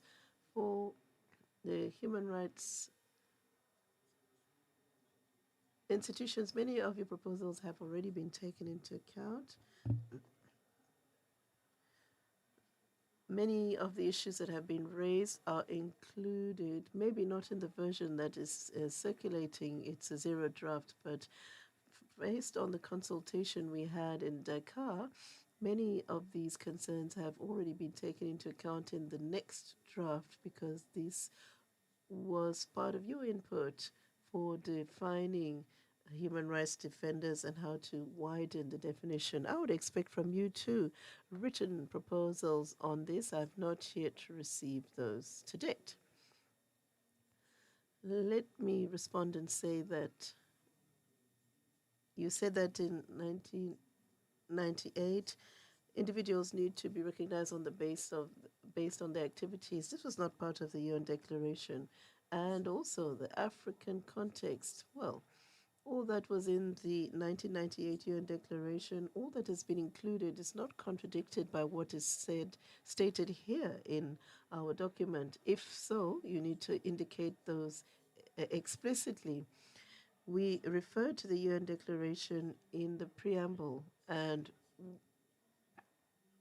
we have referred to it where necessary throughout our document. What we expected from you was to indicate where there are contradictions and where we have lowered the standards of protection. That's what we would expect from important NGOs, and I did circulate the first draft.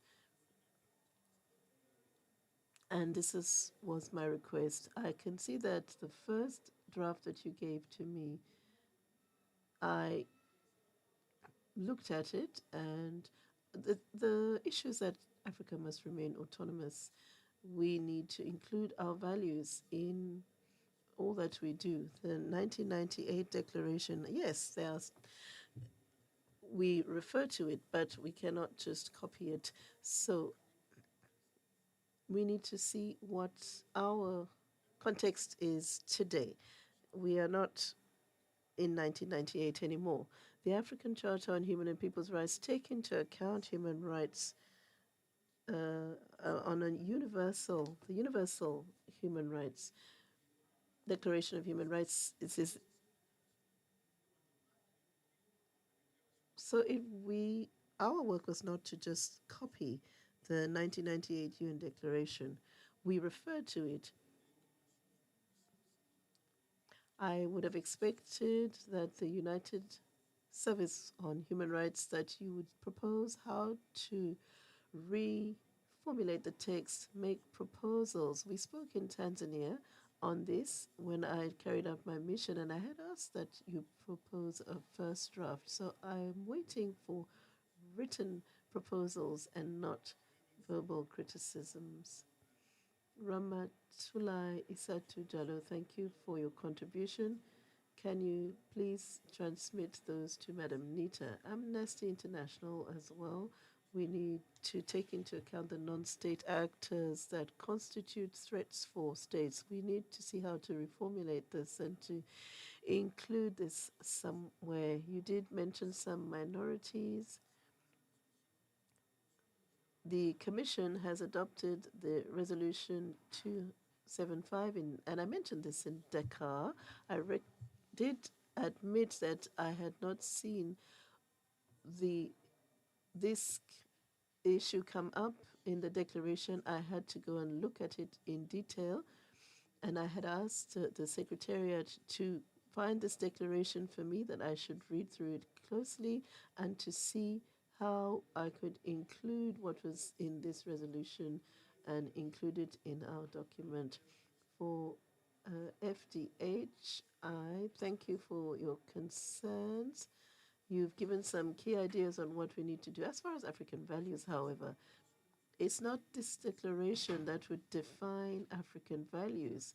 No, and I did say this in the introduction. All the soft laws that were adopted in the African Commission on Human People's Rights and all our mechanisms refer to African values, and these are valid. It's not because this declaration refers to African values in the context of human rights defenders that you're going to say we need to define it. That's not my role. We have not defined this. If you go to Addis Ababa, we always hear African shared values. The advice I can give you, that is their role. Maybe you didn't understand me. In future, you may understand when you carry out your advocacy activities in member states. Member states will say,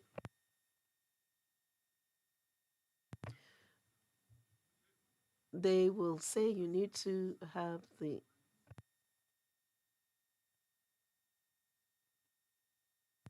So I think if you want to progress, if you want definitions, provide those definitions, and we will consider them with all civil society organizations. If the national human rights institutions consider them, and if it's validated, then we will accept it. But I do not have the competence to do this and say, these are the values that you must refer to. Many are afraid that if you make reference to this, it may mean that states will use this to minimize the work of human rights defenders. If it has not been done in other cases, why in this case? I think we may lose more than we gain if we take that approach. Words shouldn't scare us. They are here to assist us to advance our cause. Other issues that came up from FIDH, I don't have enough time, but I think you answered some of your own questions. You were talking about clarifying responsibilities of states. States are responsible to protect and defend human rights. I did say all of this. This is part of your concern, but I did provide responses to those.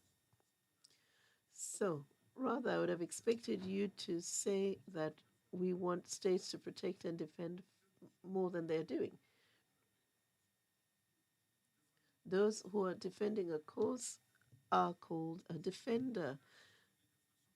If you say defenders are only those who provide criticism, this is not what we want. In the rapporteur wanted a holistic approach, and we need to have everyone's agreement on the text. I know that there are some disagreements, but we need to find a happy medium. I will conclude this panel by thanking all the stakeholders. Thank you to the Kingdom of Lesotho for their support, the Gambia and the DRC for their support.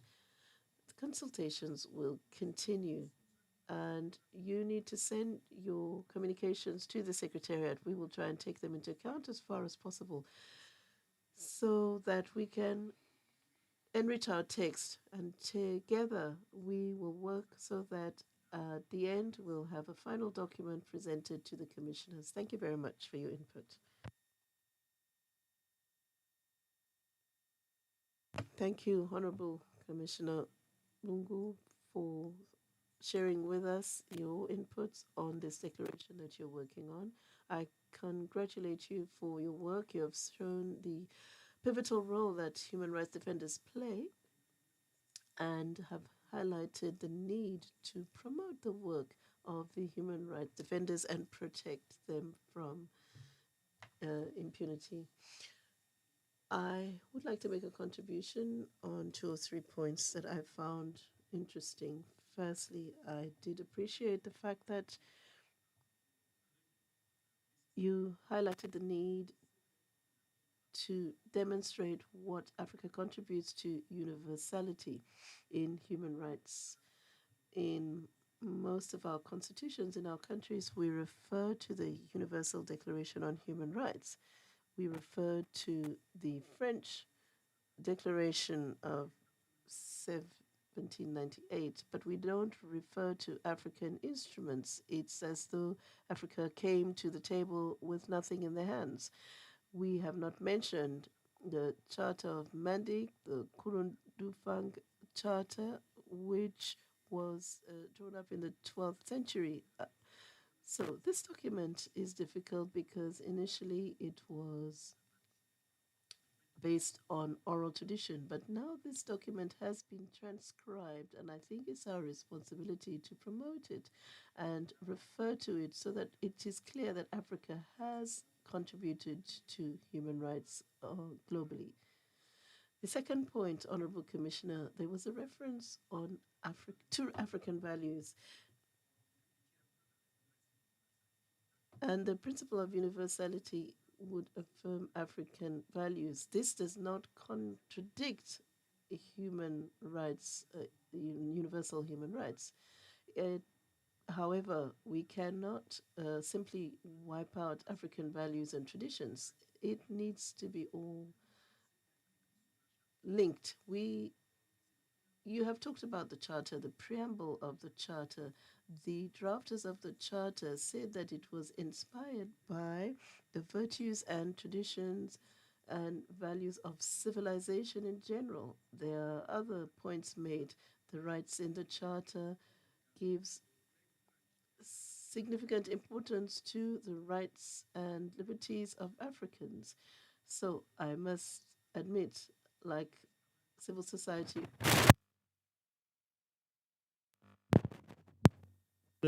tradition africaine. African traditions. But if there's divergence in interpretation, we should remember that we as the Commission are responsible for interpreting the Charter and its provisions. The preamble is an integral part of the Charter, and we as the Commission need to shed light on what we understand by African traditions and values. And this is not part of the declaration, but rather in another study or general observation that would involve the entire Commission, and I would be happy to be part of this. We will take up our responsibilities to carry out that work. So those were the clarifications that I wanted to make. Thank you. And I would once again like to congratulate you for your work. It's now time to break for lunch. It's almost 2. So at 3 p.m. we'll be back to resume. So we adjourn for lunch. Thank you.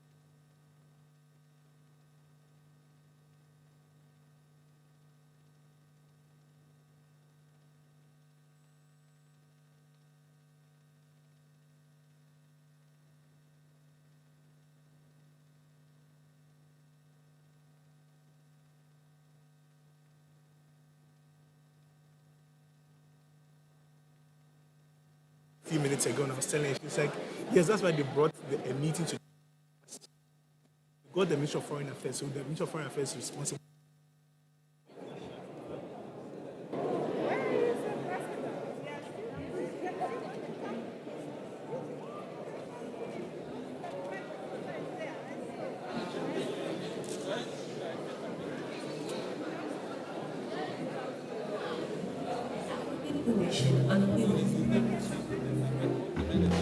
Bem-vindos à Gâmbia, sede da Comissão Africana dos Direitos Humanos e dos Povos.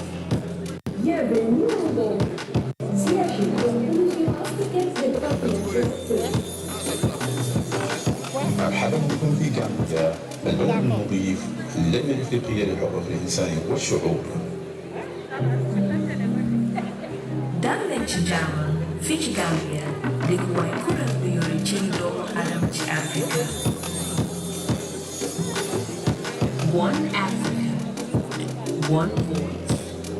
Your rights, human rights, our collective responsibility. نرحب بكم في الدورة العالية للجنة الأفريقية لحقوق الإنسان والشعوب.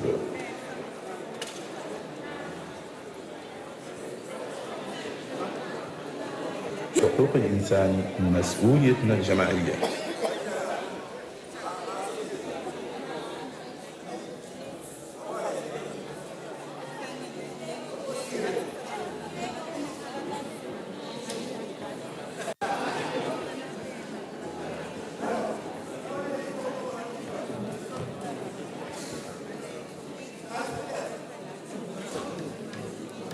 You are welcome to the ordinary session of the African Commission on Human and People's Rights.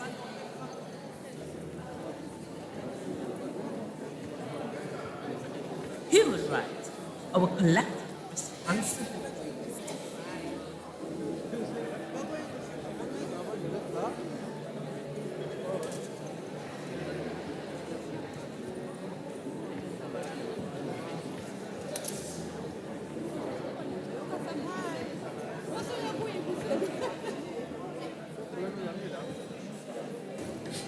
Bienvenue à la session ordinaire de la Commission africaine des droits de l'homme et des peuples.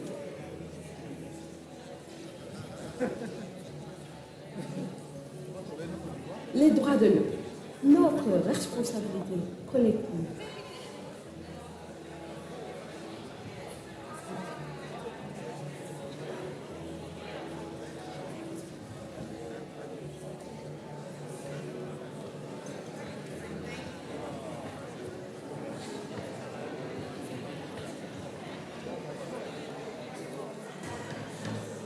Sejam bem-vindos à sessão ordinária da Comissão Africana dos Direitos Humanos e dos Povos.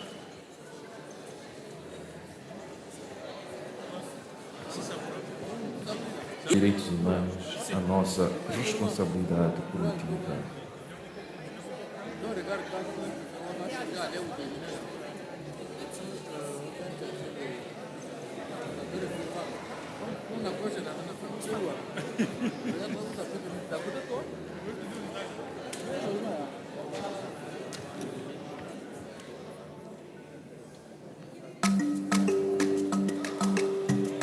It is my distinct honor to welcome you to the opening ceremony of the 87th Ordinary Session of the African Commission being held in this warm, beautiful, and historic city of Banjul.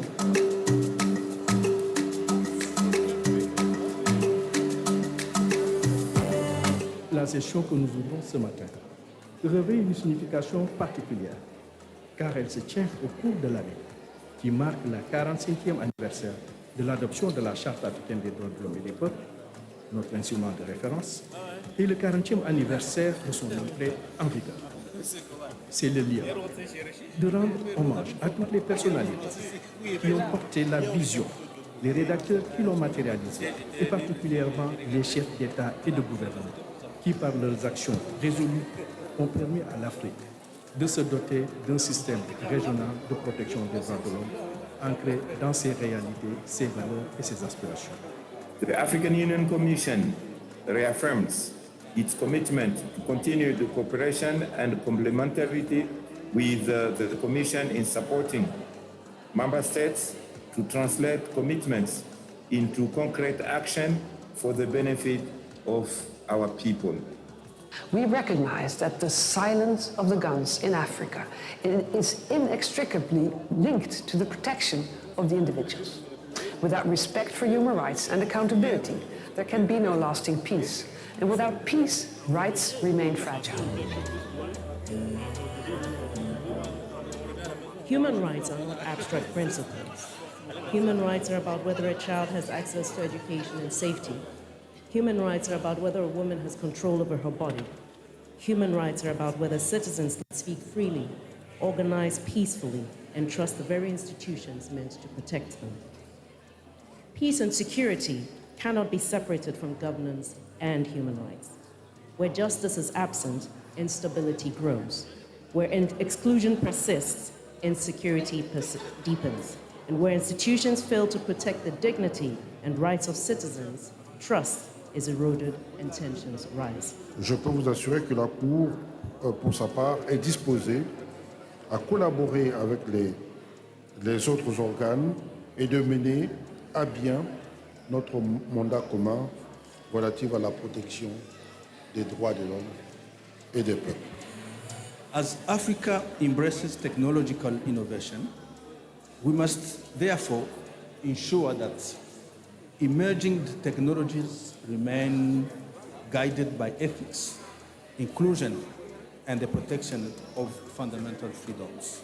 Together we must build a stronger, more responsive, and truly inclusive African human rights system that protects children's rights today for a prosperous Africa tomorrow.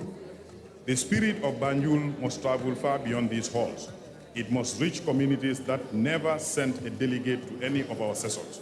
The legacy of this commission will be measured not by the sophistication of its resolutions, but by the protection it delivers to the ordinary African men, women, and children.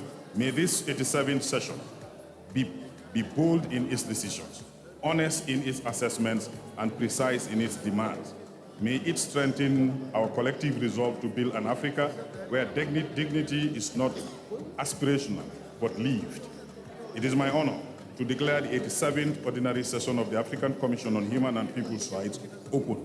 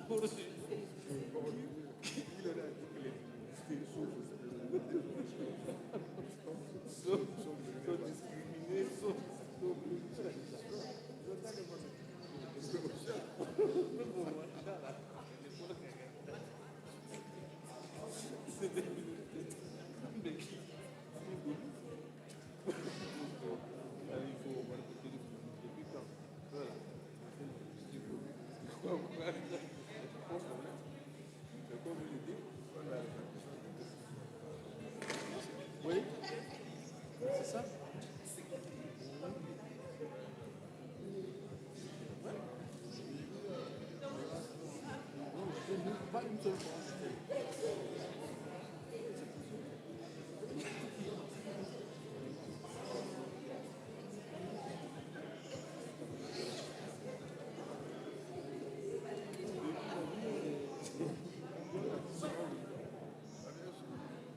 il faut que ça cesse.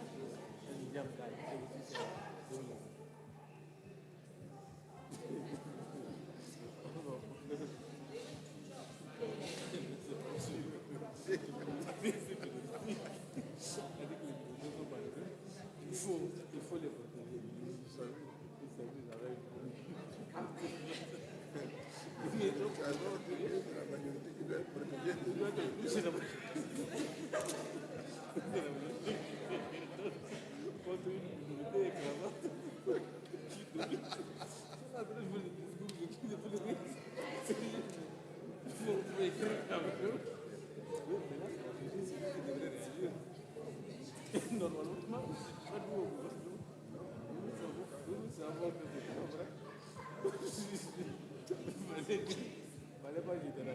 Ça m'énervait même quand je parlais de cette affaire.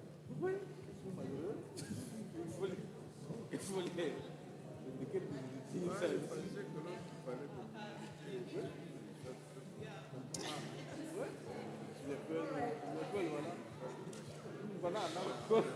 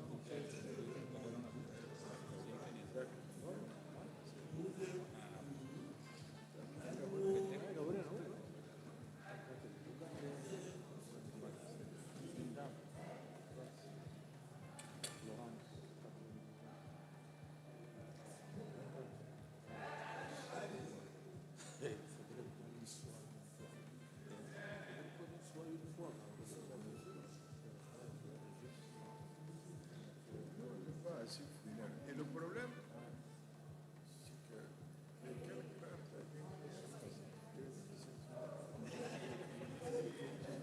ils ne veulent même pas qu'on les reconnaisse comme tel. C'est quand ils présentent aux réunions là, c'est vrai quelqu'un d'autre qui va venir comme ça. Mais pourquoi il était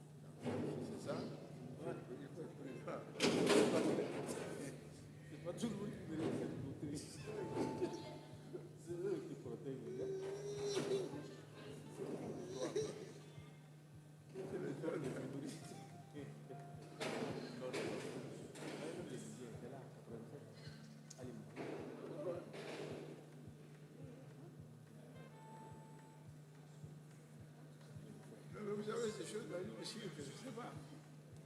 Moi, je me souviens à l'époque où on a déjà commencé à ne pleure pas. Mais c'est ça, normal, être appartenant à une date africaine. On peut être dans les structures.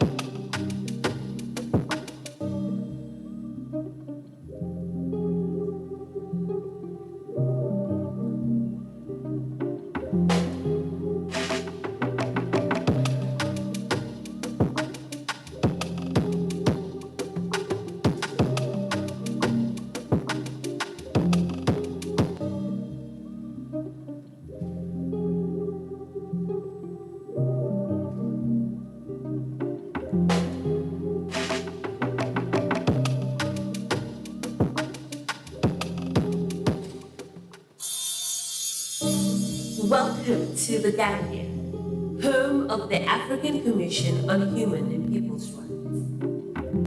Bem-vindos à Gâmbia, sede da Comissão Africana dos Direitos Humanos e dos Povos. Bienvenue au Gabon, siège de la Commission africaine des droits de l'homme et des peuples. مرحبا بكم في غامبيا، البلد المضيف للجنة الإفريقية لحقوق الإنسان والشعوب. Dalleen ci jàmm fii ci Gambia dëkkuwaay kuréel bi yore cëri doomu aadama ci Afrika. One Africa, one voice, your rights, human rights, our collective responsibility. نرحب بكم في الدورة العادية للجنة الإفريقية لحقوق الإنسان والشعوب.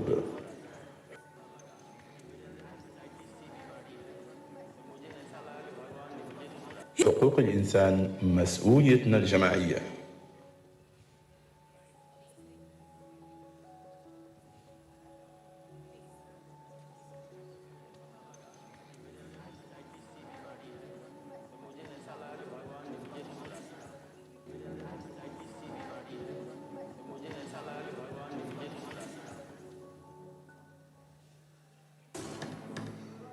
You are welcome to the ordinary session of the African Commission on Human and People's Rights.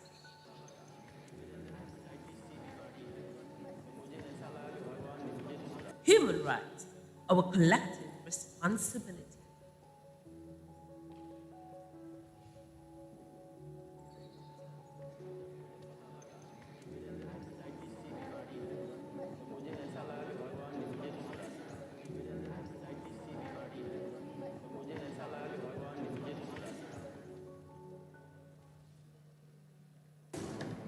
Bienvenue à la session ordinaire de la Commission africaine des droits de l'homme et des peuples.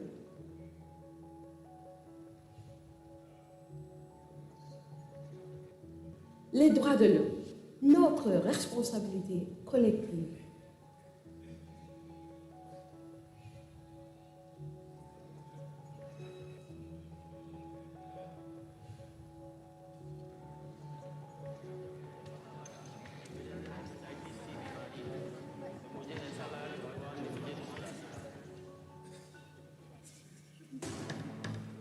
Sejam bem-vindos à sessão ordinária da Comissão Africana dos Direitos Humanos e dos Povos.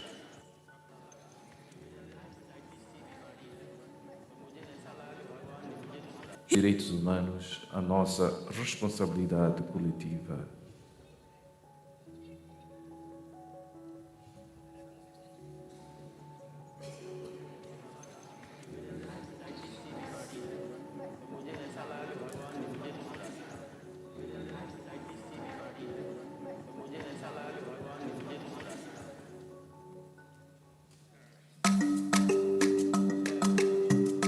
It is my distinct honor to welcome you to the opening ceremony of the 87th Ordinary Session of the African Commission, being held in this warm, beautiful, and historic city of Banjul.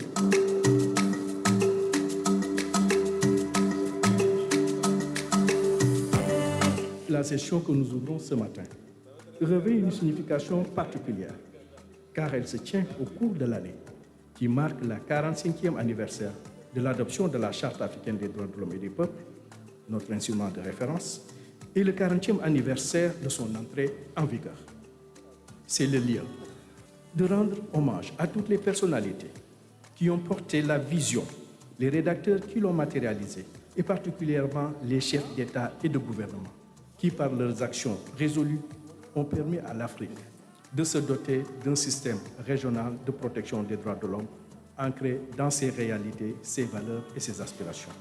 The African Union Commission reaffirms its commitment to continue the cooperation and complementarity with the Commission in supporting member states to translate commitments into concrete action for the benefit of our people.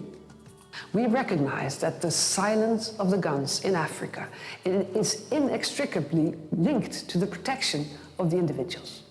Without respect for human rights and accountability, there can be no lasting peace, And without peace, rights remain fragile. Human rights are not abstract principles. Human rights are about whether a child has access to education and safety. Human rights are about whether a woman has control over her body. Human rights are about whether citizens can speak freely, organize peacefully, and trust the very institutions meant to protect them. Peace and security cannot be separated from governance and human rights. Where justice is absent, instability grows. Where exclusion persists, insecurity deepens. And where institutions fail to protect the dignity and rights of citizens, trust is eroded and tensions rise. Je peux vous assurer que la Cour, pour sa part, est disposée à collaborer avec les autres organes et de mener à bien notre mandat commun relatif à la protection des droits de l'homme et des peuples. As Africa embraces technological innovation, we must therefore ensure that emerging technologies remain guided by ethics, inclusion, and the protection of fundamental freedoms. Together, we must build a stronger, more responsive, and truly inclusive African human rights system that protects children's rights today for a prosperous Africa tomorrow. The spirit of Banjul must travel far beyond these halls. It must reach communities that never sent a delegate to any of our sessions. The legacy of this commission will be measured not by the sophistication of its resolutions, but by the protection it delivers to the ordinary African men, women, and children. May this 87th session be bold in its decisions, honest in its assessments, and precise in its demands. May it strengthen our collective resolve to build an Africa where dignity is not aspirational, but lived. It is my honor to declare the 87th Ordinary Session of the African Commission on Human and People's Rights open.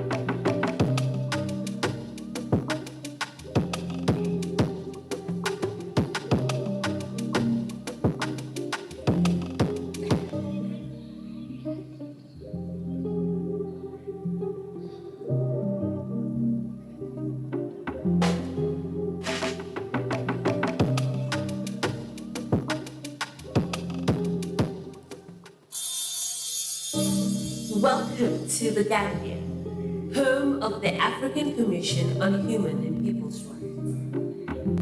Bem-vindos à Gâmbia, sede da Comissão Africana dos Direitos Humanos e dos Povos. Bienvenue au Gambie, siège de la Commission africaine des droits de l'homme et des peuples. مرحبا بكم في غامبيا، البلد المضيف للجنة الإفريقية لحقوق الإنسان والشعوب. Dalleen ci jàmm fii ci Gambia dëkkuwaay kuréel bi yore ci doomu aadama ci Afrika. One Africa, one voice, your rights, human rights, our collective responsibility. نرحب بكم في الدورة العادية للجنة الإفريقية لحقوق الإنسان والشعوب.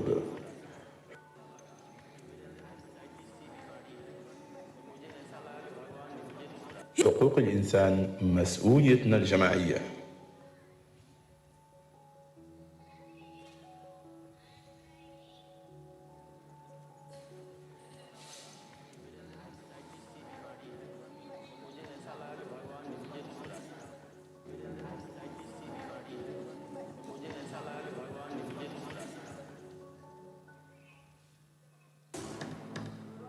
You are welcome to the ordinary session of the African Commission on Human and People's Rights.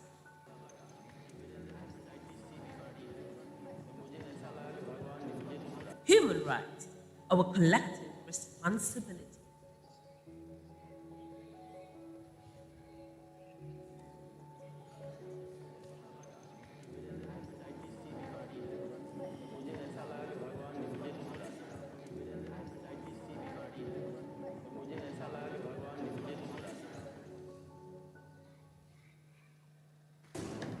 Bienvenue à la session ordinaire de la Commission africaine des droits de l'homme et des peuples.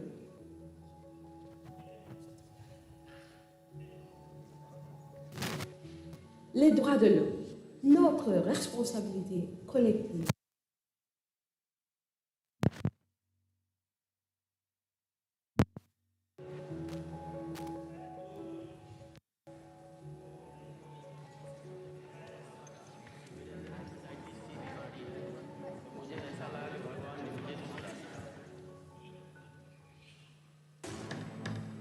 Sejam bem-vindos à sessão ordinária da Comissão Africana dos Direitos Humanos e dos Povos.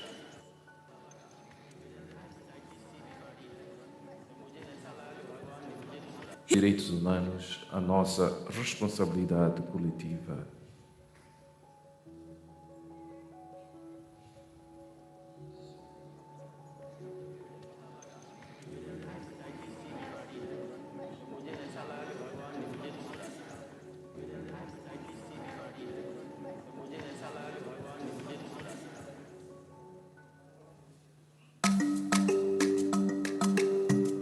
It is my distinct honor to welcome you to the opening ceremony of the 87th Ordinary Session of the African Commission, being held in this warm, beautiful, and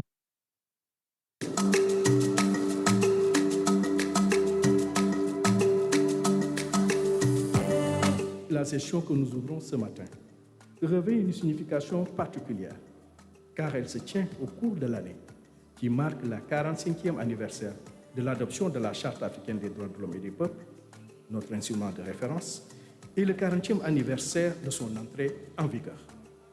C'est le lieu de rendre hommage à toutes les personnalités qui ont porté la vision, les rédacteurs qui l'ont matérialisé, et particulièrement les chefs d'État et de gouvernement, qui par leurs actions résolues ont se doter d'un système régional de protection des droits de l'homme ancré dans ses réalités, ses valeurs et ses aspirations. The African Union Commission reaffirms its commitment to continue the cooperation and complementarity with the Commission in supporting member states to translate commitments into concrete action for the benefit of our people. We recognize that the silence of the guns in Africa is inextricably linked to the protection of the individuals. Without respect for human rights and accountability, there can be no lasting peace. And without peace, rights remain fragile.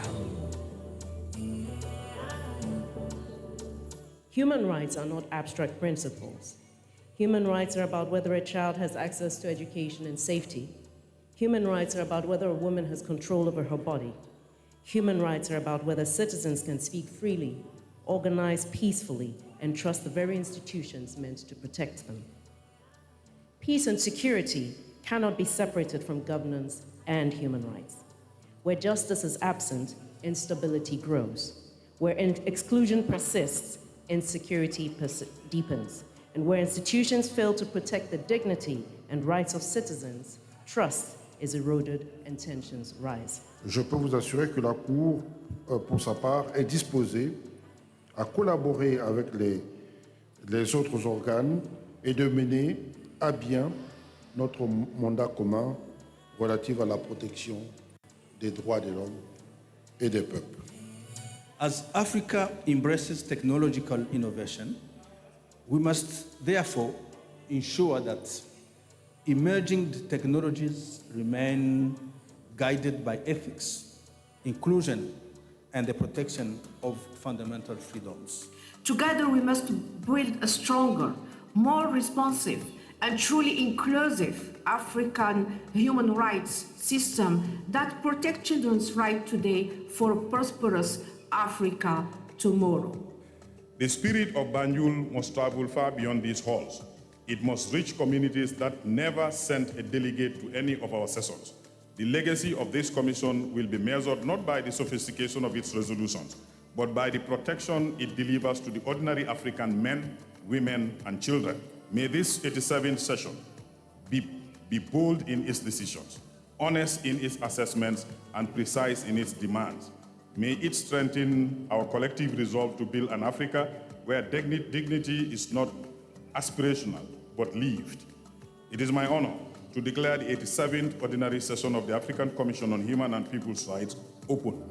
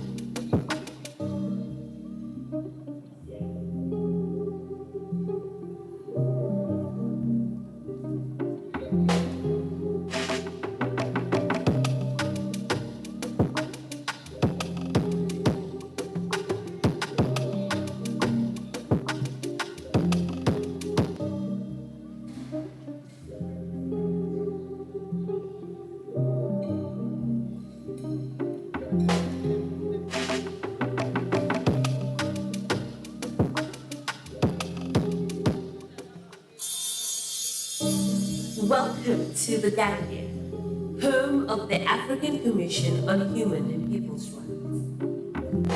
Bem-vindos à Gâmbia, sede da Comissão Africana dos Direitos Humanos e dos Povos. Bienvenue au Gambie, siège de la Commission africaine des droits de l'homme et des peuples. مرحبا بكم في غامبيا، البلد المضيف للجنة الإفريقية لحقوق الإنسان والشعوب.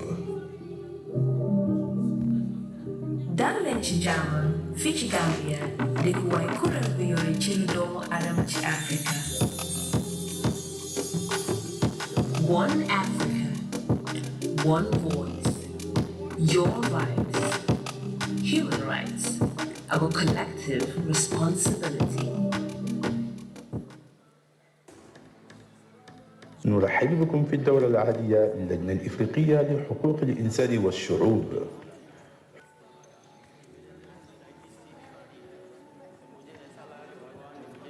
حقوق الإنسان مسؤوليتنا الجماعية.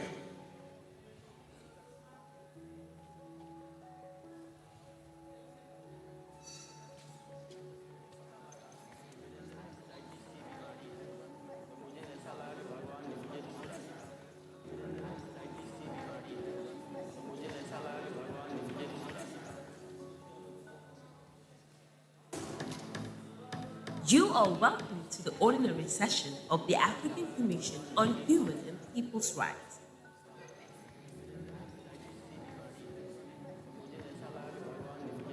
Human rights, our collective responsibility.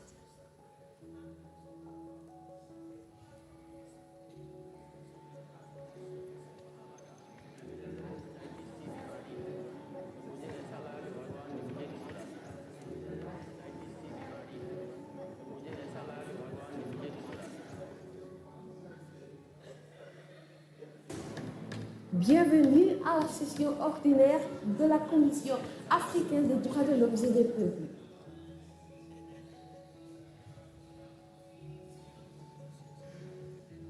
Les droits de l'homme, notre responsabilité collective.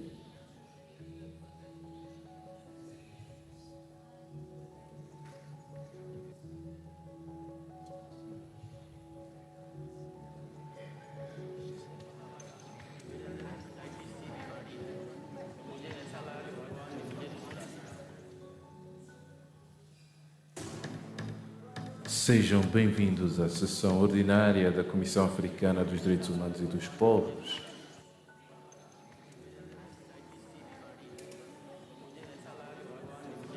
Direitos humanos, a nossa responsabilidade coletiva.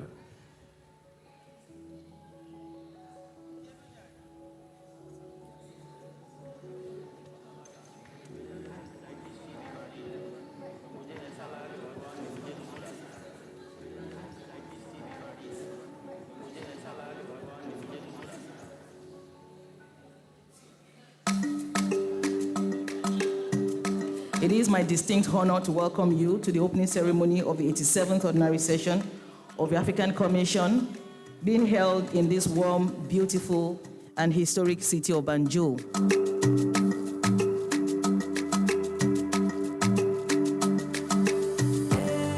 La session que nous ouvrons ce matin revêt une signification particulière, car elle se tient au cours de l'année qui marque la 45e anniversaire de l'adoption de la Charte africaine des droits de l'homme et des peuples, notre instrument de référence, et le 40e anniversaire de son entrée en vigueur.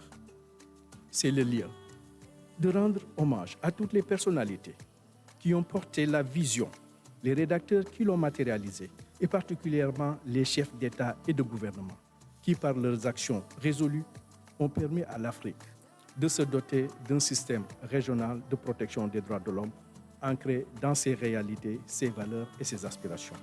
The African Union Commission reaffirms its commitment to continue the cooperation and complementarity with the Commission in supporting member states to translate commitments into concrete action for the benefit of our people. We recognize that the silence of the guns in Africa is inextricably linked to the protection of the individuals.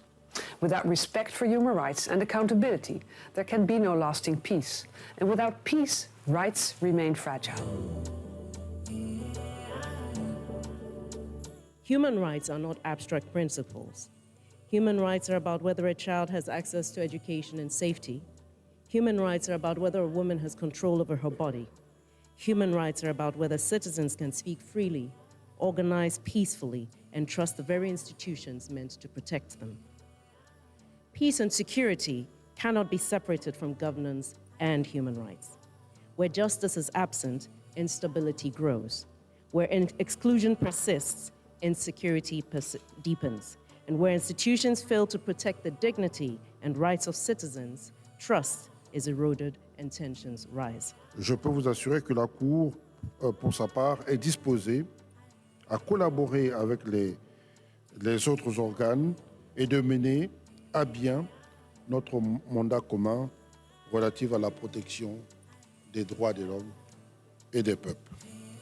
As Africa embraces technological innovation, we must therefore ensure that emerging technologies remain guided by ethics, inclusion, and the protection of fundamental freedoms.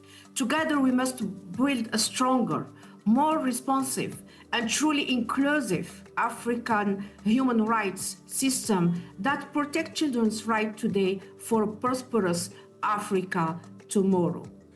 The spirit of Banjul must travel far beyond these halls. It must reach communities that never sent a delegate to any of our sessions. The legacy of this commission will be measured not by the sophistication of its resolutions, but by the protection it delivers to the ordinary African men, women, and children. May this 87th session be bold in its decisions, honest in its assessments, and precise in its demands. May it strengthen our collective resolve to build an Africa where dignity is not aspirational, but lived. It is my honor to declare the 87th Ordinary Session of the African Commission on Human and People's Rights open.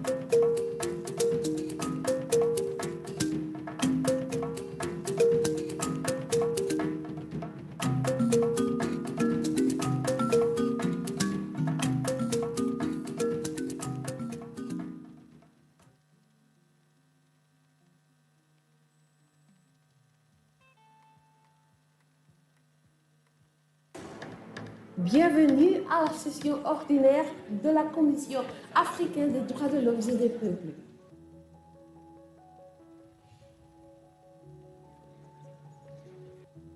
Les droits de l'homme, notre responsabilité collective.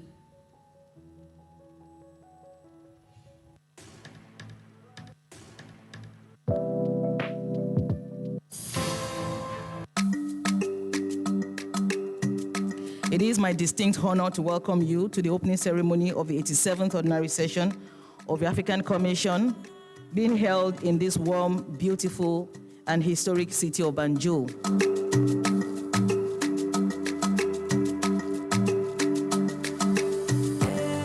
La session que nous ouvrons ce matin revêt une signification particulière, car elle se tient au cours de l'année qui marque la 45e anniversaire de l'adoption de la Charte africaine des droits de l'homme et des peuples, notre instrument de référence, et le 40e anniversaire de son entrée en vigueur.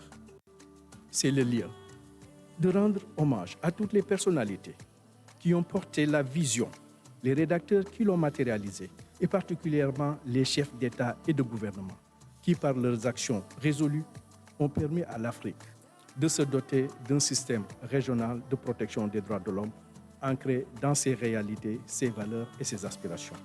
The African Union Commission reaffirms its commitment to continue the cooperation and complementarity with the Commission in supporting member states to translate commitments into concrete action for the benefit of our people.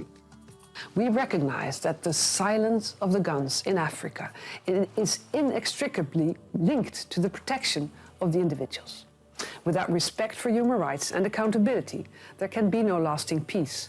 And without peace, rights remain fragile.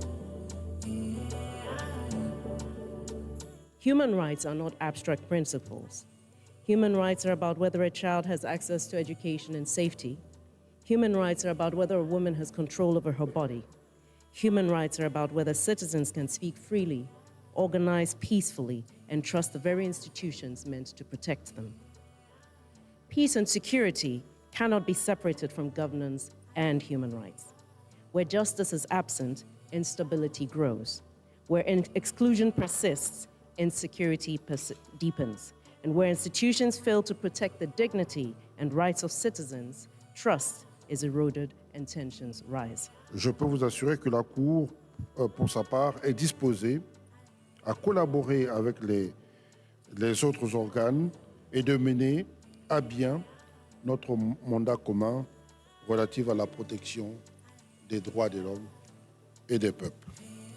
As Africa embraces technological innovation, we must therefore ensure that emerging technologies remain guided by ethics, inclusion, and the protection of fundamental freedoms. Together, we must build a stronger, more responsive, and truly inclusive African human rights system that protects children's rights today for a prosperous Africa tomorrow. The spirit of Banjul must travel far beyond these halls. It must reach communities that never sent a delegate to any of our sessions. The legacy of this commission will be measured not by the sophistication of its resolutions, but by the protection it delivers to the ordinary African men, women, and children. May this 87th session be bold in its decisions, honest in its assessments, and precise in its demands. May it strengthen our collective resolve to build an Africa where dignity is not aspirational, but lived. It is my honor to declare the 87th Ordinary Session of the African Commission on Human and People's Rights open.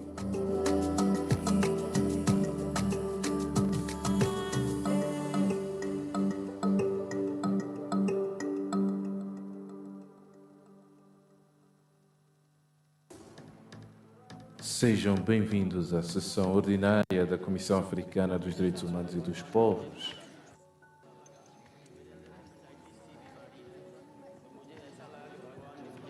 Direitos humanos, a nossa responsabilidade coletiva.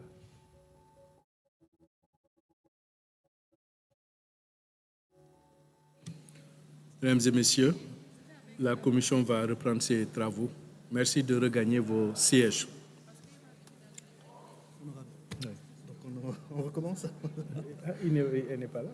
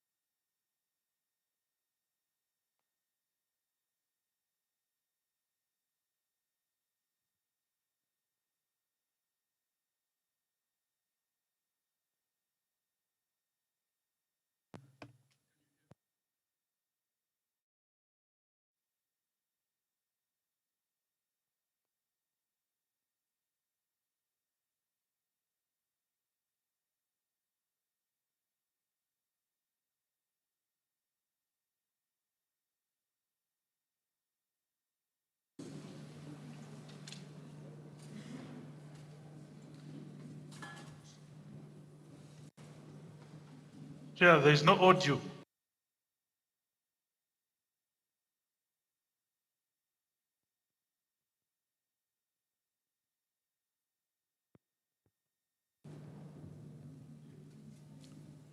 Please, Aminata, can you call Commissioner?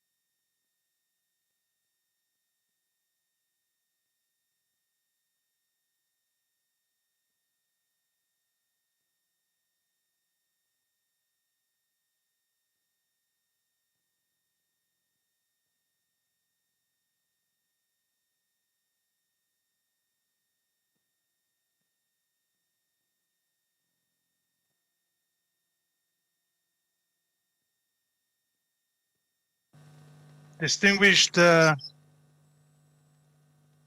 Excellencies, Commissioners, as well as the esteemed delegates, it is my distinct honor to present my intercession activity report as a member of the African Commission on Human and People's Rights and chairperson of the Working Group on Economic, Social, and Cultural Rights at this 87th ordinary session, which is being held between 11th and the 20th May of 2026 in Banjul, the Gambia. Section 1 of my report, which is the introduction. This report is submitted in accordance with Rules 25, 3, and 64 of the Rules of Procedure 2020 of the African Commission on Human and People's Rights, hereinafter referred to as the Commission, and covers the activities undertaken during the intercession period between 85th and 87th ordinary sessions of the Commission.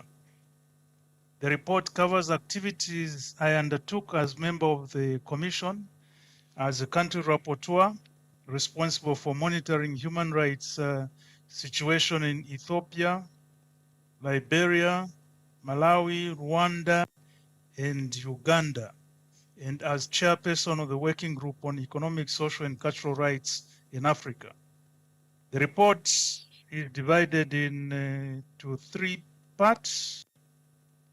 The first part is introduction, then the second deals with part 1 and part 2, which has activities undertaken in my capacity as member of the Commission and country rapporteur, monitoring human rights situation in the countries that I have already mentioned. Then part 2 of section 2 deals with activities in my capacity as the chairperson of the Working Group on Economic, Social, and Cultural Rights. Then section 3 also has 3 parts. The first part is situation analysis of ECOSOC's rights on the continent, and part 2, opportunities seized by the Working Group on ECOSOC's, and lastly, part 3, conclusion and recommendations. I now go chair to section 2 rather, which deals with intercession activities. Part 1, activities undertaken in my capacity as a member of the Commission and country rapporteur. A, activities as a member of the Commission. 85th Ordinary Session. From the 21st to the 30th October 2025, I participated in the 85th Ordinary Session of the Commission held in Banjul, the Gambia. I contributed to the Commission's interactions with stakeholders on urgent human rights issues on the continent. I also held briefs with delegates and representatives of national human rights institutions and non-governmental organizations on the human rights situation in the countries I cover. Further, I participated in consideration and adoption of decisions on communications and resolutions, examinations of periodic reports pursuant to Article 62 of the African Charter on Human and People's Rights, hereinafter referred to as the African Charter, and review of other documents adopted by the Commission. 39th Extraordinary Session. From the 8th to the 13th December 2025, I participated in the 39th Extraordinary Session of the Commission held virtually. The session considered both technical and organizational issues and urgent documents of the Commission. 86th Ordinary Session. From the 25th February to 3rd March 2026, I participated in the 86th Ordinary Session of the Commission held virtually. The session mainly considered communications, resolutions, reports, other documents, and matters arising. B, country monitoring. In accordance with the Commission's mandate under Article 45 of the African Charter, the Commission has an important role in the implementation, monitoring, and assessment in respect for the provisions therein. In this regard, members of the Commission have the responsibility to monitor the situation of human rights in countries and address concerns as appropriate. In doing so, state parties and other stakeholders are encouraged to cooperate and consult the country rapporteurs of the Commission in the design, planning, implementation, and review of human rights mandates in their countries. In line with my mandate, I monitor the situation of human rights as country rapporteur in the countries which are earlier listed. During the intercession period, therefore, I paid particular attention to the human rights situation in those respective countries, and in doing so, I issued letters of urgent appeal, press releases on human rights concern brought to my attention. Urgent letters of appeal. Joint letter of urgent appeal to the Republic of Uganda on the 13th December 2025 as the country rapporteur on the human rights situation in the Republic of Uganda, together with a rapporteur on freedom of expression and access to information in Africa and the Special Rapporteur on Human Rights Defenders, focal point on reprisals, and on the judicial independence in Africa. We sent a joint letter of urgent appeal to His Excellency Yoweri K. Museveni, President of the Republic of Uganda, regarding reports of the alleged human rights violations in the Republic of Uganda. According to reports received by the Commission in 2025, over 550 National Unity Platform members and supporters were arrested and charged with various offenses under the Penal Code Act, ranging from unlawful drilling, unlawful assembly, to common nuisance and incitement of violence.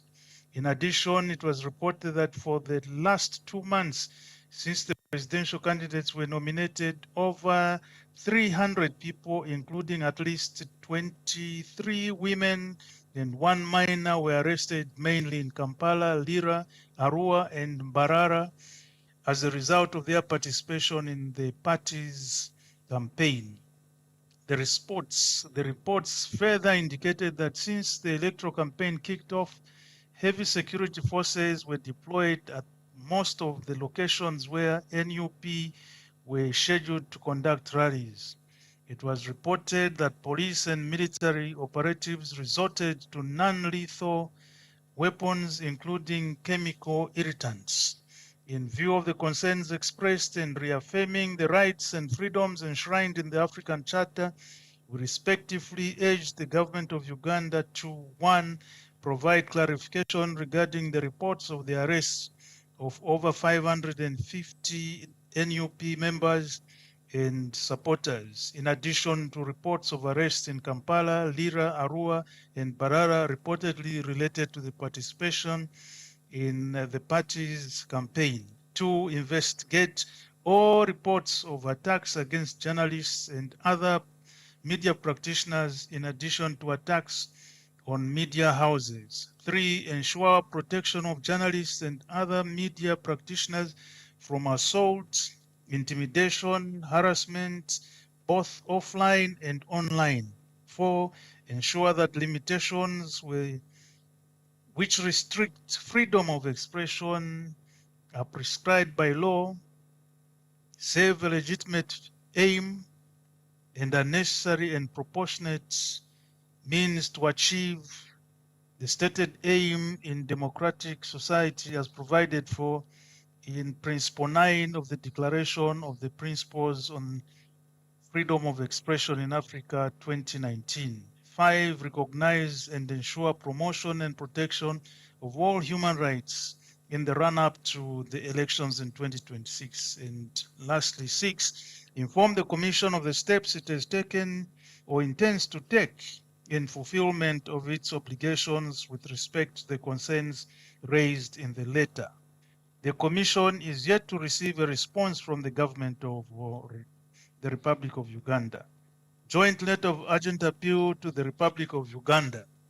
On the 8th January 2026, as the country rapporteur on the rights of the human rights situation in the Republic of Uganda, together with the Special Rapporteur on freedom of expression and access to information in Africa and the Special Rapporteur on human rights defenders, focal point on reprisals and on the judicial independence in Africa, we sent a joint letter of urgent appeal to His Excellency Mr. Yoweri K.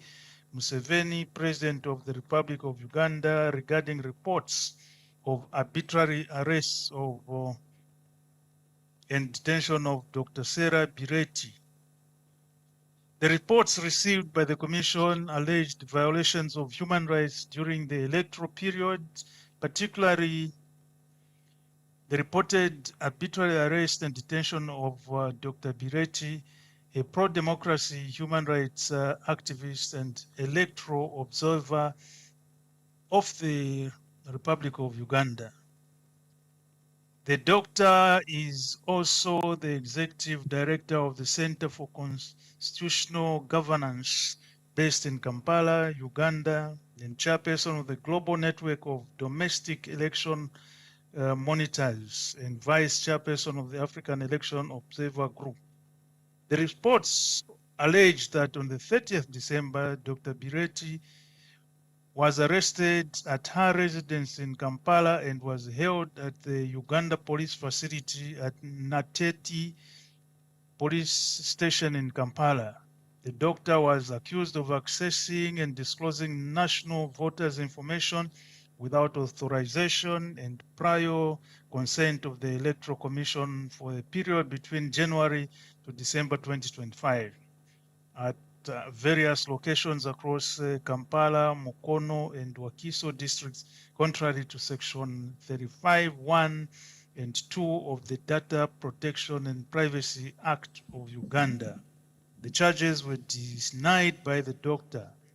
Reports received also indicate that despite the bail application by her lawyers, who also presented 4 sureties, the court session of the Chief Magistrate at Buganda Roads in Kampala was adjourned to the 21st January 2026 for the prosecution to reply to the bail application. She was remanded to Ruzira prison despite her medical condition as she suffers from hypertension, and her medical documents were submitted to court.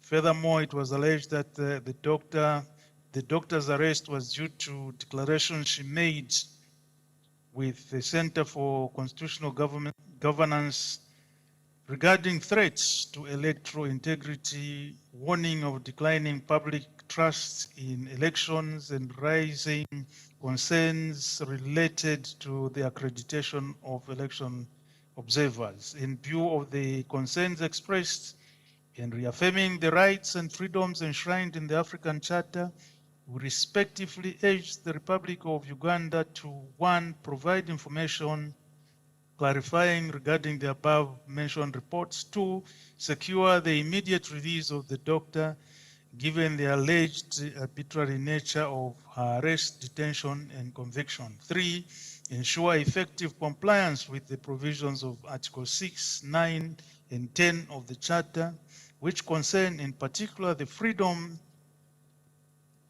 and security of the person, the freedom of expression, and that of association. And 4, refrain from any actions that may constitute harassment, persecution, or judicial intimidation of independent electoral observers and pro-democracy activists. The Commission later received information that the doctor was released from custody on 28th January 2026. Joint letter of appreciation to the Republic of Uganda. Consequently, by letter dated 8th February 2026, we sent a joint letter of appreciation to His Excellency Mr. Yoweri K. Museveni, President of the Republic of Uganda, regarding the release of the doctor. We expressed that the release is an important step in recognizing the participation of human rights defenders in the electoral process and an apparent willingness by the government to take actions aimed at easing the tension that emanated from the electoral period.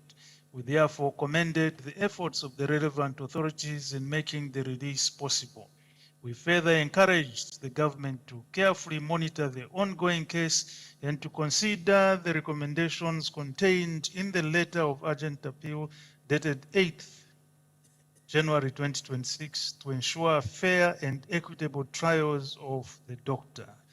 Joint letter of urgent appeal to the Republic of Uganda. On the 23rd March 2026, in our capacity as country rapporteur on the human rights situation in Uganda and the chairperson of the Working Group on Economic, Social, and Cultural Rights, and the special rapporteur on the rights of women in Africa, and the special rapporteur on the refugees, asylum seekers, internally displaced persons, and migrants in Africa, we sent a joint letter of urgent appeal to His Excellency Yoweri Kaguta Museveni, President of the Republic of Uganda regarding reports of the alleged human rights violations against the Karimojo women and children in Uganda. The reports alleged a pattern of operations conducted by state authorities, including security forces and municipal authorities, involving the arrest, detention, relocation, and institutionalization of Karimojo women and children, particularly in Kampala and surrounding urban areas.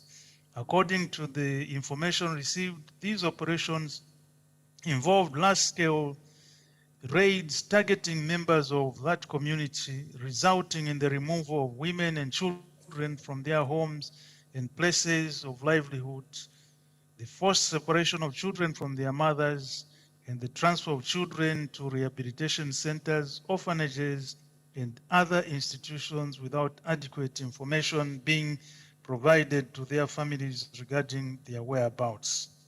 Further information indicated that during these operations, women and children were subjected to physical violence, arbitrary arrest, and detention, inhuman and degrading conditions of confinement, and the denial of access to family members or legal safeguards. According to the reports, some of the children were transferred between various institutions, including rehabilitation centers and detention facilities, without transparent documentation, raising concerns about the traceability and protection of those affected.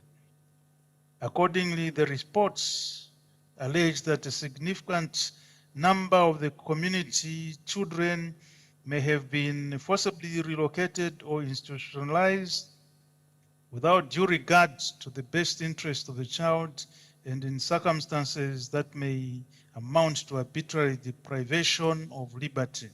Allegations also indicate that mothers were separated from their children without proper judicial oversight, and in some instances were reportedly compelled to testify against themselves or their children during judicial proceedings. In view of the concerns expressed and reaffirming the rights and freedoms enshrined in the African Charter, we respectively urge the government of Uganda to, one, to provide the legal basis as well as the administrative basis for the operations reportedly conducted in Kampala and other urban areas targeting the said community, women and children. Two, to inform us about the measures taken to ensure that any actions involving children comply with principles of necessity, proportionality, and the best interest of the child. To take steps, to inform us steps taken to ensure that the children separated from their parents are promptly reunited with their families and that their whereabouts are properly documented and communicated to relatives. To also inform us about the measures taken by the government to investigate allegations of excessive use of force, ill treatment, arbitrary detention, and other reported abuses during the operations. And lastly, the steps being taken to ensure the protection, assistance, and durable solutions for the community women and the children who may be internally displaced or otherwise living in vulnerable conditions in urban areas. The Commission is yet to receive a response from the government of the Republic of Uganda. Joint letter of urgent appeal to the Federal Democratic Republic of Ethiopia on the 4th March 2026 as country rapporteur for Ethiopia, together with the special rapporteur on the freedom of expression and access to information in Africa. We sent a joint letter of appeal to the President of the Federal Democratic Republic of Ethiopia, His Excellency Mr. Abiy Ahmed Ali, Prime Minister of, as well as the Prime Minister of the Federal Democratic Republic of Ethiopia regarding allegations of violations of freedom of expression in the Federal Democratic Republic of Ethiopia. The reports we received alleged the revocation of registration of the Addis Standards, an independent media outlet in Ethiopia, under the media proclamation. The reports indicated that the Ethiopian Media Authority, EMA, revoked its online media operation certificate effective 24th February 2026, and that in a statement, the EMA accused the Addis Standard of repeatedly disseminating reports that compromise media ethics, violate Ethiopian laws, and endanger the national interests of the country and its people. Further, the authority had issued multiple warnings. However, the media outlet had failed to take corrective measures. Further reports indicate that the editor-in-chief of the Standard, Mr. Yosan Kedia, rejected the decision, stating that the outlet had never received any formal notice of violations from the EMA, and characterizing the assertion of the repeated notices as inaccurate. In view of the concerns expressed and reaffirming the right of freedoms enshrined in the African Charter, we respectively urged the government of Ethiopia to, 1, provide clarification regarding the reported revocation of the registration of Addis Standard in Ethiopia, 2, reinstate the online registration certificate for the Addis Standard, 3, review all criminal restrictions of content to ensure that they are justifiable and compatible with international human rights law and standards. 4, ensure that freedom of expression is not only restricted on public order or national security grounds unless there is real risk of harm to a legitimate interest, particularly before, during, and after the electoral periods. And lastly, 5, inform the Commission of the steps it has taken or intends to take in fulfillment of its obligations with respect to the concerns raised in this letter. The Commission is yet to receive a response from the government of the Federal Democratic Republic of Ethiopia. Joint letter of urgent appeal to the Federal Democratic Republic of Ethiopia.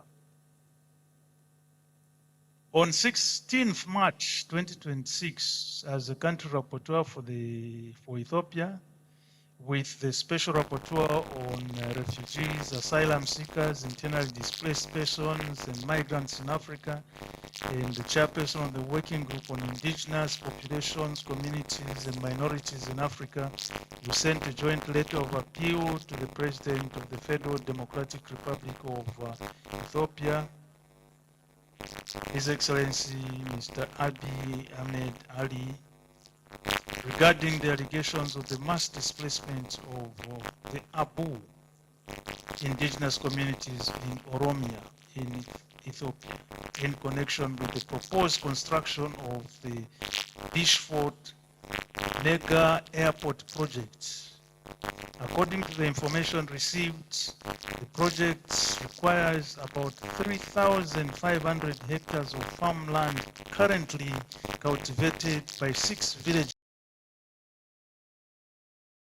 3,000 households, representing an estimated 15,000 individuals may be displaced. The affected populations reportedly belong primarily to the indigenous Jana Galan clan of the Tulam Orom community and relies on the land as its primary source of livelihoods, food security, and cultural identity. The reports further indicated that the project is being implemented without meaningful consultation or free, prior, and informed consent of the affected indigenous communities. Further allegations suggest that compensation is either non-existent or minimal, failing to account for the land's cultural and economic values, and that farmers who question the process face intimidation by the authorities.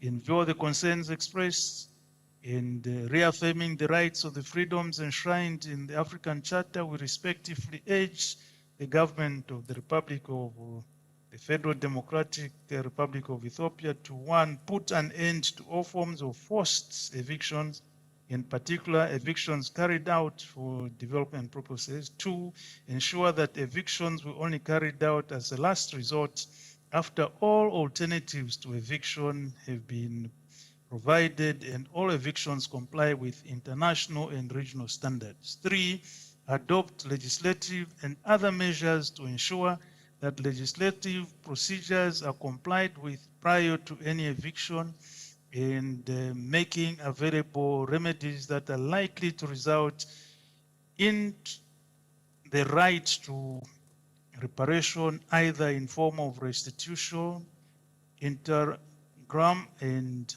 or monetary compensation. Four, take concrete measures to confer security of tenure to all people lacking such protection with prior and informed consent of the affected people. And five, ensure that any alternative housing provided to people complies with international and regional standards on the right to adequate housing.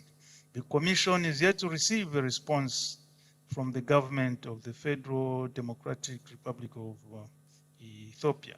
Press statements. Press statements on the suspension of public internet access, selected mobile services and civil society organization permits during the election period in Uganda. On the 14th January 2026, in my capacity as country rapporteur for Uganda, together with the special rapporteur on the freedom of expression and access to information in Africa, and the special rapporteur on human rights defenders, focal point on reprisals and judicial independence in Africa, we issued a press release on the suspension of public internet access, selected mobile services and civil society organizations permits during the election period in Uganda. The Commission expressed concerns by the directive of the Ugandan Communication Authority dated 13th January, referenced, we have a reference number, directing all licensed mobile network operators and internet service providers to suspend A, public internet access, B, the sale and registration of new SIM cards, C, outward bound data roaming services to one network area countries. The directive further reportedly requires the blocking of all public internet traffic, including access to social media platforms, web browsing, video streaming services, personal email services, and messaging applications. The suspension is also reported to extend to mobile broadband, cellular, fiber optic services, these lines, fixed wireless access, microwave radio links, and satellite internet services.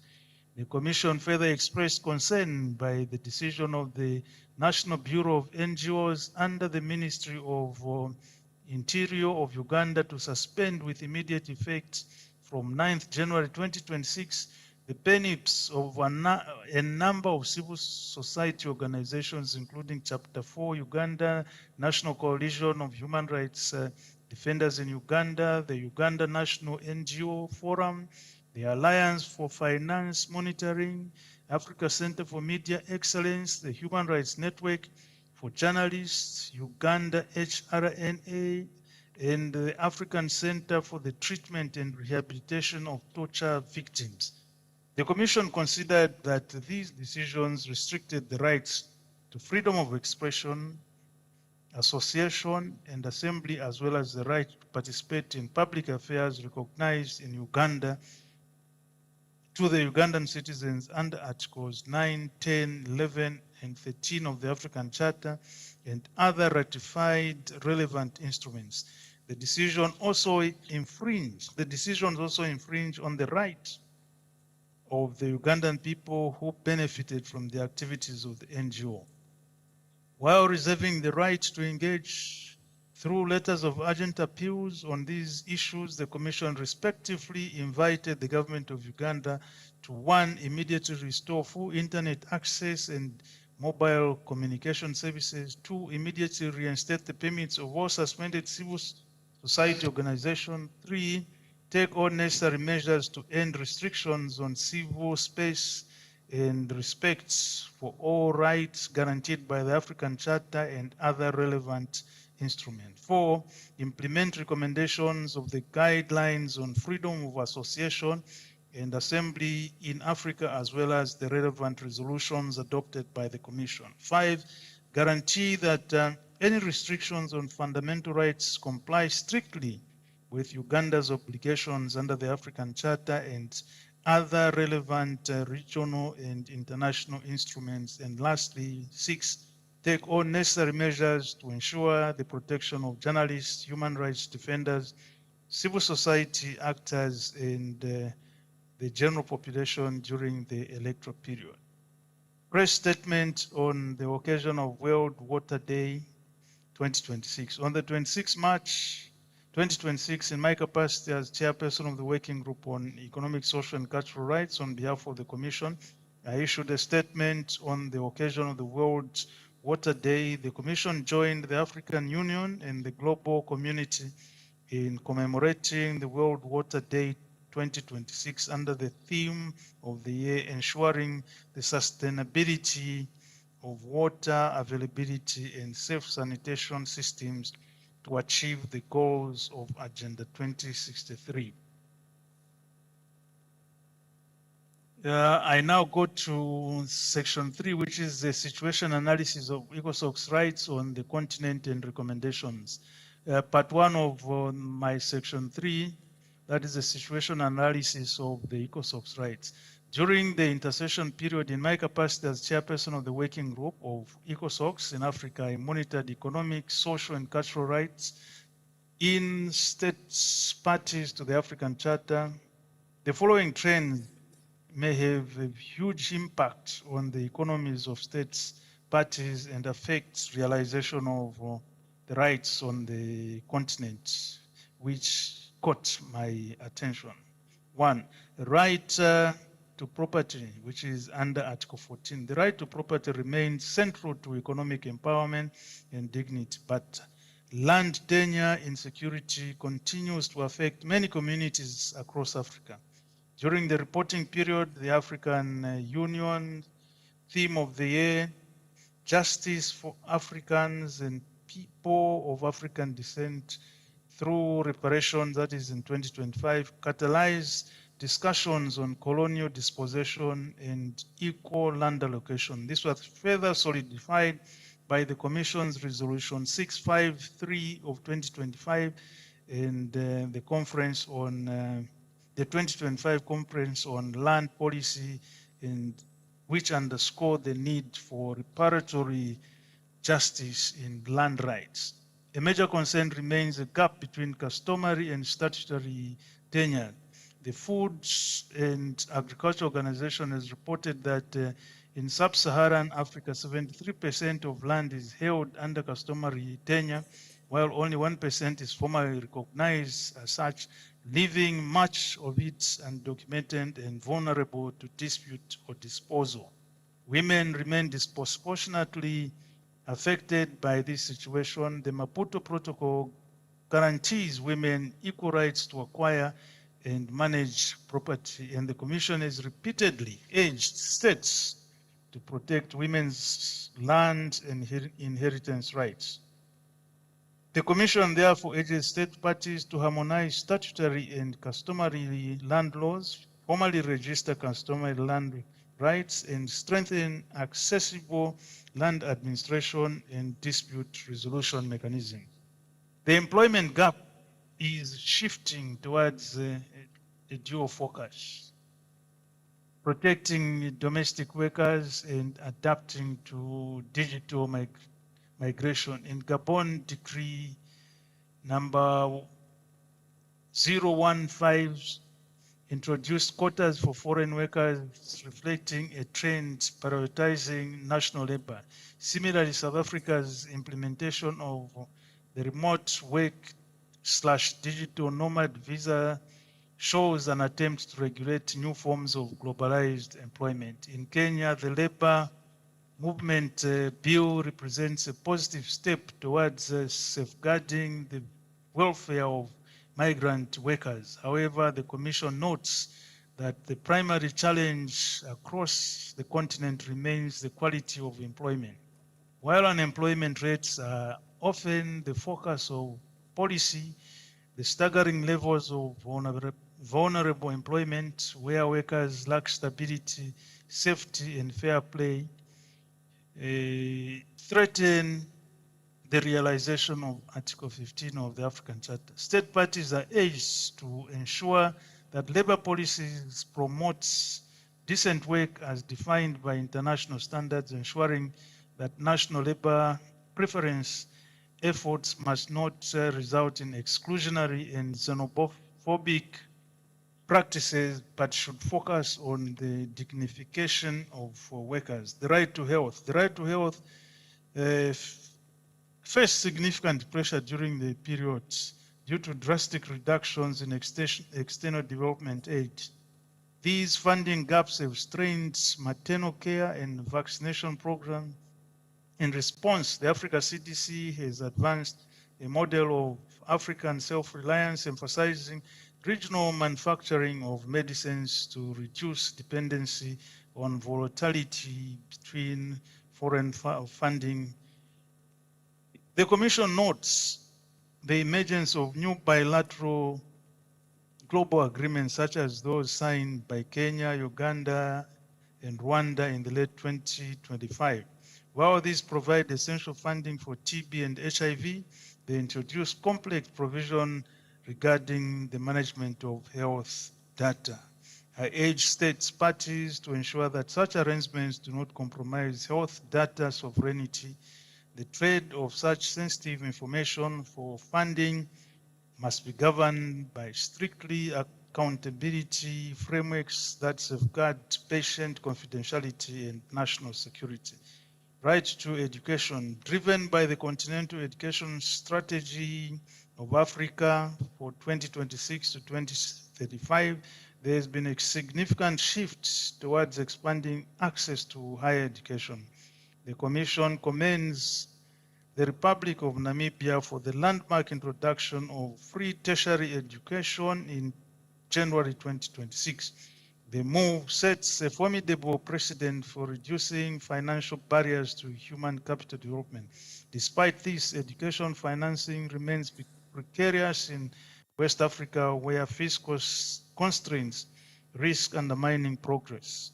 Budgetary cuts often disproportionately affect girls and learners with disabilities. State parties are urged to ring-fence education spending as a non-negotiable priority for continental development. Social protection and the social security. Social protection is an indispensable safety net for informal employment economy and those facing economic shocks. The Protocol on the African Charter on the Rights of Citizens to Social Protection and Social Security, adopted in 2022, remains a primary framework for this right, yet its entry into force is still pending. As of April 2026, the Commission notes that with concern that only 2 states, Zimbabwe and Uganda, have ratified the protocol. 15 ratifications are required for it to enter into force. This slow uptake indicates a lack of urgent political commitments to the continent's most vulnerable populations. I therefore reiterate my urgent call to all state parties to sign, ratify, and domesticate this protocol. Practical measures must be adopted to expand safety nets, ensuring no African is left behind in times of economic distress. Part 2, which deals with opportunity seized. In view of, by the working group, in view of the above concerns raised, the working group is already engaging with partners in discussions on practical steps towards protection of ECOSOC's rights as enshrined in the African Charter. The working group has also placed advocacy with state parties and relevant parties on the concerns raised on its priority list. Resolution 446 of 2020 mandated the working group to conduct a joint study on the right to health and its financing in Africa in collaboration with UNAIDS. The draft study is yet to be finalized for presentation to the Commission for adoption. The Working Group on Economic, Social and Cultural Rights and the Working Group on Extractive Industries were also mandated by the Commission to undertake a study on climate change and human rights pursuant to Resolution 342 of 2016. The draft study is finalized and will be presented to the Commission for adoption and publication thereafter. Furthermore, Article 561 of 2023, the Working Group was tasked by the Commission to work in collaboration with partners to develop a study on economic, social, and cultural rights and national sustainable development processes.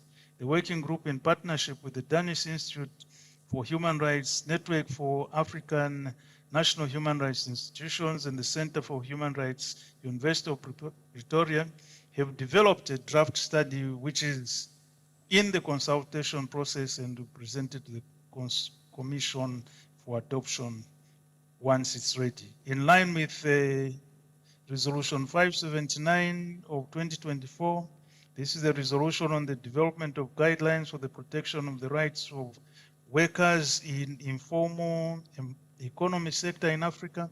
The Commission tasked the Working Group to develop guidelines on the protection for the rights of the workers in informal work, together with model laws to regulate different occupations in informal economy, and to work in collaboration with the Special Rapporteur on the rights of women in Africa and other stakeholders in drafting the guidelines and the model laws. The Working Group, in partnership with Solidarity Center, have completed the second draft of the guidelines and will be presented for review by the Working Group and the Special Rapporteur, followed by a public consultation. Further, by Resolution 625 of 2025 on the need to develop guidelines on the elimination of obstetric violence and promotion of maternal health in Africa, the Commission tasked the Working Group and the Special Rapporteur on the Rights of Women to develop guidelines on the elimination of this violence and the promotion of maternal health in Africa. Both mechanisms, in collaboration with partners, the Center for Reproductive Rights, at the initial stages of developing these guidelines. The technical drafting team is in the process of finalizing the first draft. Then, pursuant to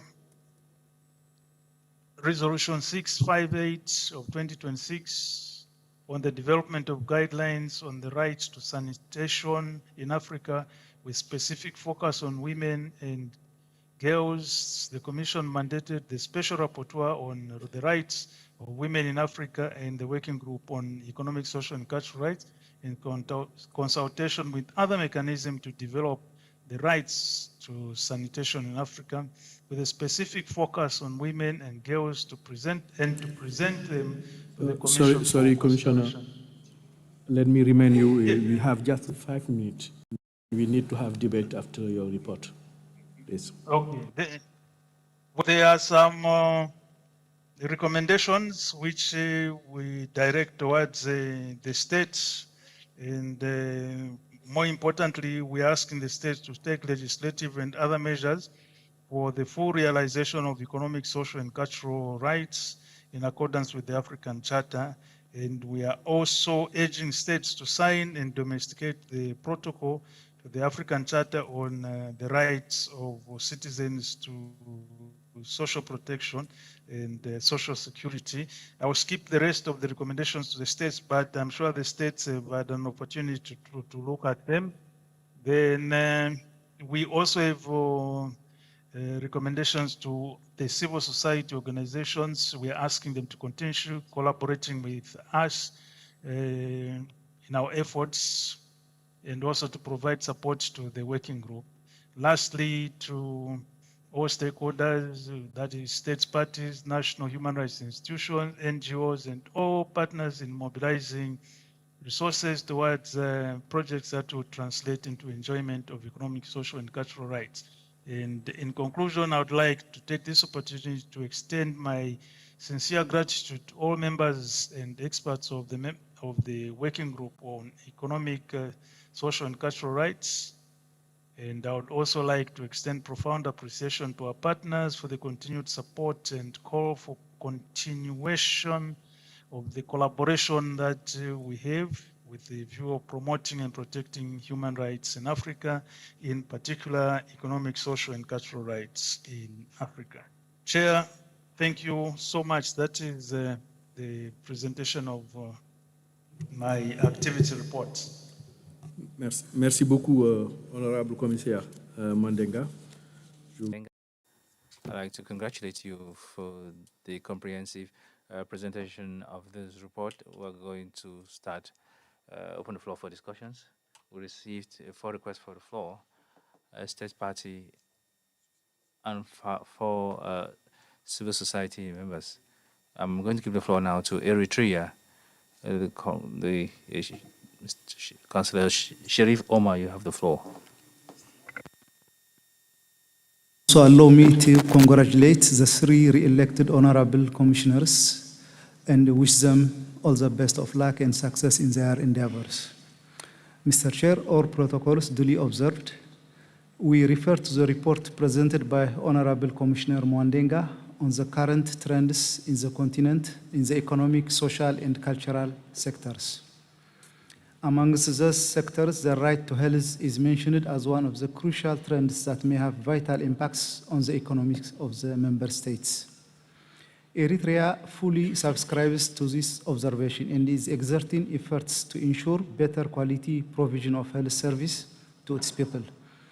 To mention some of the latest activities, the Africa Vaccination Week was observed at the national level on 30th April 2026 in Eritrea under the theme "Let Parents and the Community Work in Collaboration for Ensuring the Health of Our Children."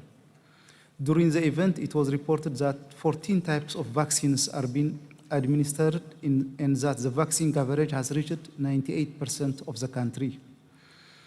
Thanks to these endeavors, under 5 mortality has declined to 33.8 per 1,000 live births, and the neonatal mortality has dropped to 17.5 per 1,000 live births. The government is also aggressively addressing neonatal and infant morbidity by introducing the hepatitis B birth dose vaccine in 2025 and strengthening integrated community case management to ensure that malaria, pneumonia, and diarrhea are treated at the village level. As a result of the public health intervention, life expectancy at birth has increased from 55 to 68 years, and under 5-year mortality has declined by 78%, as well as maternal mortality has declined by 60%. Eritrea is also working towards achieving its national target of eradicating TB by 2030. Thus far, positive progress has been achieved with a steady TB notification rate of 87%, 100% treatment enrollment, and 90% treatment success for all forms of the disease. In conclusion, Mr. Chair, Eritrea realizes the challenges of funding gaps our continent is facing in the provision of health services. In the face of these gaps, the way forward has to be the mobilization of domestic resources, identifying of priorities, and prudent use of the available resources. I thank you, Mr. Chair. Merci beaucoup, Monsieur le Conseiller. Councillor, I will now give the floor to Ethiopia.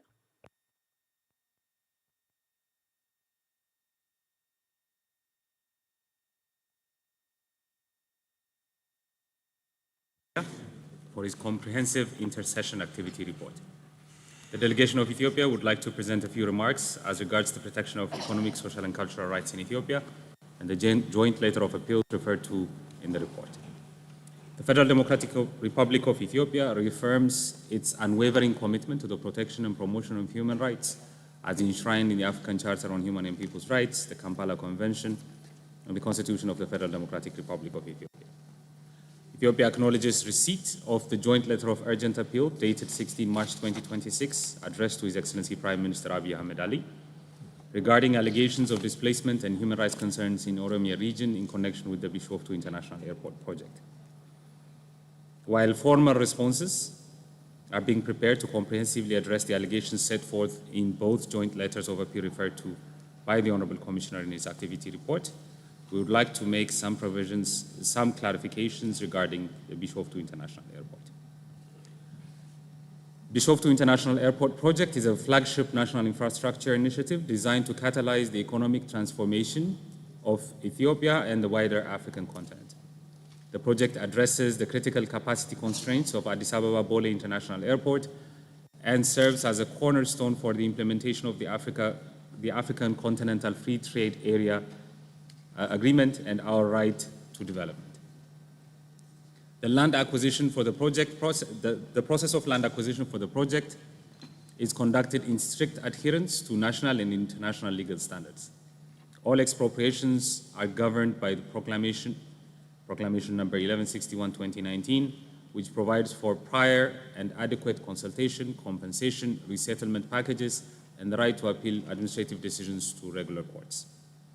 In accordance with our national laws and relevant human rights standards, a comprehensive stakeholder engagement plan, SEP, was implemented between 2024 and 2025, and over 1 year of advance notice of the plan development initiative was given and extensive consultations were held, involving multiple rounds of public consultations with the residents of the 6 concerned villages. An exhaustive environmental and social impact assessment was finalized on 10 August 2025 in full alignment with the African Development Bank's integrated safeguard system and the World Bank's environmental and social framework. The project received its environmental clearance certificate, or EEC, following a rigorous review of its social mitigation plans. Ethiopia rejects the allegations of nominal compensation. The Oromia Regional Government and the Ethiopian Airlines Group have implemented a resettlement program that exceeds standard international requirements. A budget of 17 billion Ethiopian birr, or roughly $172.5 million, has been allocated and is being dispersed for compensation and resettlement. An additional 5.3 billion birr, or roughly $53.7 million, has been invested in infrastructure for resettlement sites.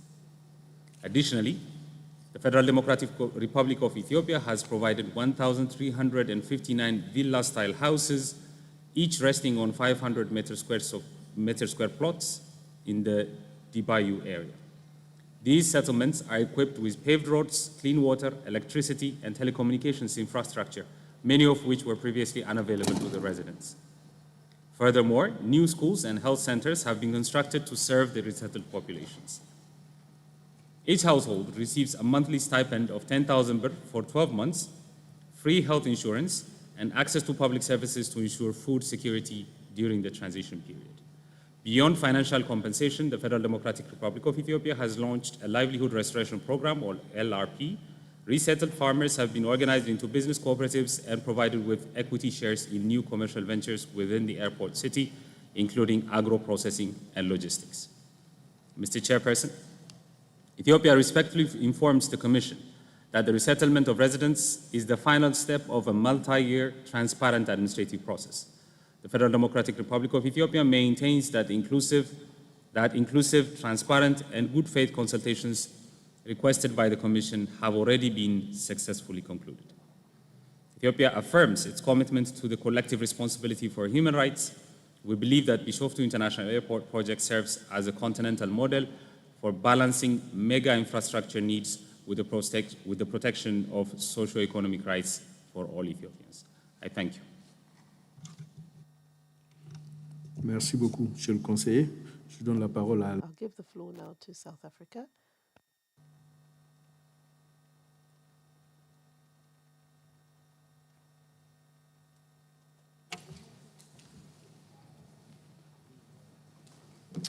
Thank you, Chair. We thank the Commissioner for the comprehensive presentation of the activity report. My delegation takes the floor to comment on this activity report, in particular on Article 15 of the African Charter and the Commissioner's recommendation on Section 3. Youth unemployment in South Africa remains a critical socio-economic crisis and a biggest concern for the South African government. According to the latest data released by Statistics South Africa, 39.2% of young people are not in employment. The majority of that 39.2% are sadly young women. The government views this as a major threat to social stability, inequality, and poverty reduction. And that is, in our view, a legitimate interest. For this reason, South Africa is prioritizing its own citizens in employment strategies, primarily because of a devastating high unemployment crisis. Like in many states, non-citizens are considered for specialized skills where there are shortages.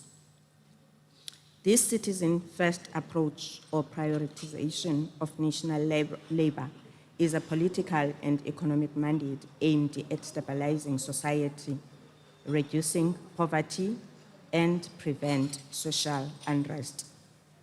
Under international law, states have the authority and obligation to manage their borders and determine the conditions under which foreign nationals may work.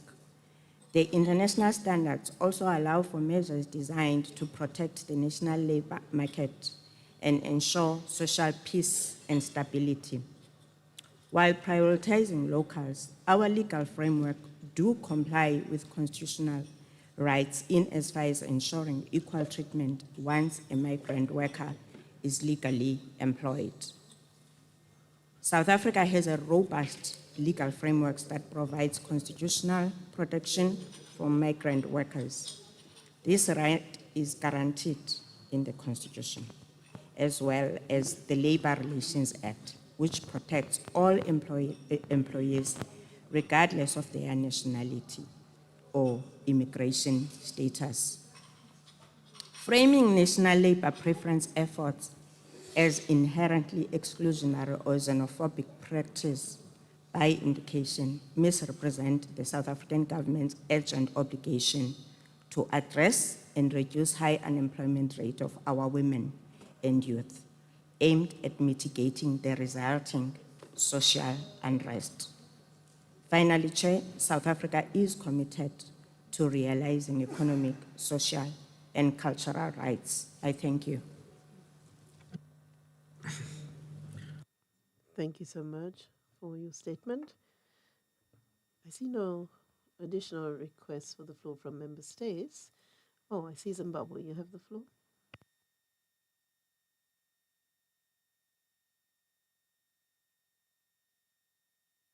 Zimbabwe has demonstrated remarkable strides, resilience, and positive performance.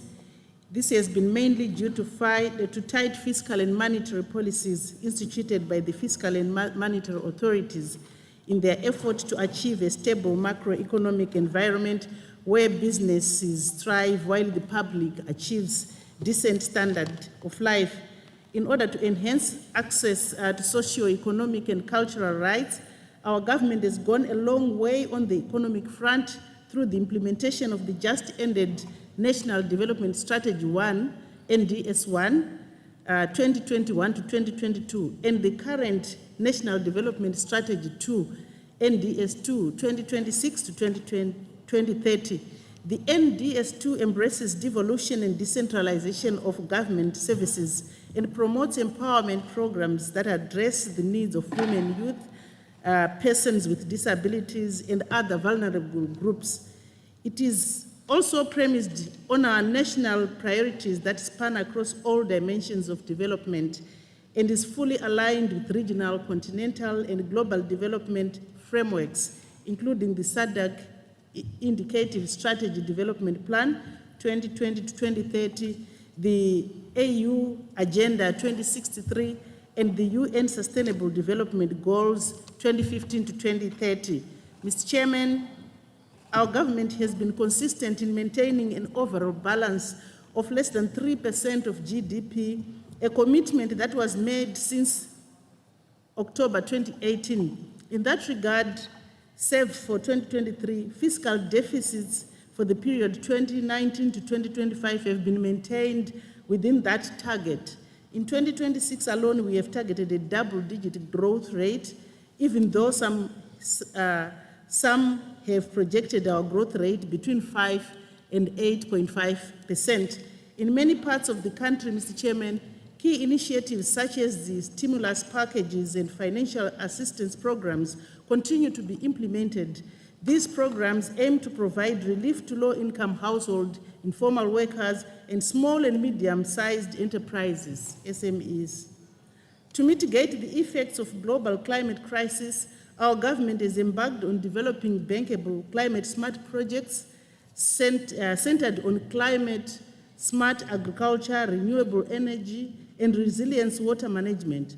We have also focused on training on and promotion of Pfumvudza farming and adoption of drought-resistant varieties, besides the usual cooperation and collaboration with the development partners to ensure food security. Food security has been assured underwritten by deliberate policies from government. Mr. Chairman, economic stability and resilience have also been strengthened by reintroduction of the Zimbabwe dollar, the ZiG, in April 2024, which brought about clarity of currency markets as well as building public confidence. Industrial capacity, utilization, and productivity continue to grow in the country through supportive government policies. I thank you. Merci beaucoup, honorable délégué.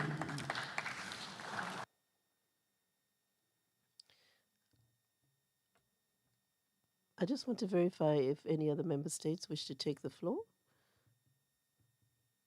before we give the floor to the NGOs. Okay, so let me begin with the civil society organizations. 4 have made requests.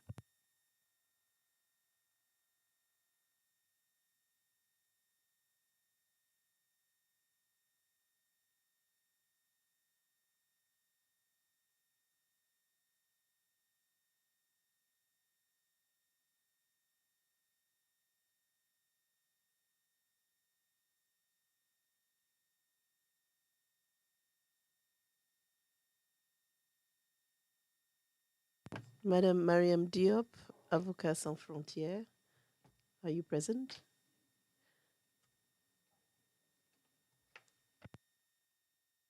Yes, thank you.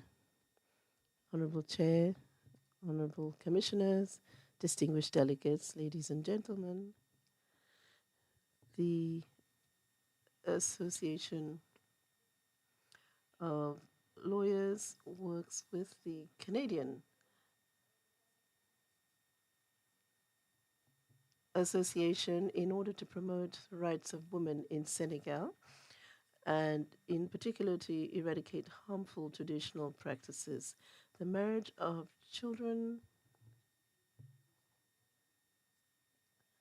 which is discriminatory against girls. 9% of girls in Senegal are married off before they're 15, 30% before they're 18. Now, since childhood, girls are generally steered towards family and domestic tasks and carry out household tasks. This has a direct consequence on education and access of women to economic resources. Often, women are not able to take charge of their reproductive and health rights. 8% of women from 15 to 49% are able to take conscious or wise decisions with regard to their reproductive health.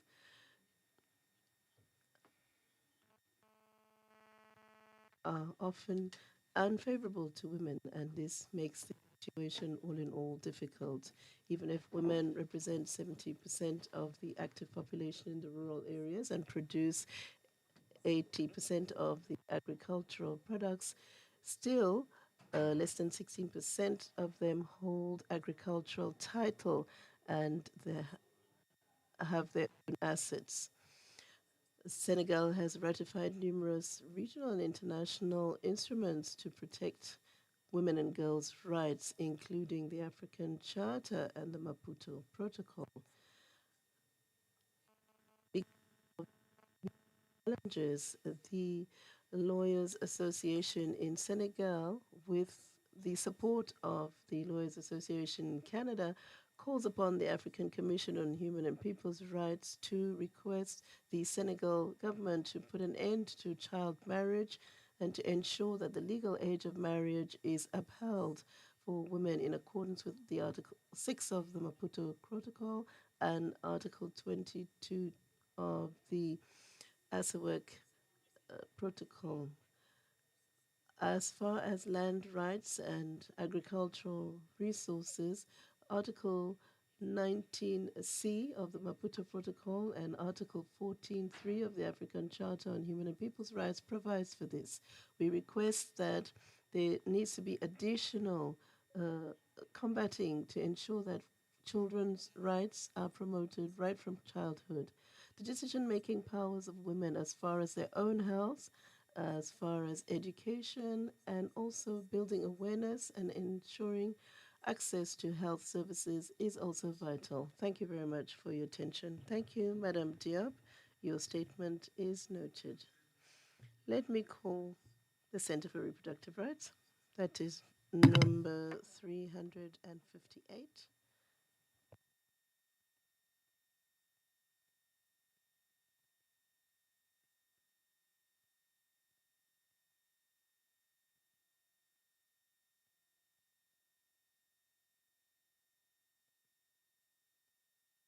The report by the chairperson of the Working Group on Economic, Social and Cultural Rights. We wish to draw the attention of the Commission to the continued practice of detaining women and their newborns in both public and private health facilities due to the inability to pay for maternal health care services. This practice persists in several countries across the continent and constitutes a grave violation of women's human rights. Detention in health facilities following childbirth violates a range of rights protected under the African Charter and the Maputo Protocol, including the right to health, equality and non-discrimination, dignity, liberty, and security of the person, as well as the right to be free from cruel, inhumane, and degrading treatment. It disproportionately affects women and girls from low-income, rural, and marginalized communities, further entrenching inequality and limiting access to essential maternal health care services. This practice also reflects broader systemic failures within health systems, including inadequate public financing, user fees for essential maternal health services, and the absence of effective accountability mechanisms. The fear of detention often discourages women and girls from seeking timely, facility-based care, thereby increasing the risk of maternal morbidity and mortality. We therefore implore the Commission to urge state parties to take immediate and concrete steps to prohibit the detention of women and newborns in healthcare facilities, including through the abolition of user fees for maternal health services in public and private health facilities, as guided by General Comment 7 on state obligations under the African Charter on Human and People's Rights in the context of private provision of social services that was adopted during the Commission's 72nd Ordinary Session. Additionally, state parties should establish accountability and redress mechanisms and prioritize the strengthening of health systems to ensure equitable access to quality maternal health care for all. We further urge the Working Group on Economic, Social and Cultural Rights to continue to monitor and address this practice, including through guidance to states on eliminating detention in healthcare settings as part of the obligations to realize the right to health. Thank you, Honorable Chair and Commissioners.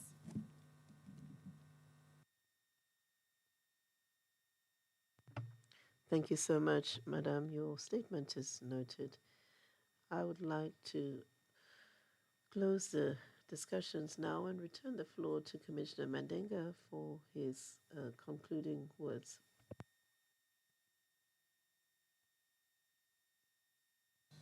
I want to thank the state delegates that took the floor to make their interventions.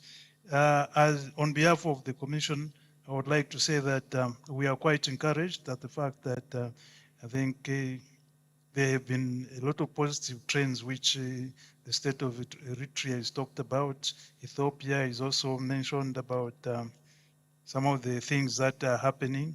And for Ethiopia, I'm particularly happy that there's been an acknowledgement of the letter that we sent and that there's going to be a formal response. And we are looking forward to receiving that particular letter. We've also taken note of the issues which have been raised by the delegate from South Africa. We do really appreciate the strides which South Africa has taken in trying to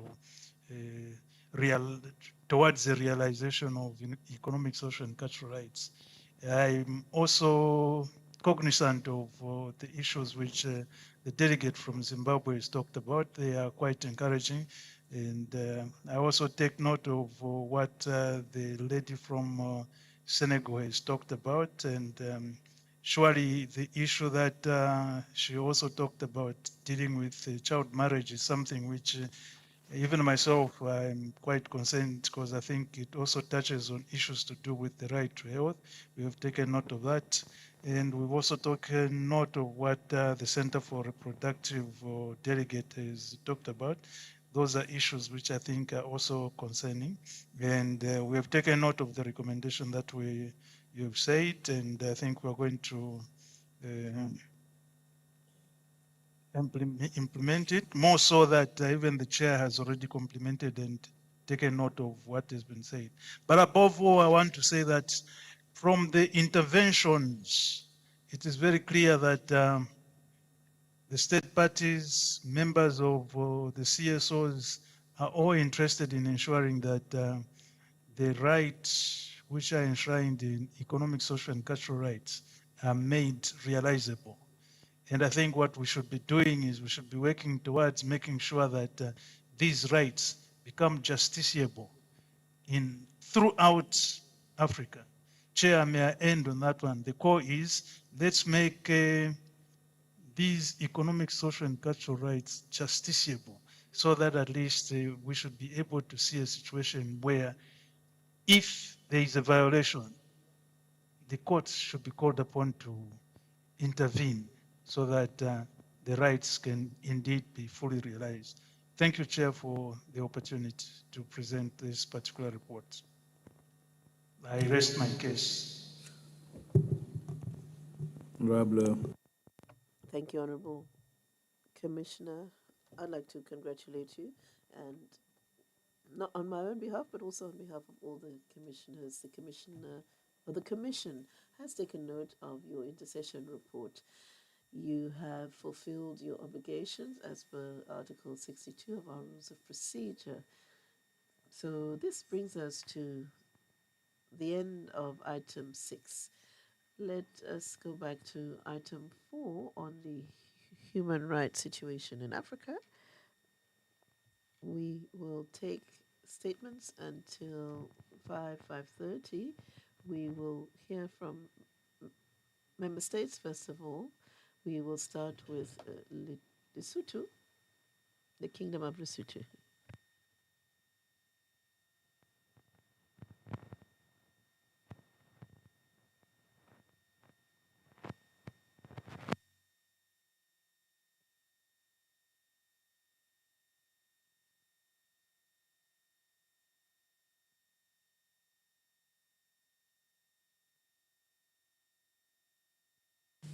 Representatives of the civil society organizations, ladies and gentlemen. I have the honor to deliver this statement on behalf of the Kingdom of Lesotho. The Kingdom of Lesotho reaffirms its steadfast commitment to the promotion and protection of human rights in accordance with the provisions of the African Charter on Human and People's Rights and other regional human rights instruments to which she is a party. Sorry to interrupt you. You don't have interpretation in French. Okay. Oui, maintenant. You can proceed.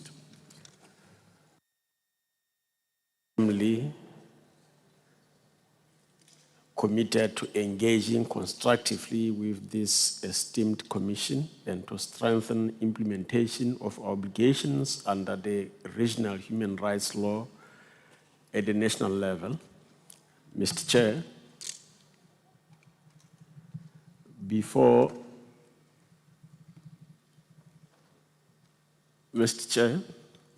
at the outset, Lesotho wishes to express her sincere regret for not fully complying with her reporting obligations under the Charter and its protocols. We acknowledge that our most recent report submitted before this August Commission was in 2017. This was the second and eighth combined report for the period from 2002 to 2017. We further acknowledge that our subsequent reports under the African Charter and the Maputo Protocol fell due in May 2023. We are committed to clearing this backlog in the nearest future. Mr. Chair, Lesotho continues to take practical steps to harness national and international opportunities for partnerships to enhance the enjoyment of human rights by all within her borders. Notably, the steps have been taken to enhance the enjoyment of the right to access to justice by all. In December 2025, the government of Lesotho launched the Office of the Legal Aid in the districts of Thaba Tseka. The similar launch shall take place in the district of Kachasnek this month. These initiatives form part of our broader move to decentralize the country, ensuring access to justice by vulnerable and rural communities. This also emanates from our belief that justice must be seen and felt to be closer to the rights holders that need it most. In addition, the judiciary has also initiated a crucial reforms aimed at strengthening the guarantees to fair trial and improving justice delivery. This includes the introduction of the new court rules to streamline procedures and development of the Judicial Commissioner's Court rules, the Apex Court administering the customary law, the refurbishment of the local court in the districts of Mafeteng and Mohotlong, as well as the expansion of child-friendly courts in the same districts. These efforts safeguard the due process rights and eliminates the delay, thus improving access to justice by children and other people. Mr. Chair, Lesotho continues to enhance the protection of the rights of women and children in accordance with the regional standards on the rights of women. In March this year, Lesotho joined the international community at the 70th session of the Commission on Status of Women in March this year. In the same month, the country also commemorated the International Women's Day, underscoring its continued resolve to confront discrimination, violence, exclusion, and barriers that many women and children face. It is in this sense that Lesotho remains convinced that the true dignity and serenity of society can only be fully achieved when women and children live freely from fear, inequality, and injustice. On the same note, the government has exempted estates below 1 million maluti from paying distribution fees under the Administration of Estates and Inheritance Act 2024. This is a positive move towards enhancing the right to property and access to economic resources by all, particularly women and children who have been historically disadvantaged in this regard. With regards to the rights of children, the government of Lesotho and UNICEF signed an annual work plan to accelerate the implementation of the UNICEF country program of 2024-2028. This partnership is intended to strengthen child welfare and respond to pressing challenges affecting children, such as malnutrition and stunting, ensuring that no child is left behind. It also reflects our continued efforts to translate our obligations under children's rights into programming and responsive service delivery. Moreover, the government of Lesotho has significantly increased the disability grant from 2,000 to 4,904 in the 2026-2027 financial year. In addition, from April this year, the disability grant will be disbursed monthly as opposed to quarterly. The government has also explored digital options such as mobile money in order to reduce costs and burdens associated with physical collection of grant on the part of the government and the beneficiaries. This marks an important step towards ensuring social protection measures for persons with disability. Lesotho has intensified efforts to improve access to health services. The government of Lesotho has launched a groundbreaking HIV prevention injection in March. Permettez-moi de vous demander de conclure. Le temps est épuisé.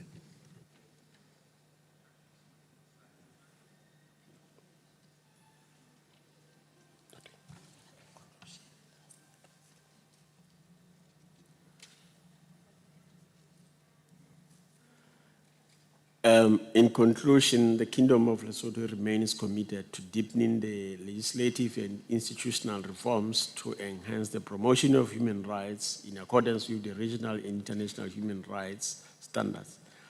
Lesotho values the guidance of these commissions and remains ready to work in the spirit of openness, humanity, and cooperation and continuous improvement. And I thank you, Mr. Chair. Merci beaucoup. Je donne la parole. I would now give the floor to Ethiopia.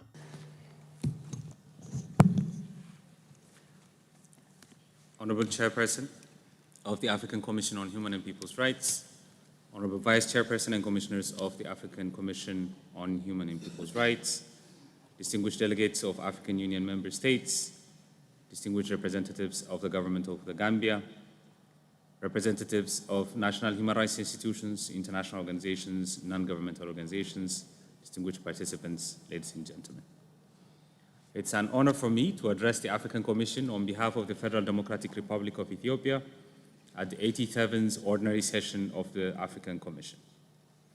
Ethiopia congratulates the Honorable Chairperson of the African Commission for your able leadership of the Commission's work since your election last year. The government of Ethiopia expresses its steadfast support to you as you continue to guide this august body and in its important work of promoting the respect of human rights, human and people's rights across our continent. Ethiopia also joins the Honorable Commission in celebrating the 45th anniversary of the adoption of the African Charter and the 40th anniversary of its entry into force. On this momentous occasion, we commit ourselves to the promotion and protection of the rights guaranteed by the Banjul Charter. My delegation extends its appreciation to the government and the people of the Gambia for the warm hospitality accorded to our delegation since the time of our arrival at this 87th Ordinary Session. Over the past few years, Ethiopia has remained steadfast in its commitment to consolidating democratic governance and ensuring the structural protection of human rights. Ethiopia continues to make major advances in the promotion and protection of human and people's rights. In our national endeavor to close chapters of conflict and mark a lasting transition to peace and the rule of law, the national dialogue and transitional justice mechanisms are in an advanced stage of implementation. Recognizing the necessity of a truly inclusive process, the House of People's Representatives extended the National Dialogue Commission's mandate until October 2023. So far, extensive consultations have been held across the country involving the general public, political parties, civil society organizations, former members of armed groups, women, youth, elders, and persons with disabilities who submitted local, regional, and national priorities that will inform the national conference. Parallel to the national dialogue, our transitional justice process, which aims at providing recognition to victims of past abuse as rights holders, enhance trust between individuals in society and trust of individuals in state institutions, and reinforcing respect for human rights and promoting the rule of law continues to be implemented.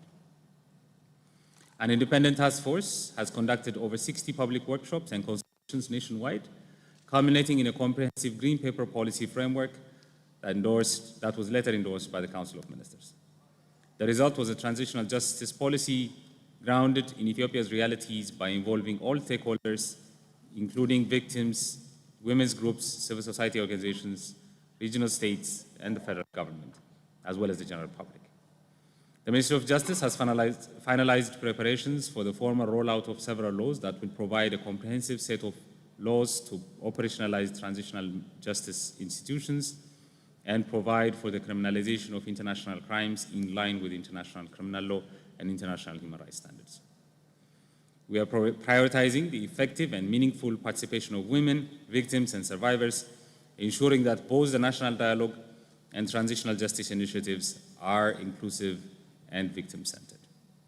Honorable Chairperson, Ethiopia believes that human dignity is rooted in economic empowerment. Under our homegrown economic reform, we have reduced inflation to single digits and maintained a steadily growing GDP, making Ethiopia one of the fastest developing economies in the world.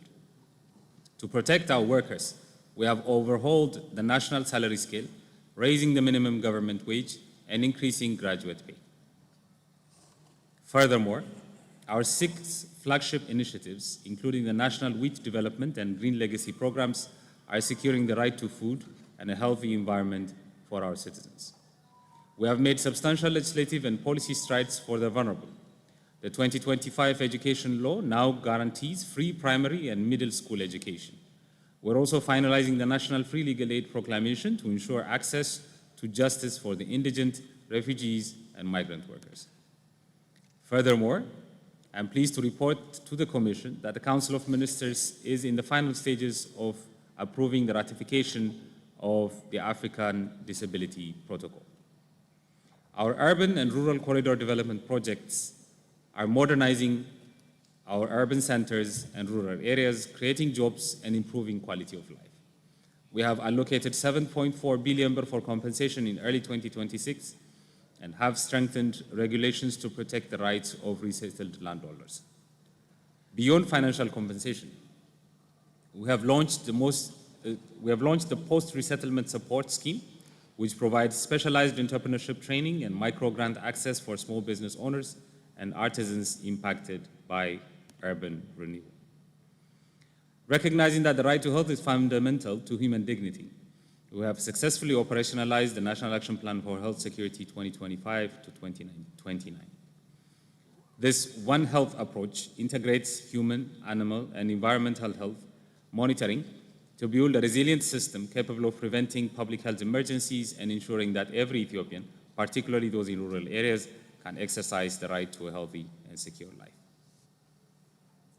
Mr. Chairperson, as I conclude, let me express the continued commitment of the Ethiopian government to diligently work and engage with the Commission towards effective promotion and protection of human and people's rights. I thank you. Merci, Monsieur le Conseiller. La Commission. Thank you. We do appreciate the announcement, the intention of your government to ratify the protocol on people living with disabilities. We thank you for your declaration. We now give the floor to Eswatini.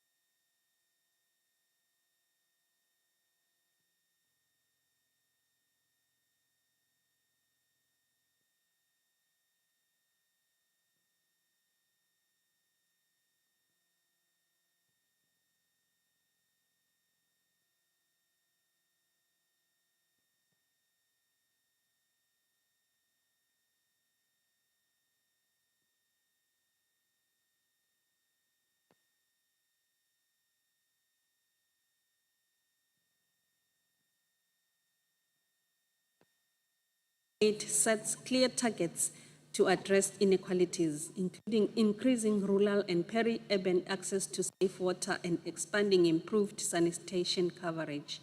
The 2025-2026 national budget reflects a prioritization of water infrastructure, dams, water supply schemes to strengthen long-term water security and complementary small-scale rural water and sanitation projects. About 95% of the urban population has access to improved water sources compared to 72% in the rural areas, where reliance remains on community-managed systems such as boreholes and gravity-fed schemes.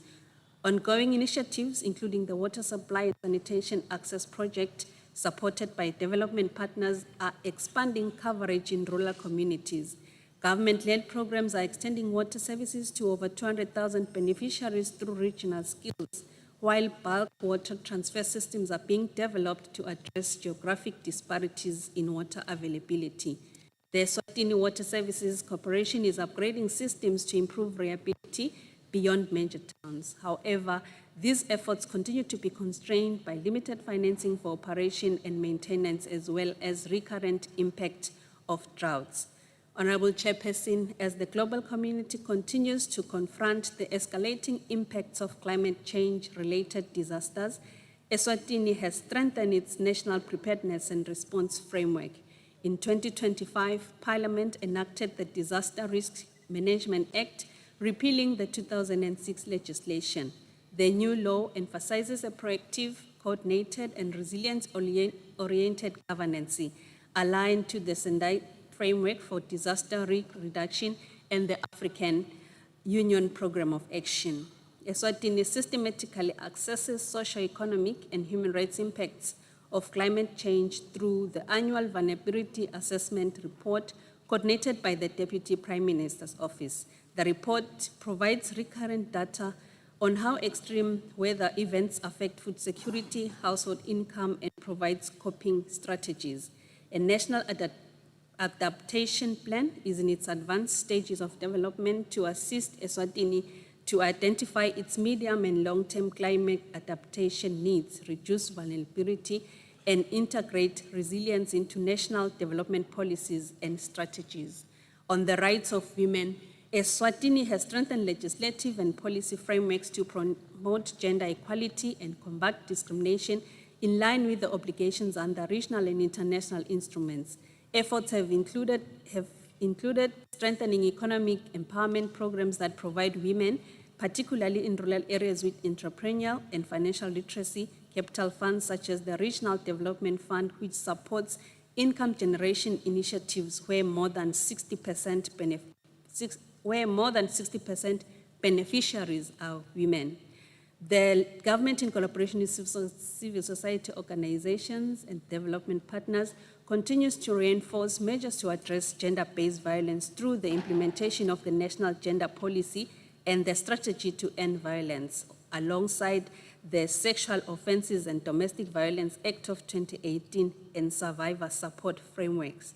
The gender policy has been simplified and translated into the Siswati language to ensure that the policy's commitments, rights, and responsibilities are made accessible and understandable to all citizens, from policymakers to rural communities.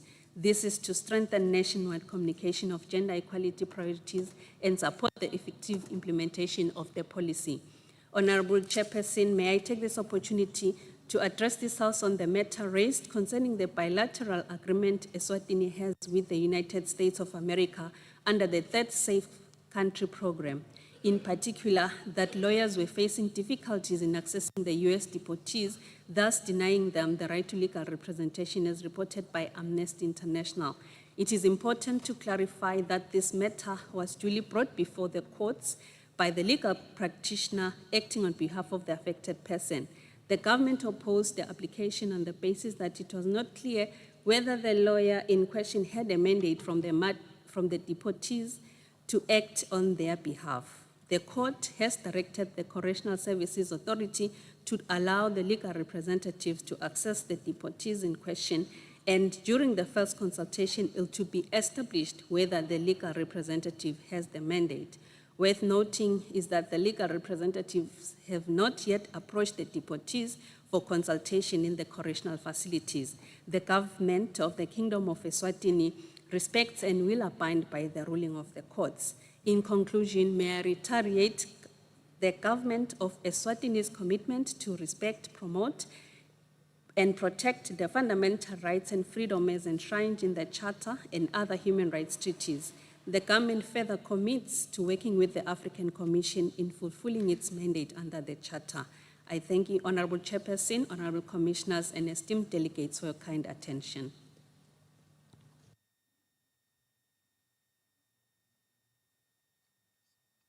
Thank you, distinguished delegate. We have taken due note of your statement.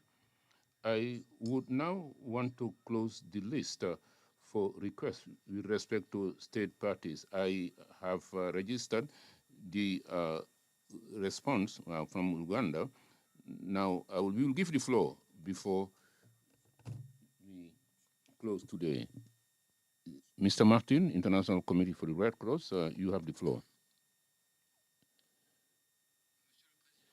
Chairperson of the African Commission on Human and People's Rights, distinguished ladies and gentlemen, honorable commissioners, dear friends, distinguished representatives of African states, Your Excellency, distinguished ladies and gentlemen, all protocols are duly observed.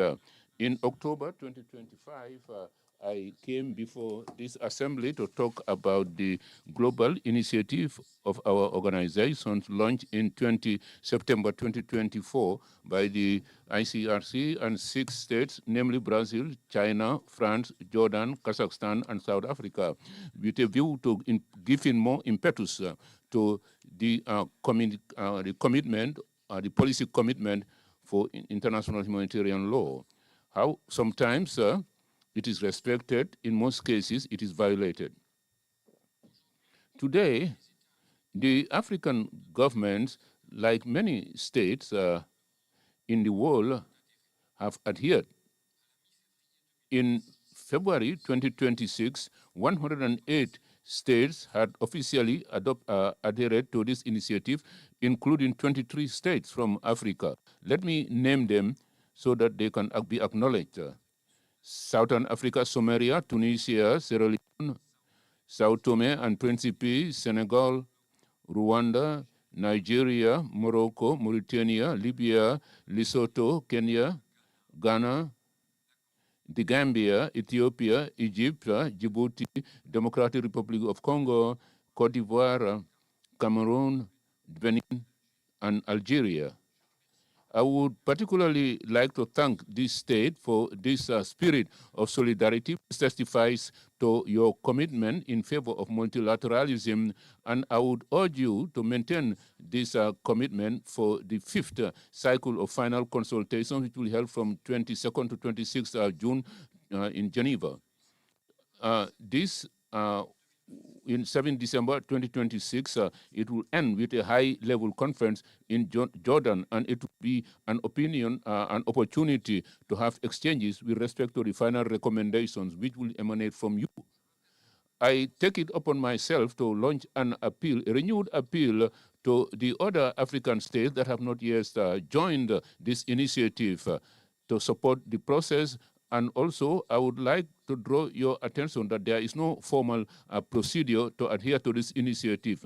The states can do so by making a simple statement of support to the initiative or by contacting us directly through the delegations in African countries and through the intermediary of Geneva permanent missions or through the regional delegation based in Dakar. These global initiatives is responding to the challenges that your population bear the brunt of, the impact of the digital world, protection of essential infrastructure in conflicts, application of international humanitarian law in fragmented conflicts involving several armed groups within the framework of a multilateral dialogue and which is non-mandatory. Distinguished commissioners, distinguished representatives of African states, your excellencies, closely linked to the first part of my intervention is the second one. It underscores a niche that we forget in terms of armed conflict. I'm talking about attacks against medical missions, which are now the order of the day. Data from Safeguarding Faith in Conflict Coalition indicate that 3,600 incidents in 2024. This is an absolute record, more than 15% over a year, and 62% compared to 2022. In 2025, around 2,723 incidents, according to the 2026 preliminary results. Your countries, your populations, your people are among the areas where the health officers are killed, kidnapped, and the hospitals are bombarded, looted, and occupied. In these conditions, 1,000 people succumb to diseases, and women give birth without assistance simply because of attacks on healthcare. The consequences are very disastrous for the integrity of the health system, and the alternative do not exist. The carers cannot be replaced by medicine, and destruction in most cases are irreversible.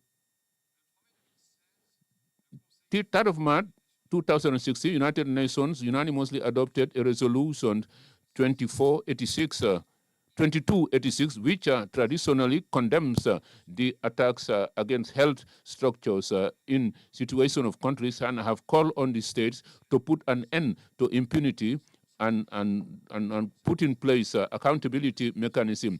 During this 10th anniversary of the resolution unanimously adopted, we have to note the failure of its implementation.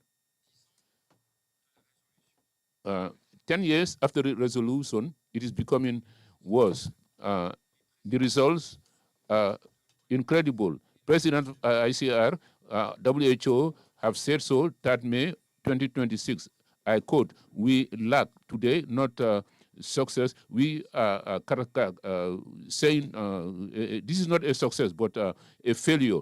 It is regrettable that these resolutions have not been reduced. On the contrary, they have continued. In some contexts, they have actually been exacerbated. It is not a failure of law. It is a failure of a political will to impose the said law. Honorable commissioners, distinguished representatives of African states, distinguished ladies and gentlemen, the state stakeholders are responsible for the bulk, 85% of incidences that affect the health services. Declared recently, Michael Kelvy, a counselor when it comes to protection of health services. We would like to launch an appeal to act where the inviolability of the health services are compromised. And we would like to seize this opportunity to commend the commitment of your states during the ARIAN Forum of the Security Council on 10 years after the resolution. We rest assured that we are ready to support you in that process. I cannot conclude without drawing your attention to some recommendations on the need, number one, to legislate and use accountability mechanisms. Number two, train urgently the armed forces on international humanitarian law, especially when it comes to medical protection. Third, fund the resilience of our health system in conflict zones. Number four, support the operationalization of Resolution 2286 through the implementations of the recommendations of the Secretary General of the United Nations, which would accompany these resolutions and which is always a clear and achievable roadmap. The time is ripe. The time is ripe to put our good intentions into actions. International humanitarian law is not a legal concept. It is first and foremost an operational instrument for all and sundry. We would like to count on the mobilizations of the Commission, and that is my conclusion. I thank you.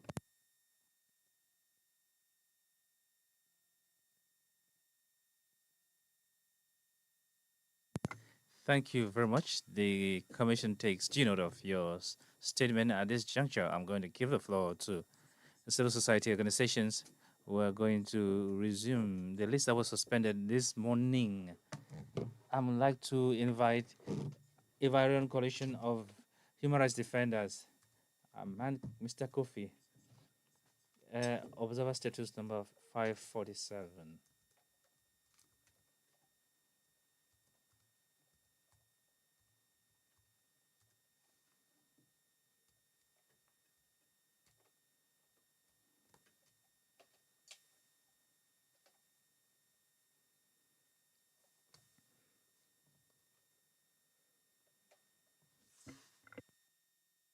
Thank you, Honorable Chair, for giving the floor to the joint declaration on the Ivorian Coalition of Human Rights Defenders, the Ivorian League of Human Rights, and the International Federation of Human Rights, FIDH. Honorable President, Honorable Chair, Honorable Commissioners, the representatives of state, their delegates, the Côte d'Ivoire, distinguished chef in Africa by adopting from 20 June 2014, law number 2014/388 to promote and protect human rights defenders, making our country an innovator on the continent as regarding the protection of human rights defenders. In the prolonging this normative progress, a mechanism, national protection mechanism for protecting human rights defenders was set up in 2022, following a number of advocacy initiatives aimed at ensuring effective representation of human rights defenders within this mechanism. A decisive step has been taken. Indeed, since 5 June 2025, the Ivorian Coalition of Human Rights Defenders has joined the Committee for the Protection of Human Rights Defenders. This development demonstrates the government's stated commitment to guaranteeing the fundamental rights and freedoms of human rights defenders and to strengthening cooperation between the state and the civil society to better protect these key actors in democracy. However, the civic space continues to be subject to restrictions. Indeed, despite all the reforms undertaken by the government, the freedom to demonstrate in the electoral context remains a challenge due to restrictions on civil liberties that are becoming increasingly frequent through various decrees, interministerial and prefectural, banning marches and demonstration on public roads, particularly during election periods and the resulting arrests.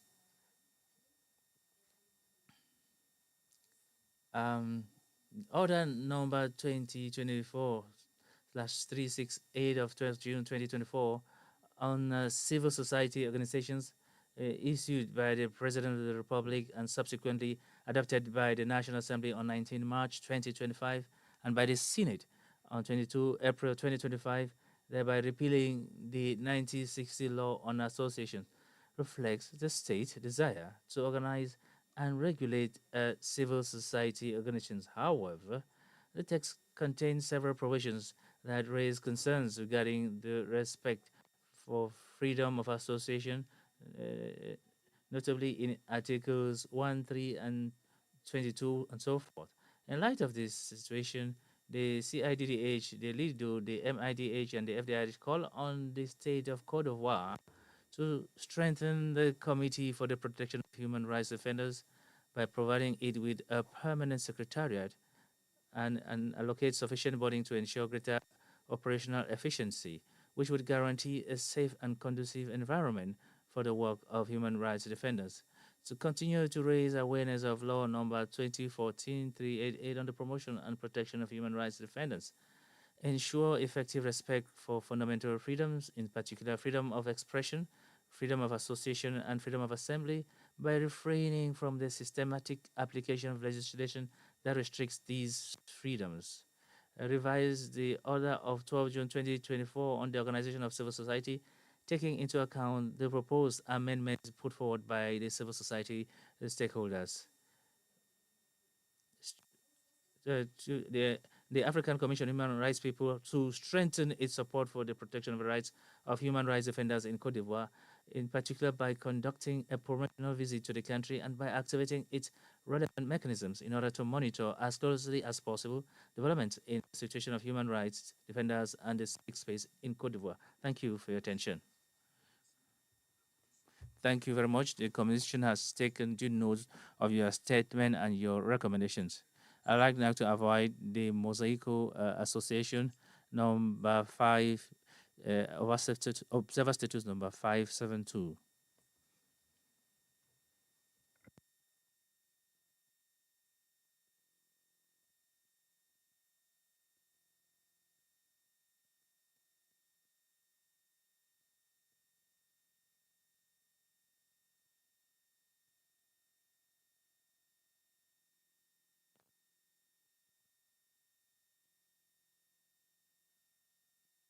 Give us this opportunity to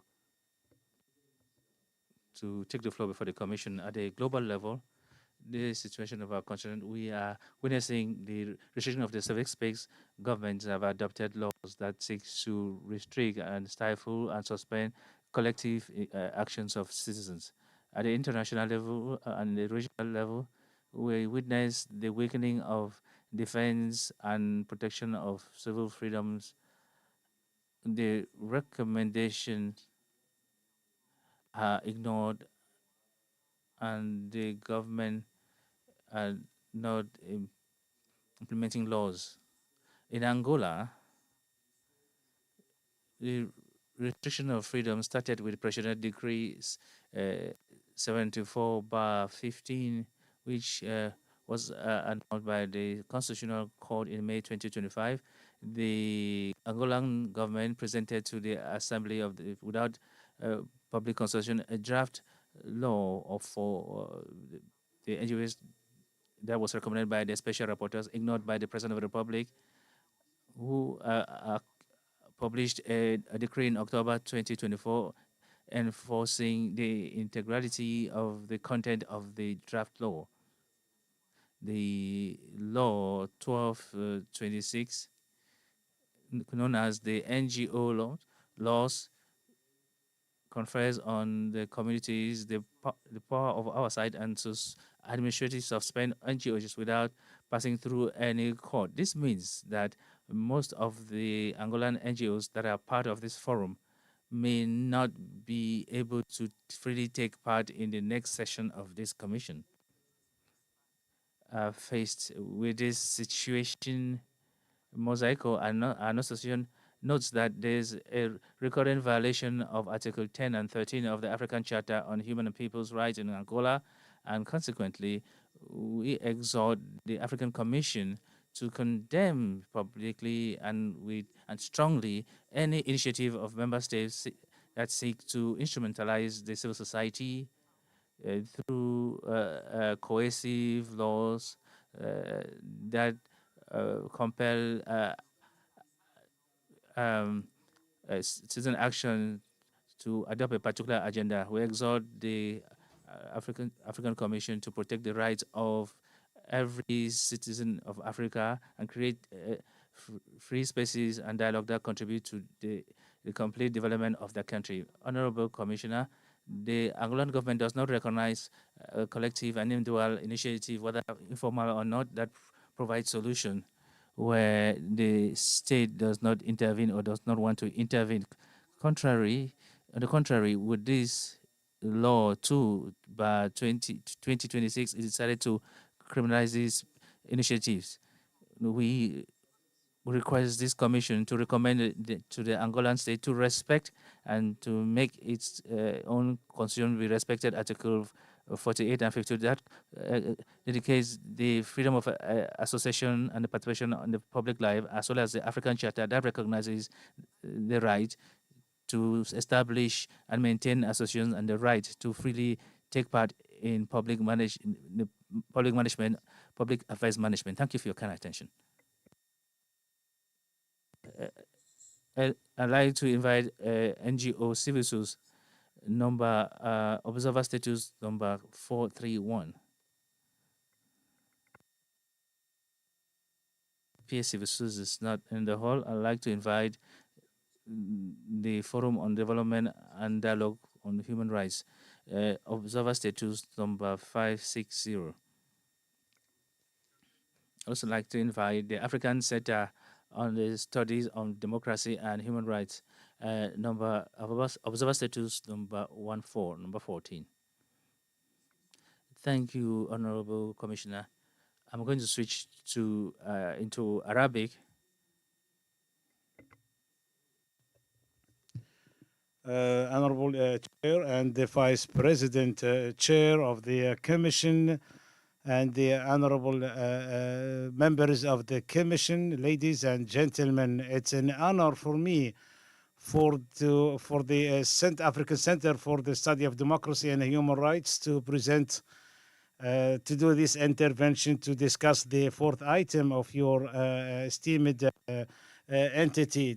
World today is not the world that we are used to know. We are talking about a world which is coming into creation after the globalization, whereby the commitments of states are degrading, and all those changes that are taking places nowadays are creating an effect on the African continent.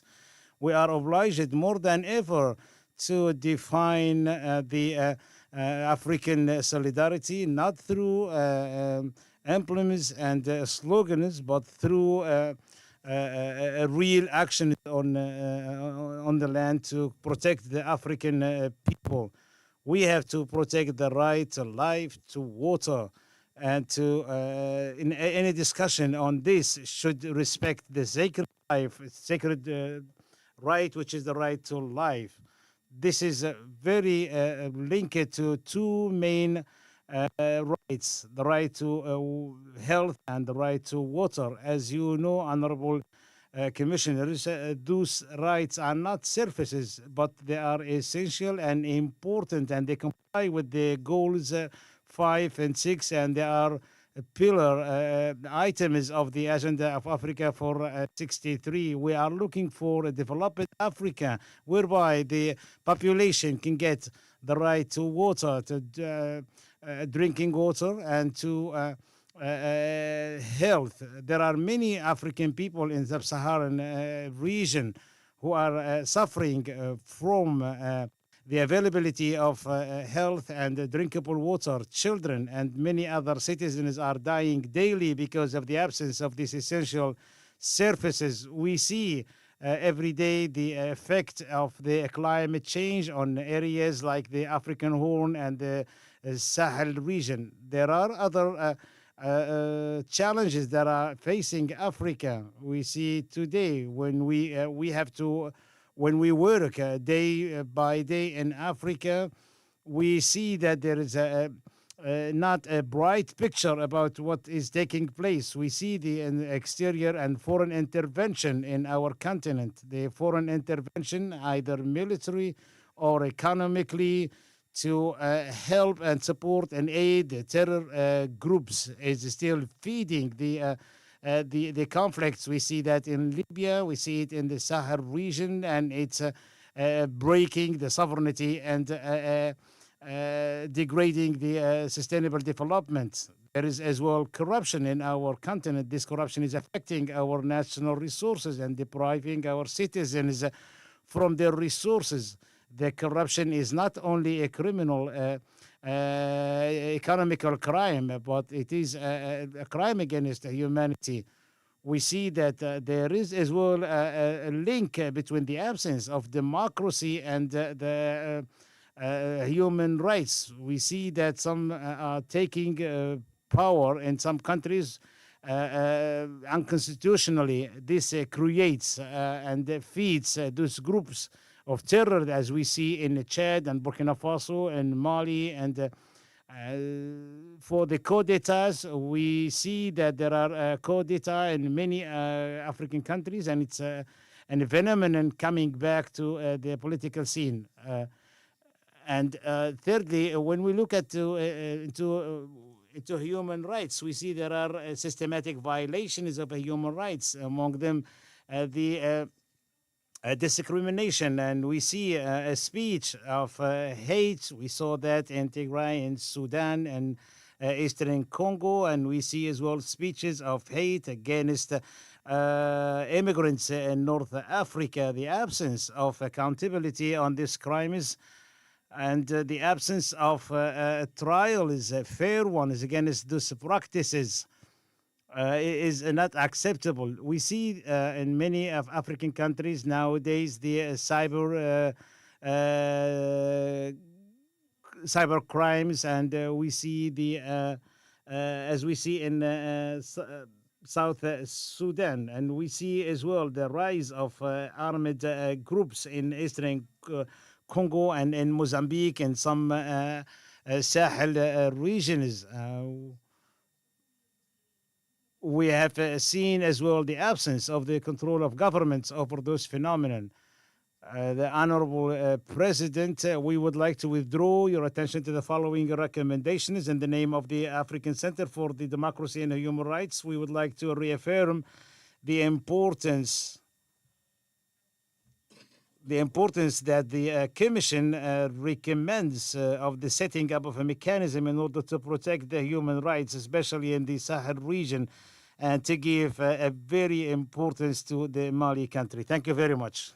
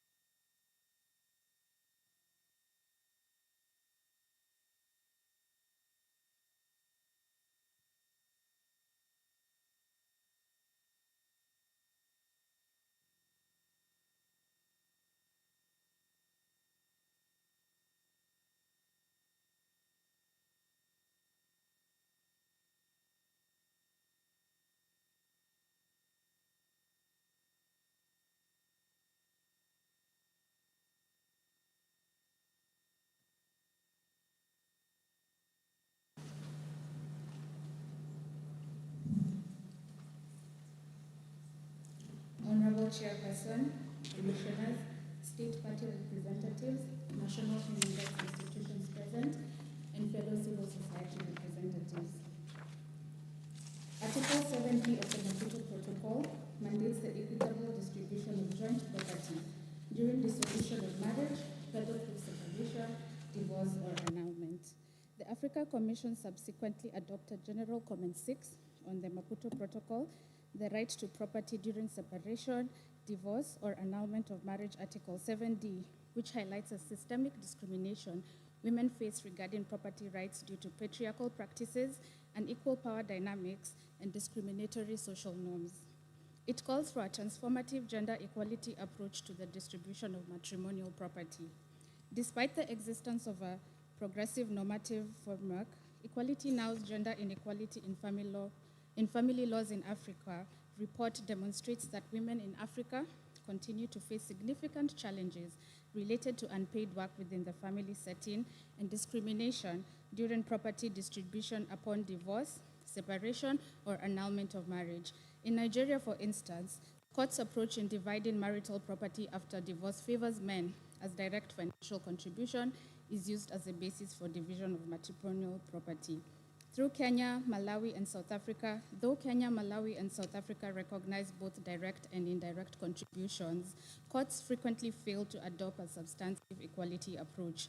The court's application of gender-neutral laws to unequal social and marital context has a discriminatory impact and may result in dispossession, rendering women destitute upon divorce or separation. We call upon the African Commission to urge member states to fully implement Article 7D of the Maputo Protocol as interpreted by General Comment 6 and enact gender transformative legislation to ensure equal distribution of matrimonial property, including the equitable recognition of non-financial contributions. We commend member states across the continent who have recognized sexual health and reproductive health and rights as a constitutional right. For example, in October 2025, the High Court in Malawi affirmed that child survivors of sexual violence have an automatic right to access abortion under the Gender Equality Act of Malawi. In this groundbreaking case, the court adopted a purposive interpretation of the law, recognizing that the right to preserve life includes protection of physical and mental health. It ordered structural remedies to ensure compliance with the Maputo Protocol. However, Equality Now remains deeply concerned about the persistent and escalating restrictions on access to essential sexual and reproductive health services, restrictions that disproportionately and severely impact survivors of sexual violence. We call upon the Commission to urge member states to center survivors' lived experiences in legal, policy, and jurisprudence frameworks so as to advance evidence-based SRHR reform processes. Equality Now acknowledges ongoing efforts in Liberia to address harmful practices affecting women and girls, particularly through the proposed Women and Girls Protection Bill. We strongly encourage the swift enactment of this bill, which seeks to criminalize FGM. Its enactment will foster the state's commitment under the African Charter on the Rights and Welfare of the Child and the Maputo Protocol in protecting women and girls from violence. We therefore call upon the Commission to urge the government of Liberia to enact and enforce the Women and Girls Protection Act, a comprehensive law prohibiting FGM. Equality Now commends Gambia for its legal prohibition on female genital mutilation, a critical step in safeguarding the rights and well-being of girls. However, we are deeply concerned about the ongoing case filed in court challenging the constitutionality of the anti-FGM law. We urge the state to uphold and defend the existing law, which aligns with its obligation under the African Charter on the Rights and Welfare of the Child and other regional and international human rights standards. Any rollback will endanger girls and undermine years of progress in shifting harmful social norms.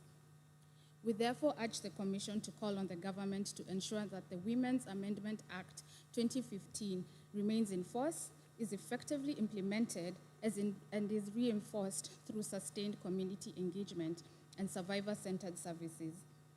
Equality Now welcomes the African Commission's continued emphasis on combating sexual and gender-based violence, as reaffirmed in its 8 March 2026 statement on International Women's Day. There are still significant gaps as demonstrated, which finds that significant deficiencies in rape laws persist across Africa. Across most of the 47 countries we have analyzed in a report, restrictive legal definitions, marital rape exemptions, harmful settlement loopholes, inadequate penalties, burdensome proof requirements, and weak enforcement continue to undermine accountability and deny survivors access to justice. These concerns are particularly timely as the African Commission considers the periodic reports of Kenya, Mauritius, and the Sahrawi Arab Democratic Republic.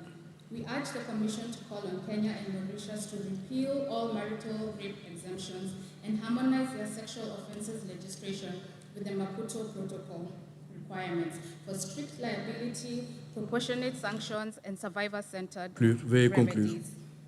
Veuillez conclure. Le temps a expiré. Thank you. In conclusion, we urge the African Commission to urge states to establish binding due diligence and transparency requirements operating in Africa, strengthen regional and national accountability mechanisms, including access to remedy for victims, Merci, madame. harmonize digital governance framework, merci, madame. and invest in gender-responsive digital Merci, capacity. merci. Thank you.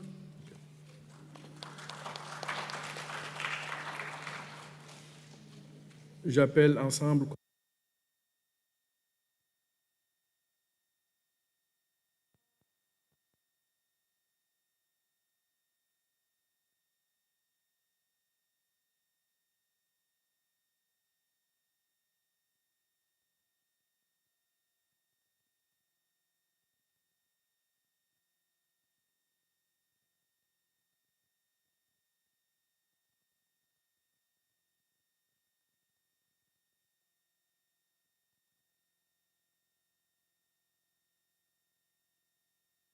Of its 87th ordinary session.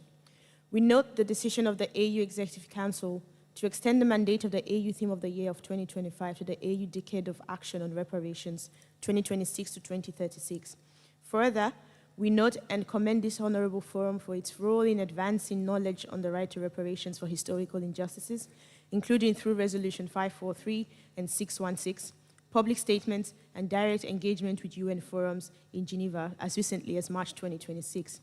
We applaud the solidarity of African states on the adoption of the United Nations General Assembly resolution, declaring racialized chattel enslavement and trafficking of Africans as the gravest crime against humanity.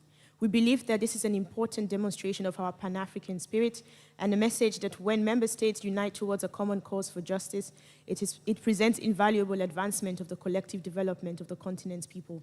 We further highlight the ongoing fight for justice by the Herero and Nama communities of Namibia, who are demanding reparations for the genocide perpetrated against them by the state of Germany. Notably, this event resulted in the extermination of approximately 80% of the Over Herero and 50% of the Nama populations. We amplified the ongoing litigation in Belgian courts on reparative justice for the Métis children of black mothers and white fathers of the Great Lakes region of Africa, who were systematically taken away and segregated in Belgium between 1948 and 1951. This event, which has been recognized as a crime against humanity in Belgian national courts, saw over 15,000 children separated from their families. We welcome these developments and their significance for the rights of African peoples globally. While world history has been marked by ceremonial endings to the suffering inflicted on the people of this continent, justice and reparations, a right owed to all peoples, have yet to be fully realized for Africans and people of African descent. This justice gap spans multiple dimensions of rights, including socio-economic, civil and political, as well as cultural and heritage rights, and must be addressed for the advancement of the continent's people. Further, we believe that at the core of reparative justice are the rights of future generations. It is our collective responsibility to advance this agenda so that those who come after us inherit a continent that is healed, truly independent, free from racist and neo-colonial systems, and a world in which African people globally have their dignity and heritage restored. We therefore urge the Commission to continue taking ownership of the African reparations agenda as it has done so far. In particular, we recommend that the Commission engage directly with key institutional frameworks, including the African Union Legal Expert Reference Group on Reparations, the African Union Committee of Experts on Reparations, the Office of Global Reparations supporting the AU Champion on Reparations. We also invite this Honorable Commission to engage with transcontinental and intergovernmental human rights bodies with similar mandate, including the Inter-American Commission on Human Rights and the European Commission on Human Rights, to foster shared understanding and develop common approaches to reparatory justice for historical crimes. Lastly, The Nama and Ova Herero communities have asked us to convey that they are not interested in talk shops and declarations that continue to perpetuate occupancy and sustainability of settlers on their indigenous land. They call on the Commission to engage the Namibian government on the judiciousness of the proposed Germany-Namibia reparations agreement to ensure that it adequately meets African human rights standards, including on the protection of the rights of indigenous people. They also ask that the Commission implores the government of Namibia to work with the Ova Herero and Nama peoples in the drafting of a new reparations agreement. On the development and protection of HRDs in Africa, PALU stands with African human rights defenders in clearly expressing its opposition to the current text of the draft African Declaration. We align with the statement made by the NGOs before us on these items, and we note the proposal by Honorable Chairperson to open dialogue on African values on human rights protection as a separate dialogue and look forward to constructive and robust engagement over the coming months. Further, we note with serious concern the summary cancellation of a side event on human rights defenders in Sahrawi Republic scheduled for yesterday afternoon. We fear that the events of the last 2 days on this matter presents dangerous precedent of what appears to be political interference into human rights movements and must be addressed now. We believe that the participation of human rights defenders is essential to the fulfillment of the Commission's mandate under the African Charter, and side events play an important role in enabling dialogue. We urge the Commission to take urgent steps to ensure the meaningful and legitimate participation of human rights defenders from the Sahrawi Republic in the full processes of the current session and support the reinstatement of the side event. In conclusion, our continent stands at a pivotal moment. There's a palpable shift reflected in resurgence of African heritage and renewed engagement with our histories. At the same time, these developments are unfolding within a rapidly changing global order. The erosion of multilateralism, uneven application of international law, global economic instability, climate crisis, extraction of critical minerals, and the proliferation of conflicts continue to shape Africa's trajectory. These systemic challenges have direct geo-economic and political implications for the continent. As Africa navigates these uncertainties, the choices made in this period will have profound implications on the future of its people. We call for innovation, strengthening transcontinental partnership, and deeper engagement with the peoples of this continent. As a Pan-African Lawyers Union, we reiterate our commitment to advancing these issues and remain available to this honorable forum for continued engagement and collaborations. Thank you. Thank you very much. The Commission takes note of your statement. J'appelle maintenant le Forum de sensibilisation et de promotion.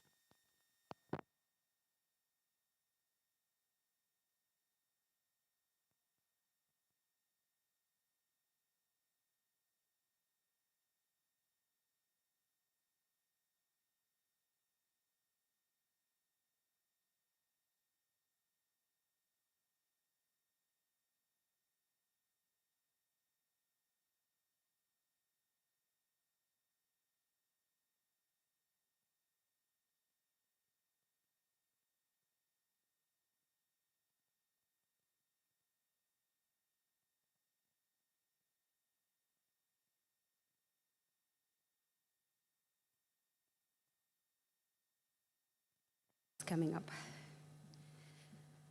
Honorable Chairperson, distinguished commissioners, fellow stakeholders, allow me to stand on existing protocol. Also allow me to begin by expressing my sincere appreciation to this commission for the uniquely open and democratic space it provides to civil society in a continent where civic space is shrinking. This institution remains a rare and vital forum that still opens its doors to ordinary citizens and advocates, and that deserves a recognition.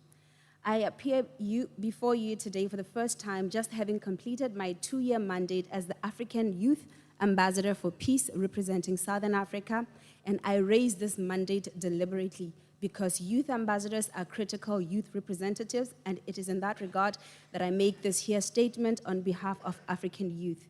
The youth ambassadors have in the past made statements before the AU, Peace and Security Council, the United Nations Security Council, and the Peace Building Commission. And we have conducted regional consultations and capacity building sessions and mobilized parliamentarians on political will to support the youth peace and security agenda. Article 28B of the African Youth Charter obligates the AU Commission to invite youth representatives to its policy organs, and this commission falls squarely within the spirit of that provision. I therefore call on this commission to take a concrete and deliberate step to recognize the intersection between human rights and peace and security and further integrate these youth-appointed AU youth ambassadors, past and present, into its sessions and its thematic activities as recognized participants with a defined role because their mandate, experiences, and the evidence they carry demand it. I stand before this commission at a moment of extraordinary contradiction for young people. Africa is the youngest continent on earth with a median age of 19, and yet the rights of young people remain the most structurally overlooked. And our continent, they remain structurally overlooked in our human rights architecture. Youth are mentioned everywhere and centered nowhere. I come before you to urge that this must change and that this commission has a responsibility and an urgent opportunity to act. We have seen across the continent youth-led demonstrations spread across major towns and cities, culminating in significant protests and the subsequent violent use of force against these protesters by their governments. Most recently, I raised this with the gravest concern. A sitting head of state openly called on fellow leaders to, and I quote, deal with youth activists. When sitting presidents publicly announced their intention to coordinate cross-border repression of young activists, we are no longer speaking merely of individual incidents. We are speaking of youth as an emerging group under systematic threat. And this commission must say so clearly. Young people between the ages of 15 and 35, who constitute over 75% of Africa's population, face distinct, disproportionate, and compounding vulnerabilities that are not fully captured by existing mechanisms. They experience unique forms of political exclusion, economic precarity, and now targeted state repression, and that right here is an opportunity for the Commission to decisively show their commitment to the plight of youth through a dedicated special mechanism for young people, the majority of this continent's people. In 2026, the African Youth Charter marks its 20th anniversary, a defining continental milestone that reaffirms Africa's commitment to the socio-economic inclusion of youth, democratic participation, and sustainable development. Compared to other African human rights instruments, however, the African Youth Charter lacks reporting, enforcement, and monitoring mechanisms. This anniversary presents a critical opportunity to reflect on this and on the progress achieved, to assess implementation gaps, and redouble efforts to ensure meaningful youth empowerment across the continent. This Commission should mark this anniversary not with celebration, but with accountability by convening a formal review of member state compliance with the Charter and translating its provisions into concrete enforceable obligations within the African human rights system. As I conclude, we, therefore, young people, make the following plea to the conclusion. We would like to call upon or reiterate any previous calls for this commission to establish a special rapporteur or mechanism on the rights of youth in Africa with a specific mandate to monitor the political inclusion, safety, and civic freedoms of young people. We would like this commission to issue a resolution on the 20th anniversary of the Youth Charter by formally addressing the implementation gaps. And we would like the Commission to convene a thematic hearing on youth civic space and digital rights, recognizing that the next generation of human rights defenders is operating on a digital environment with no dedicated protective framework. And lastly, formally recognize youth as a distinct group within the Commission's protective framework, not merely a cross-cutting concern, but a constituency deserving of dedicated, specialized attention equivalent to that afforded to other groups. Thank you for your kind attention. Thank you very much. The Commission takes note of your statement and the recommendations that you have presented. I would now like to call upon the last organization for today, the Alliance Ipsos Afrique. I did miss out an NGO, 26. I had skipped you.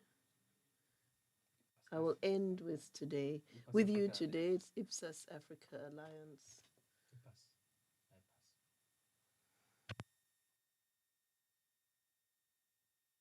State representatives, ladies and gentlemen, all protocols duly observed. The IPAS Africa Alliance, a regional partner for reproductive justice, commends the African Commission on Human and People's Rights for its continued leadership in advancing and protecting human rights across our continent, particularly the rights of women and girls to bodily autonomy, dignity, and health. We present this statement with a deliberate focus on the structural and under-addressed intersection between water sanitation and hygiene and sexual and reproductive health and rights, including access to contraception, safe abortion, and post-abortion care. Across the continent, deficits in WASH are not merely infrastructural challenges, but are systemic determinants of reproductive justice.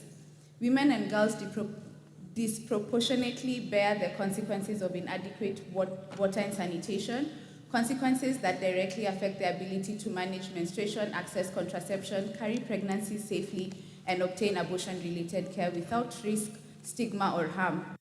This reality fuels widespread period poverty, characterized by the lack of menstrual products, absence of privacy, clean water, disposal systems, and accurate information.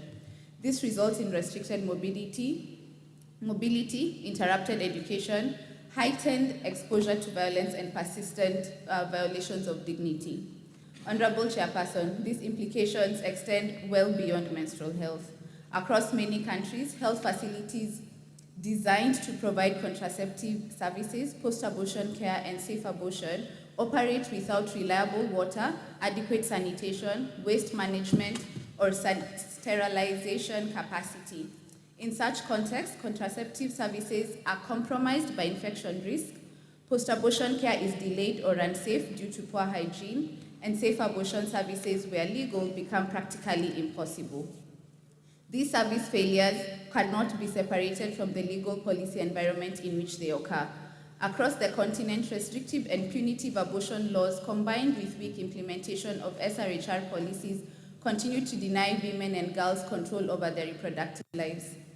Even where abortion is permitted under constitutional or statutory exceptions, the lack of clear guidelines provider protection, financing, and facility-level readiness, including WASH, render these services inaccessible. In Kenya, despite constitutional provisions permitting abortion under specific conditions and progressive maternal health policies, implementation gaps persist. Women and girls in informal settlement and arid regions face intersecting barriers, limited to or no access to clean water, inadequate sanitation facilities, persistent stigma, and inequitable access to contraception and safe abortion services. Fragile and conflict-affected contexts such as South Sudan and parts of the Sahel experience collapsed WASH systems and disrupted health services. In these settings, the absence of water, sanitation, and hygiene infrastructure critically limit access to contraception and post-abortion care, increasing reliance on unsafe practices. The intersections are unmistakable. Without WASH, there is no safe SRHR service delivery. Without contraception, there is no prevention of unintended pregnancies. And without safe and legal abortion, there is no bodily harm. There is no bodily autonomy, And without all three, there can be no realization of sexual and reproductive health and rights. In light of these realities, we call upon the state parties, including the Republic of Kenya, to align national legal and policy frameworks with the Maputo Protocol, including decriminalization and expanding access to safe and legal abortion and modern contraception. Institutionalize WASH as a non-negotiable component of SRHR service delivery, ensuring all facilities provide contraceptive, maternal, and post-abortion care, meet minimum WASH standards.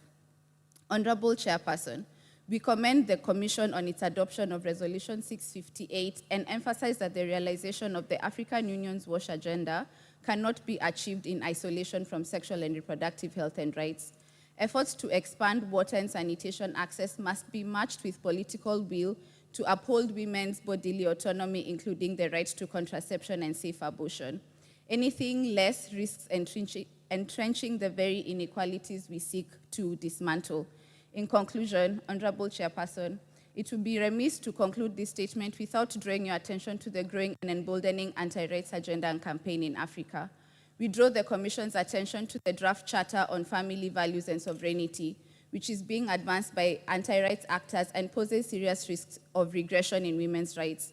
The draft charter specifically targets protections related to sexual and reproductive health and rights, bodily autonomy and equality, where it rejects established sexual and reproductive health rights frameworks and restricts access to essential services, particularly for women and adolescents. In doing so, it directly contradicts obligations under the Maputo Protocol and broader commitments and the African Charter. As we commemorate the 45th anniversary of the adoption of the African Charter, we call upon the Commission to reaffirm its commitment to the spirit, text, and promise of the African Charter by strongly condemning and rejecting the efforts of the anti-rights actors. I thank you. Merci. Thank you so much. The Commission takes note of your statement. I will now give the floor to the last NGO, that is Abdulsalam Almolassen, representing Association des Familles des Prisonniers Disparus. Thank you very much. Chair, thank you, Commissioners, distinguished participants, ladies and gentlemen representing civil society organizations from Africa and globally. The Association des Familles des Prisonniers Disparus Sahrawi salutes you and thanks you for the work that you have been doing in protecting human rights on our continent. We take the floor today to speak about the situation related to the occupation of the Sahrawi, and this has existed for more than 5 decades. Our inalienable right to self-determination has not been accessible by us. The African Union resolution and that of the United Nations and that of this August Assembly, we regrettably see that our territory continues to be occupied.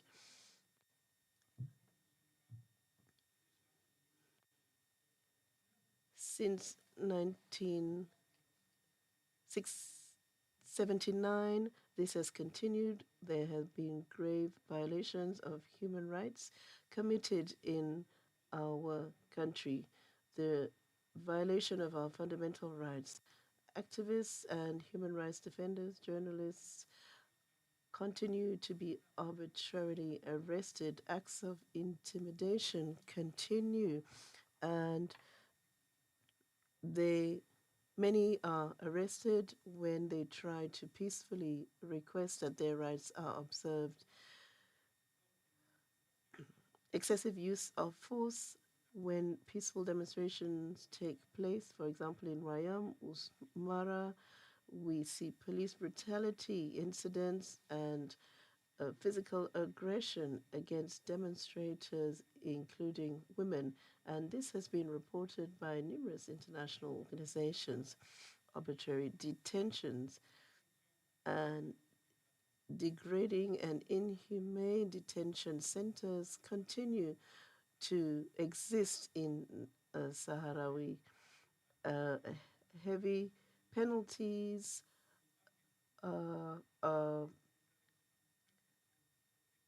dished out for small or petty offenses, and the Committee Against Torture of the United Nations has drawn up a report on the situation.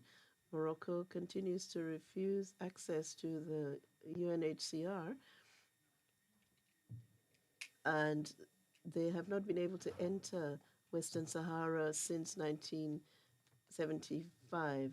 The International Committee of the Red Cross is present in all countries throughout the world, but they have not been able to have access to Western Sahara to visit prisoners, and even the Commission has been prevented from entering to observe and to see the situation on the ground in Sahrawi, despite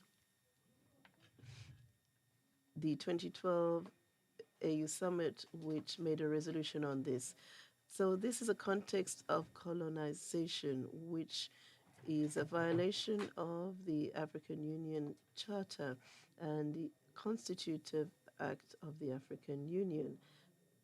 Faced with this situation, we recommend that the Commission makes a resolution specifically regarding human rights abuses in Sahrawi and to ensure effective protection of human rights defenders, to send observers on the ground to observe what is happening in the country and to continue to provide support to human rights defenders and to monitor the situation on the ground by international observers.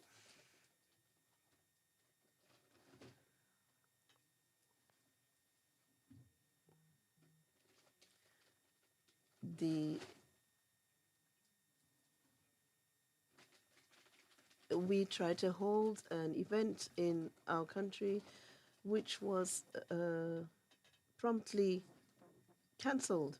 The place that was hired, we were not able to hold the event, which was to discuss human rights abuses in Sahrawi. So urgent measures are required to guarantee effective participation of the people of Sahrawi in demanding that their rights are upheld, that violations end against human rights, that their fundamental human rights are observed in the last territory on the African continent that remains colonized. Thank you. Thank you very much. The Commission takes note of your statement and the demands that you have put forward. Following this statement, we have concluded item 4 for today. I will now give the floor to Uganda as they exercise their right of response. Thank you very much, Chairperson. Chairperson, we wish to exercise a reply to the report that was given earlier. Chair, my delegation appreciates the comprehensive activity report provided, and we take note of recommendations contained therein. Chair, Government of Uganda affirms its commitment to the protection of the rights of women and children, and in particular to protect children from exploitation and to ensure the consideration of the best interests of the child in all actions affecting them. This is grounded in Article 34 of the Constitution of the Republic of Uganda. Chair, child protection frameworks in place constitute a proportionate response to the legitimate aim of safeguarding vulnerable children. Measures involving removal from street environments are intended to protect children from trafficking, abuse, and hazardous conditions, and are accompanied by welfare-oriented mechanisms, including rehabilitation, probation, supervision, and family tracing. Government has undertaken concrete legislative and administrative measures to address issues relating to child protection, trafficking, and the welfare of vulnerable persons. The Kampala Capital City Child Protection Ordinance 2022, enacted under the Kampala Capital City Authority framework, provides for the prohibition of child exploitation, including the use of children for street begging and trafficking, and empowers authorities to rescue, rehabilitate, and reintegrate vulnerable children. On the basis of this ordinance, various interventions and their operational aspects, including the rescue of missing, lost, abused, and deserted and abandoned children, and placement of these children within approved children homes for care and protection, are grounded in valid legal authority. These actions are reasonable and justifiable and are driven by the legitimate objective of protecting children from exploitation and harm while remaining subject to constitutional safeguards and oversight. Chair, where there are any concerns arising from implementation of the ordinance or where individuals are aggrieved by administrative or legal actions, there are several avenues for redress, and these mechanisms are intended to ensure accountability and provide effective remedies within the national legal system. The Government of Uganda continues to undertake steps to strengthen existing legal and institutional frameworks to safeguard the rights and welfare of our children. Chairperson, a formal response to the letter of urgent appeal will be communicated through official channels, and we do indeed acknowledge receipt of that urgent letter of appeal. With regard to the temporary suspension of public internet access and selected mobile communication services, the government of Uganda is aware of its responsibilities under the Charter and notes that this right is not absolute and can be limited or restricted under the specified exceptional circumstances, namely the protection of national security or of public order or morals. The temporary suspension of public internet access and selected mobile communication services were measures adopted under exceptional circumstances and were guided solely by considerations of national security, public order, and the preservation of the integrity of the electoral process. In the period immediately preceding polling, credible security assessments pointed to heightened risks of coordinated disinformation, incitement to violence, and potential external interference through digital platforms, all of which posed a tangible threat to public safety and national stability. In light of these assessments, the government considered it necessary and proportionate to adopt short-term preventive measures to safeguard citizens, protect national infrastructure, and ensure the electoral process is conducted in a secure and orderly environment. These measures were communicated to the citizens of Uganda, who were given time to prepare through prior notice. These measures were strictly time-bound and were not intended to impose permanent restrictions on freedom of expression or access to information. It is also important to note that essential communication services remained operational throughout this period, including voice calls, SMS, and mobile money services. Despite the temporary shutdown of the internet, other media houses continued to operate, and therefore, the citizens continued to access information. Television and radio stations, as well as print media, were fully operational and accessible. Internet access and mobile services were fully restored across the country. Normal digital and communication activities resumed within the prescribed timelines by the Uganda Communications Commission and are now fully functional without any restriction. This is in line with government's commitment to openness and the resumption of ordinary civic life following the conclusion of the critical election phase. Chairperson, with regard to the arrest of Ms. Sarah Birete, Uganda is a rules-based country, and we have laws and regulations that are applied to all persons without discrimination. Chair, we wish to set on record that the arrest and release on bail of Ms. Sarah Birete followed due process. She was arrested and charged with an offense under Section 35(1) and 2 of the Data Protection and Privacy Act, CAP 97. Her arrest was not politically motivated and was not connected to her human rights work and exercise of her right to freedom of expression. Upon arrest, she was informed of the reason of arrest, and she was produced in court within 48 hours as prescribed under the law. She was allowed access to her lawyers and family members. Chair, bail is not an automatic right under the laws of Uganda, and there are conditions to be fulfilled, and the court therefore ensures that its exercise balances the constitutional right to liberty with the need to protect the integrity of the criminal justice process and interests of society. However, Chair, as was rightly reported, she fulfilled these conditions and was eventually released on bail on 30th January 2026. Chair, the Republic of Uganda, the government of Uganda will be submitting official responses to all the urgent letters of appeal that were submitted. I thank you, Chairperson. Thank you very much to the distinguished representative of Uganda. The Commission takes note of your input. Before closing, I would like to give the floor to the distinguished representative of the Sahrawi Arab Democratic Republic. You have the floor. Monsieur le Président, chers commissaires, Mesdames et Messieurs,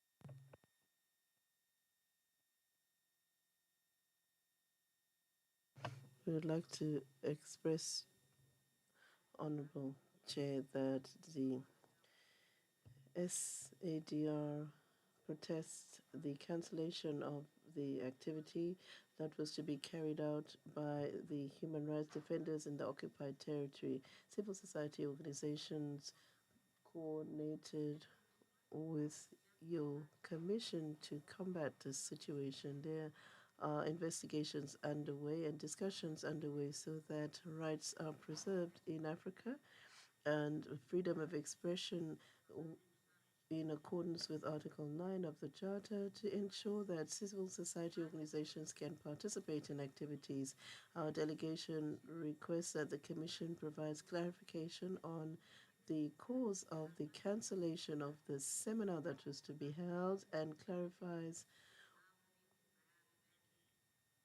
what is in contradiction with the principles of the Charter of the African Union, Article 9 on freedom of expression in particular. In this context, Chair, we'd like to draw the attention of the Commission and state parties to the situation, and a legal report would need to be prepared to be submitted regularly. In clarification needs to be provided, and justification for the cancellation needs to be provided.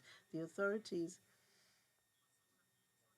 would like to ask that the Commission ensures that we can enjoy our freedom of expression, and there needs to be clarity in terms of actions that are taken. For us, this is a grave violation of and it does negatively reflect on the Commission and its mechanisms if nothing is done. Much for your intervention. We will take all the steps to ensure that, as per our rules of procedure and our host agreement, we can discuss with the host country and understand what has happened and why. And with that, we would like to thank you for your intervention. Let me give the floor to Algeria. We are already at 6 p.m. We have other commitments. Thank you, Honorable Chair. I'll be brief in my intervention. Our delegation did follow closely the concerns that were shared by the NGOs and also the point of order raised by the delegation of the Sahrawi Arab Democratic Republic on the cancellation of an East-side event that was planned. We support this request for clarification, given that the rules of procedure, our rules of procedure of 2020 provides for the participation of all actors authorized to attend statutory meetings to participate in side events. Thank you. Thank you very much, Honorable Delegate. I've already replied that we will investigate this matter and give feedback. It's already 1800 hours, so we would need to adjourn until tomorrow. Let me give the floor to the Secretariat for announcements.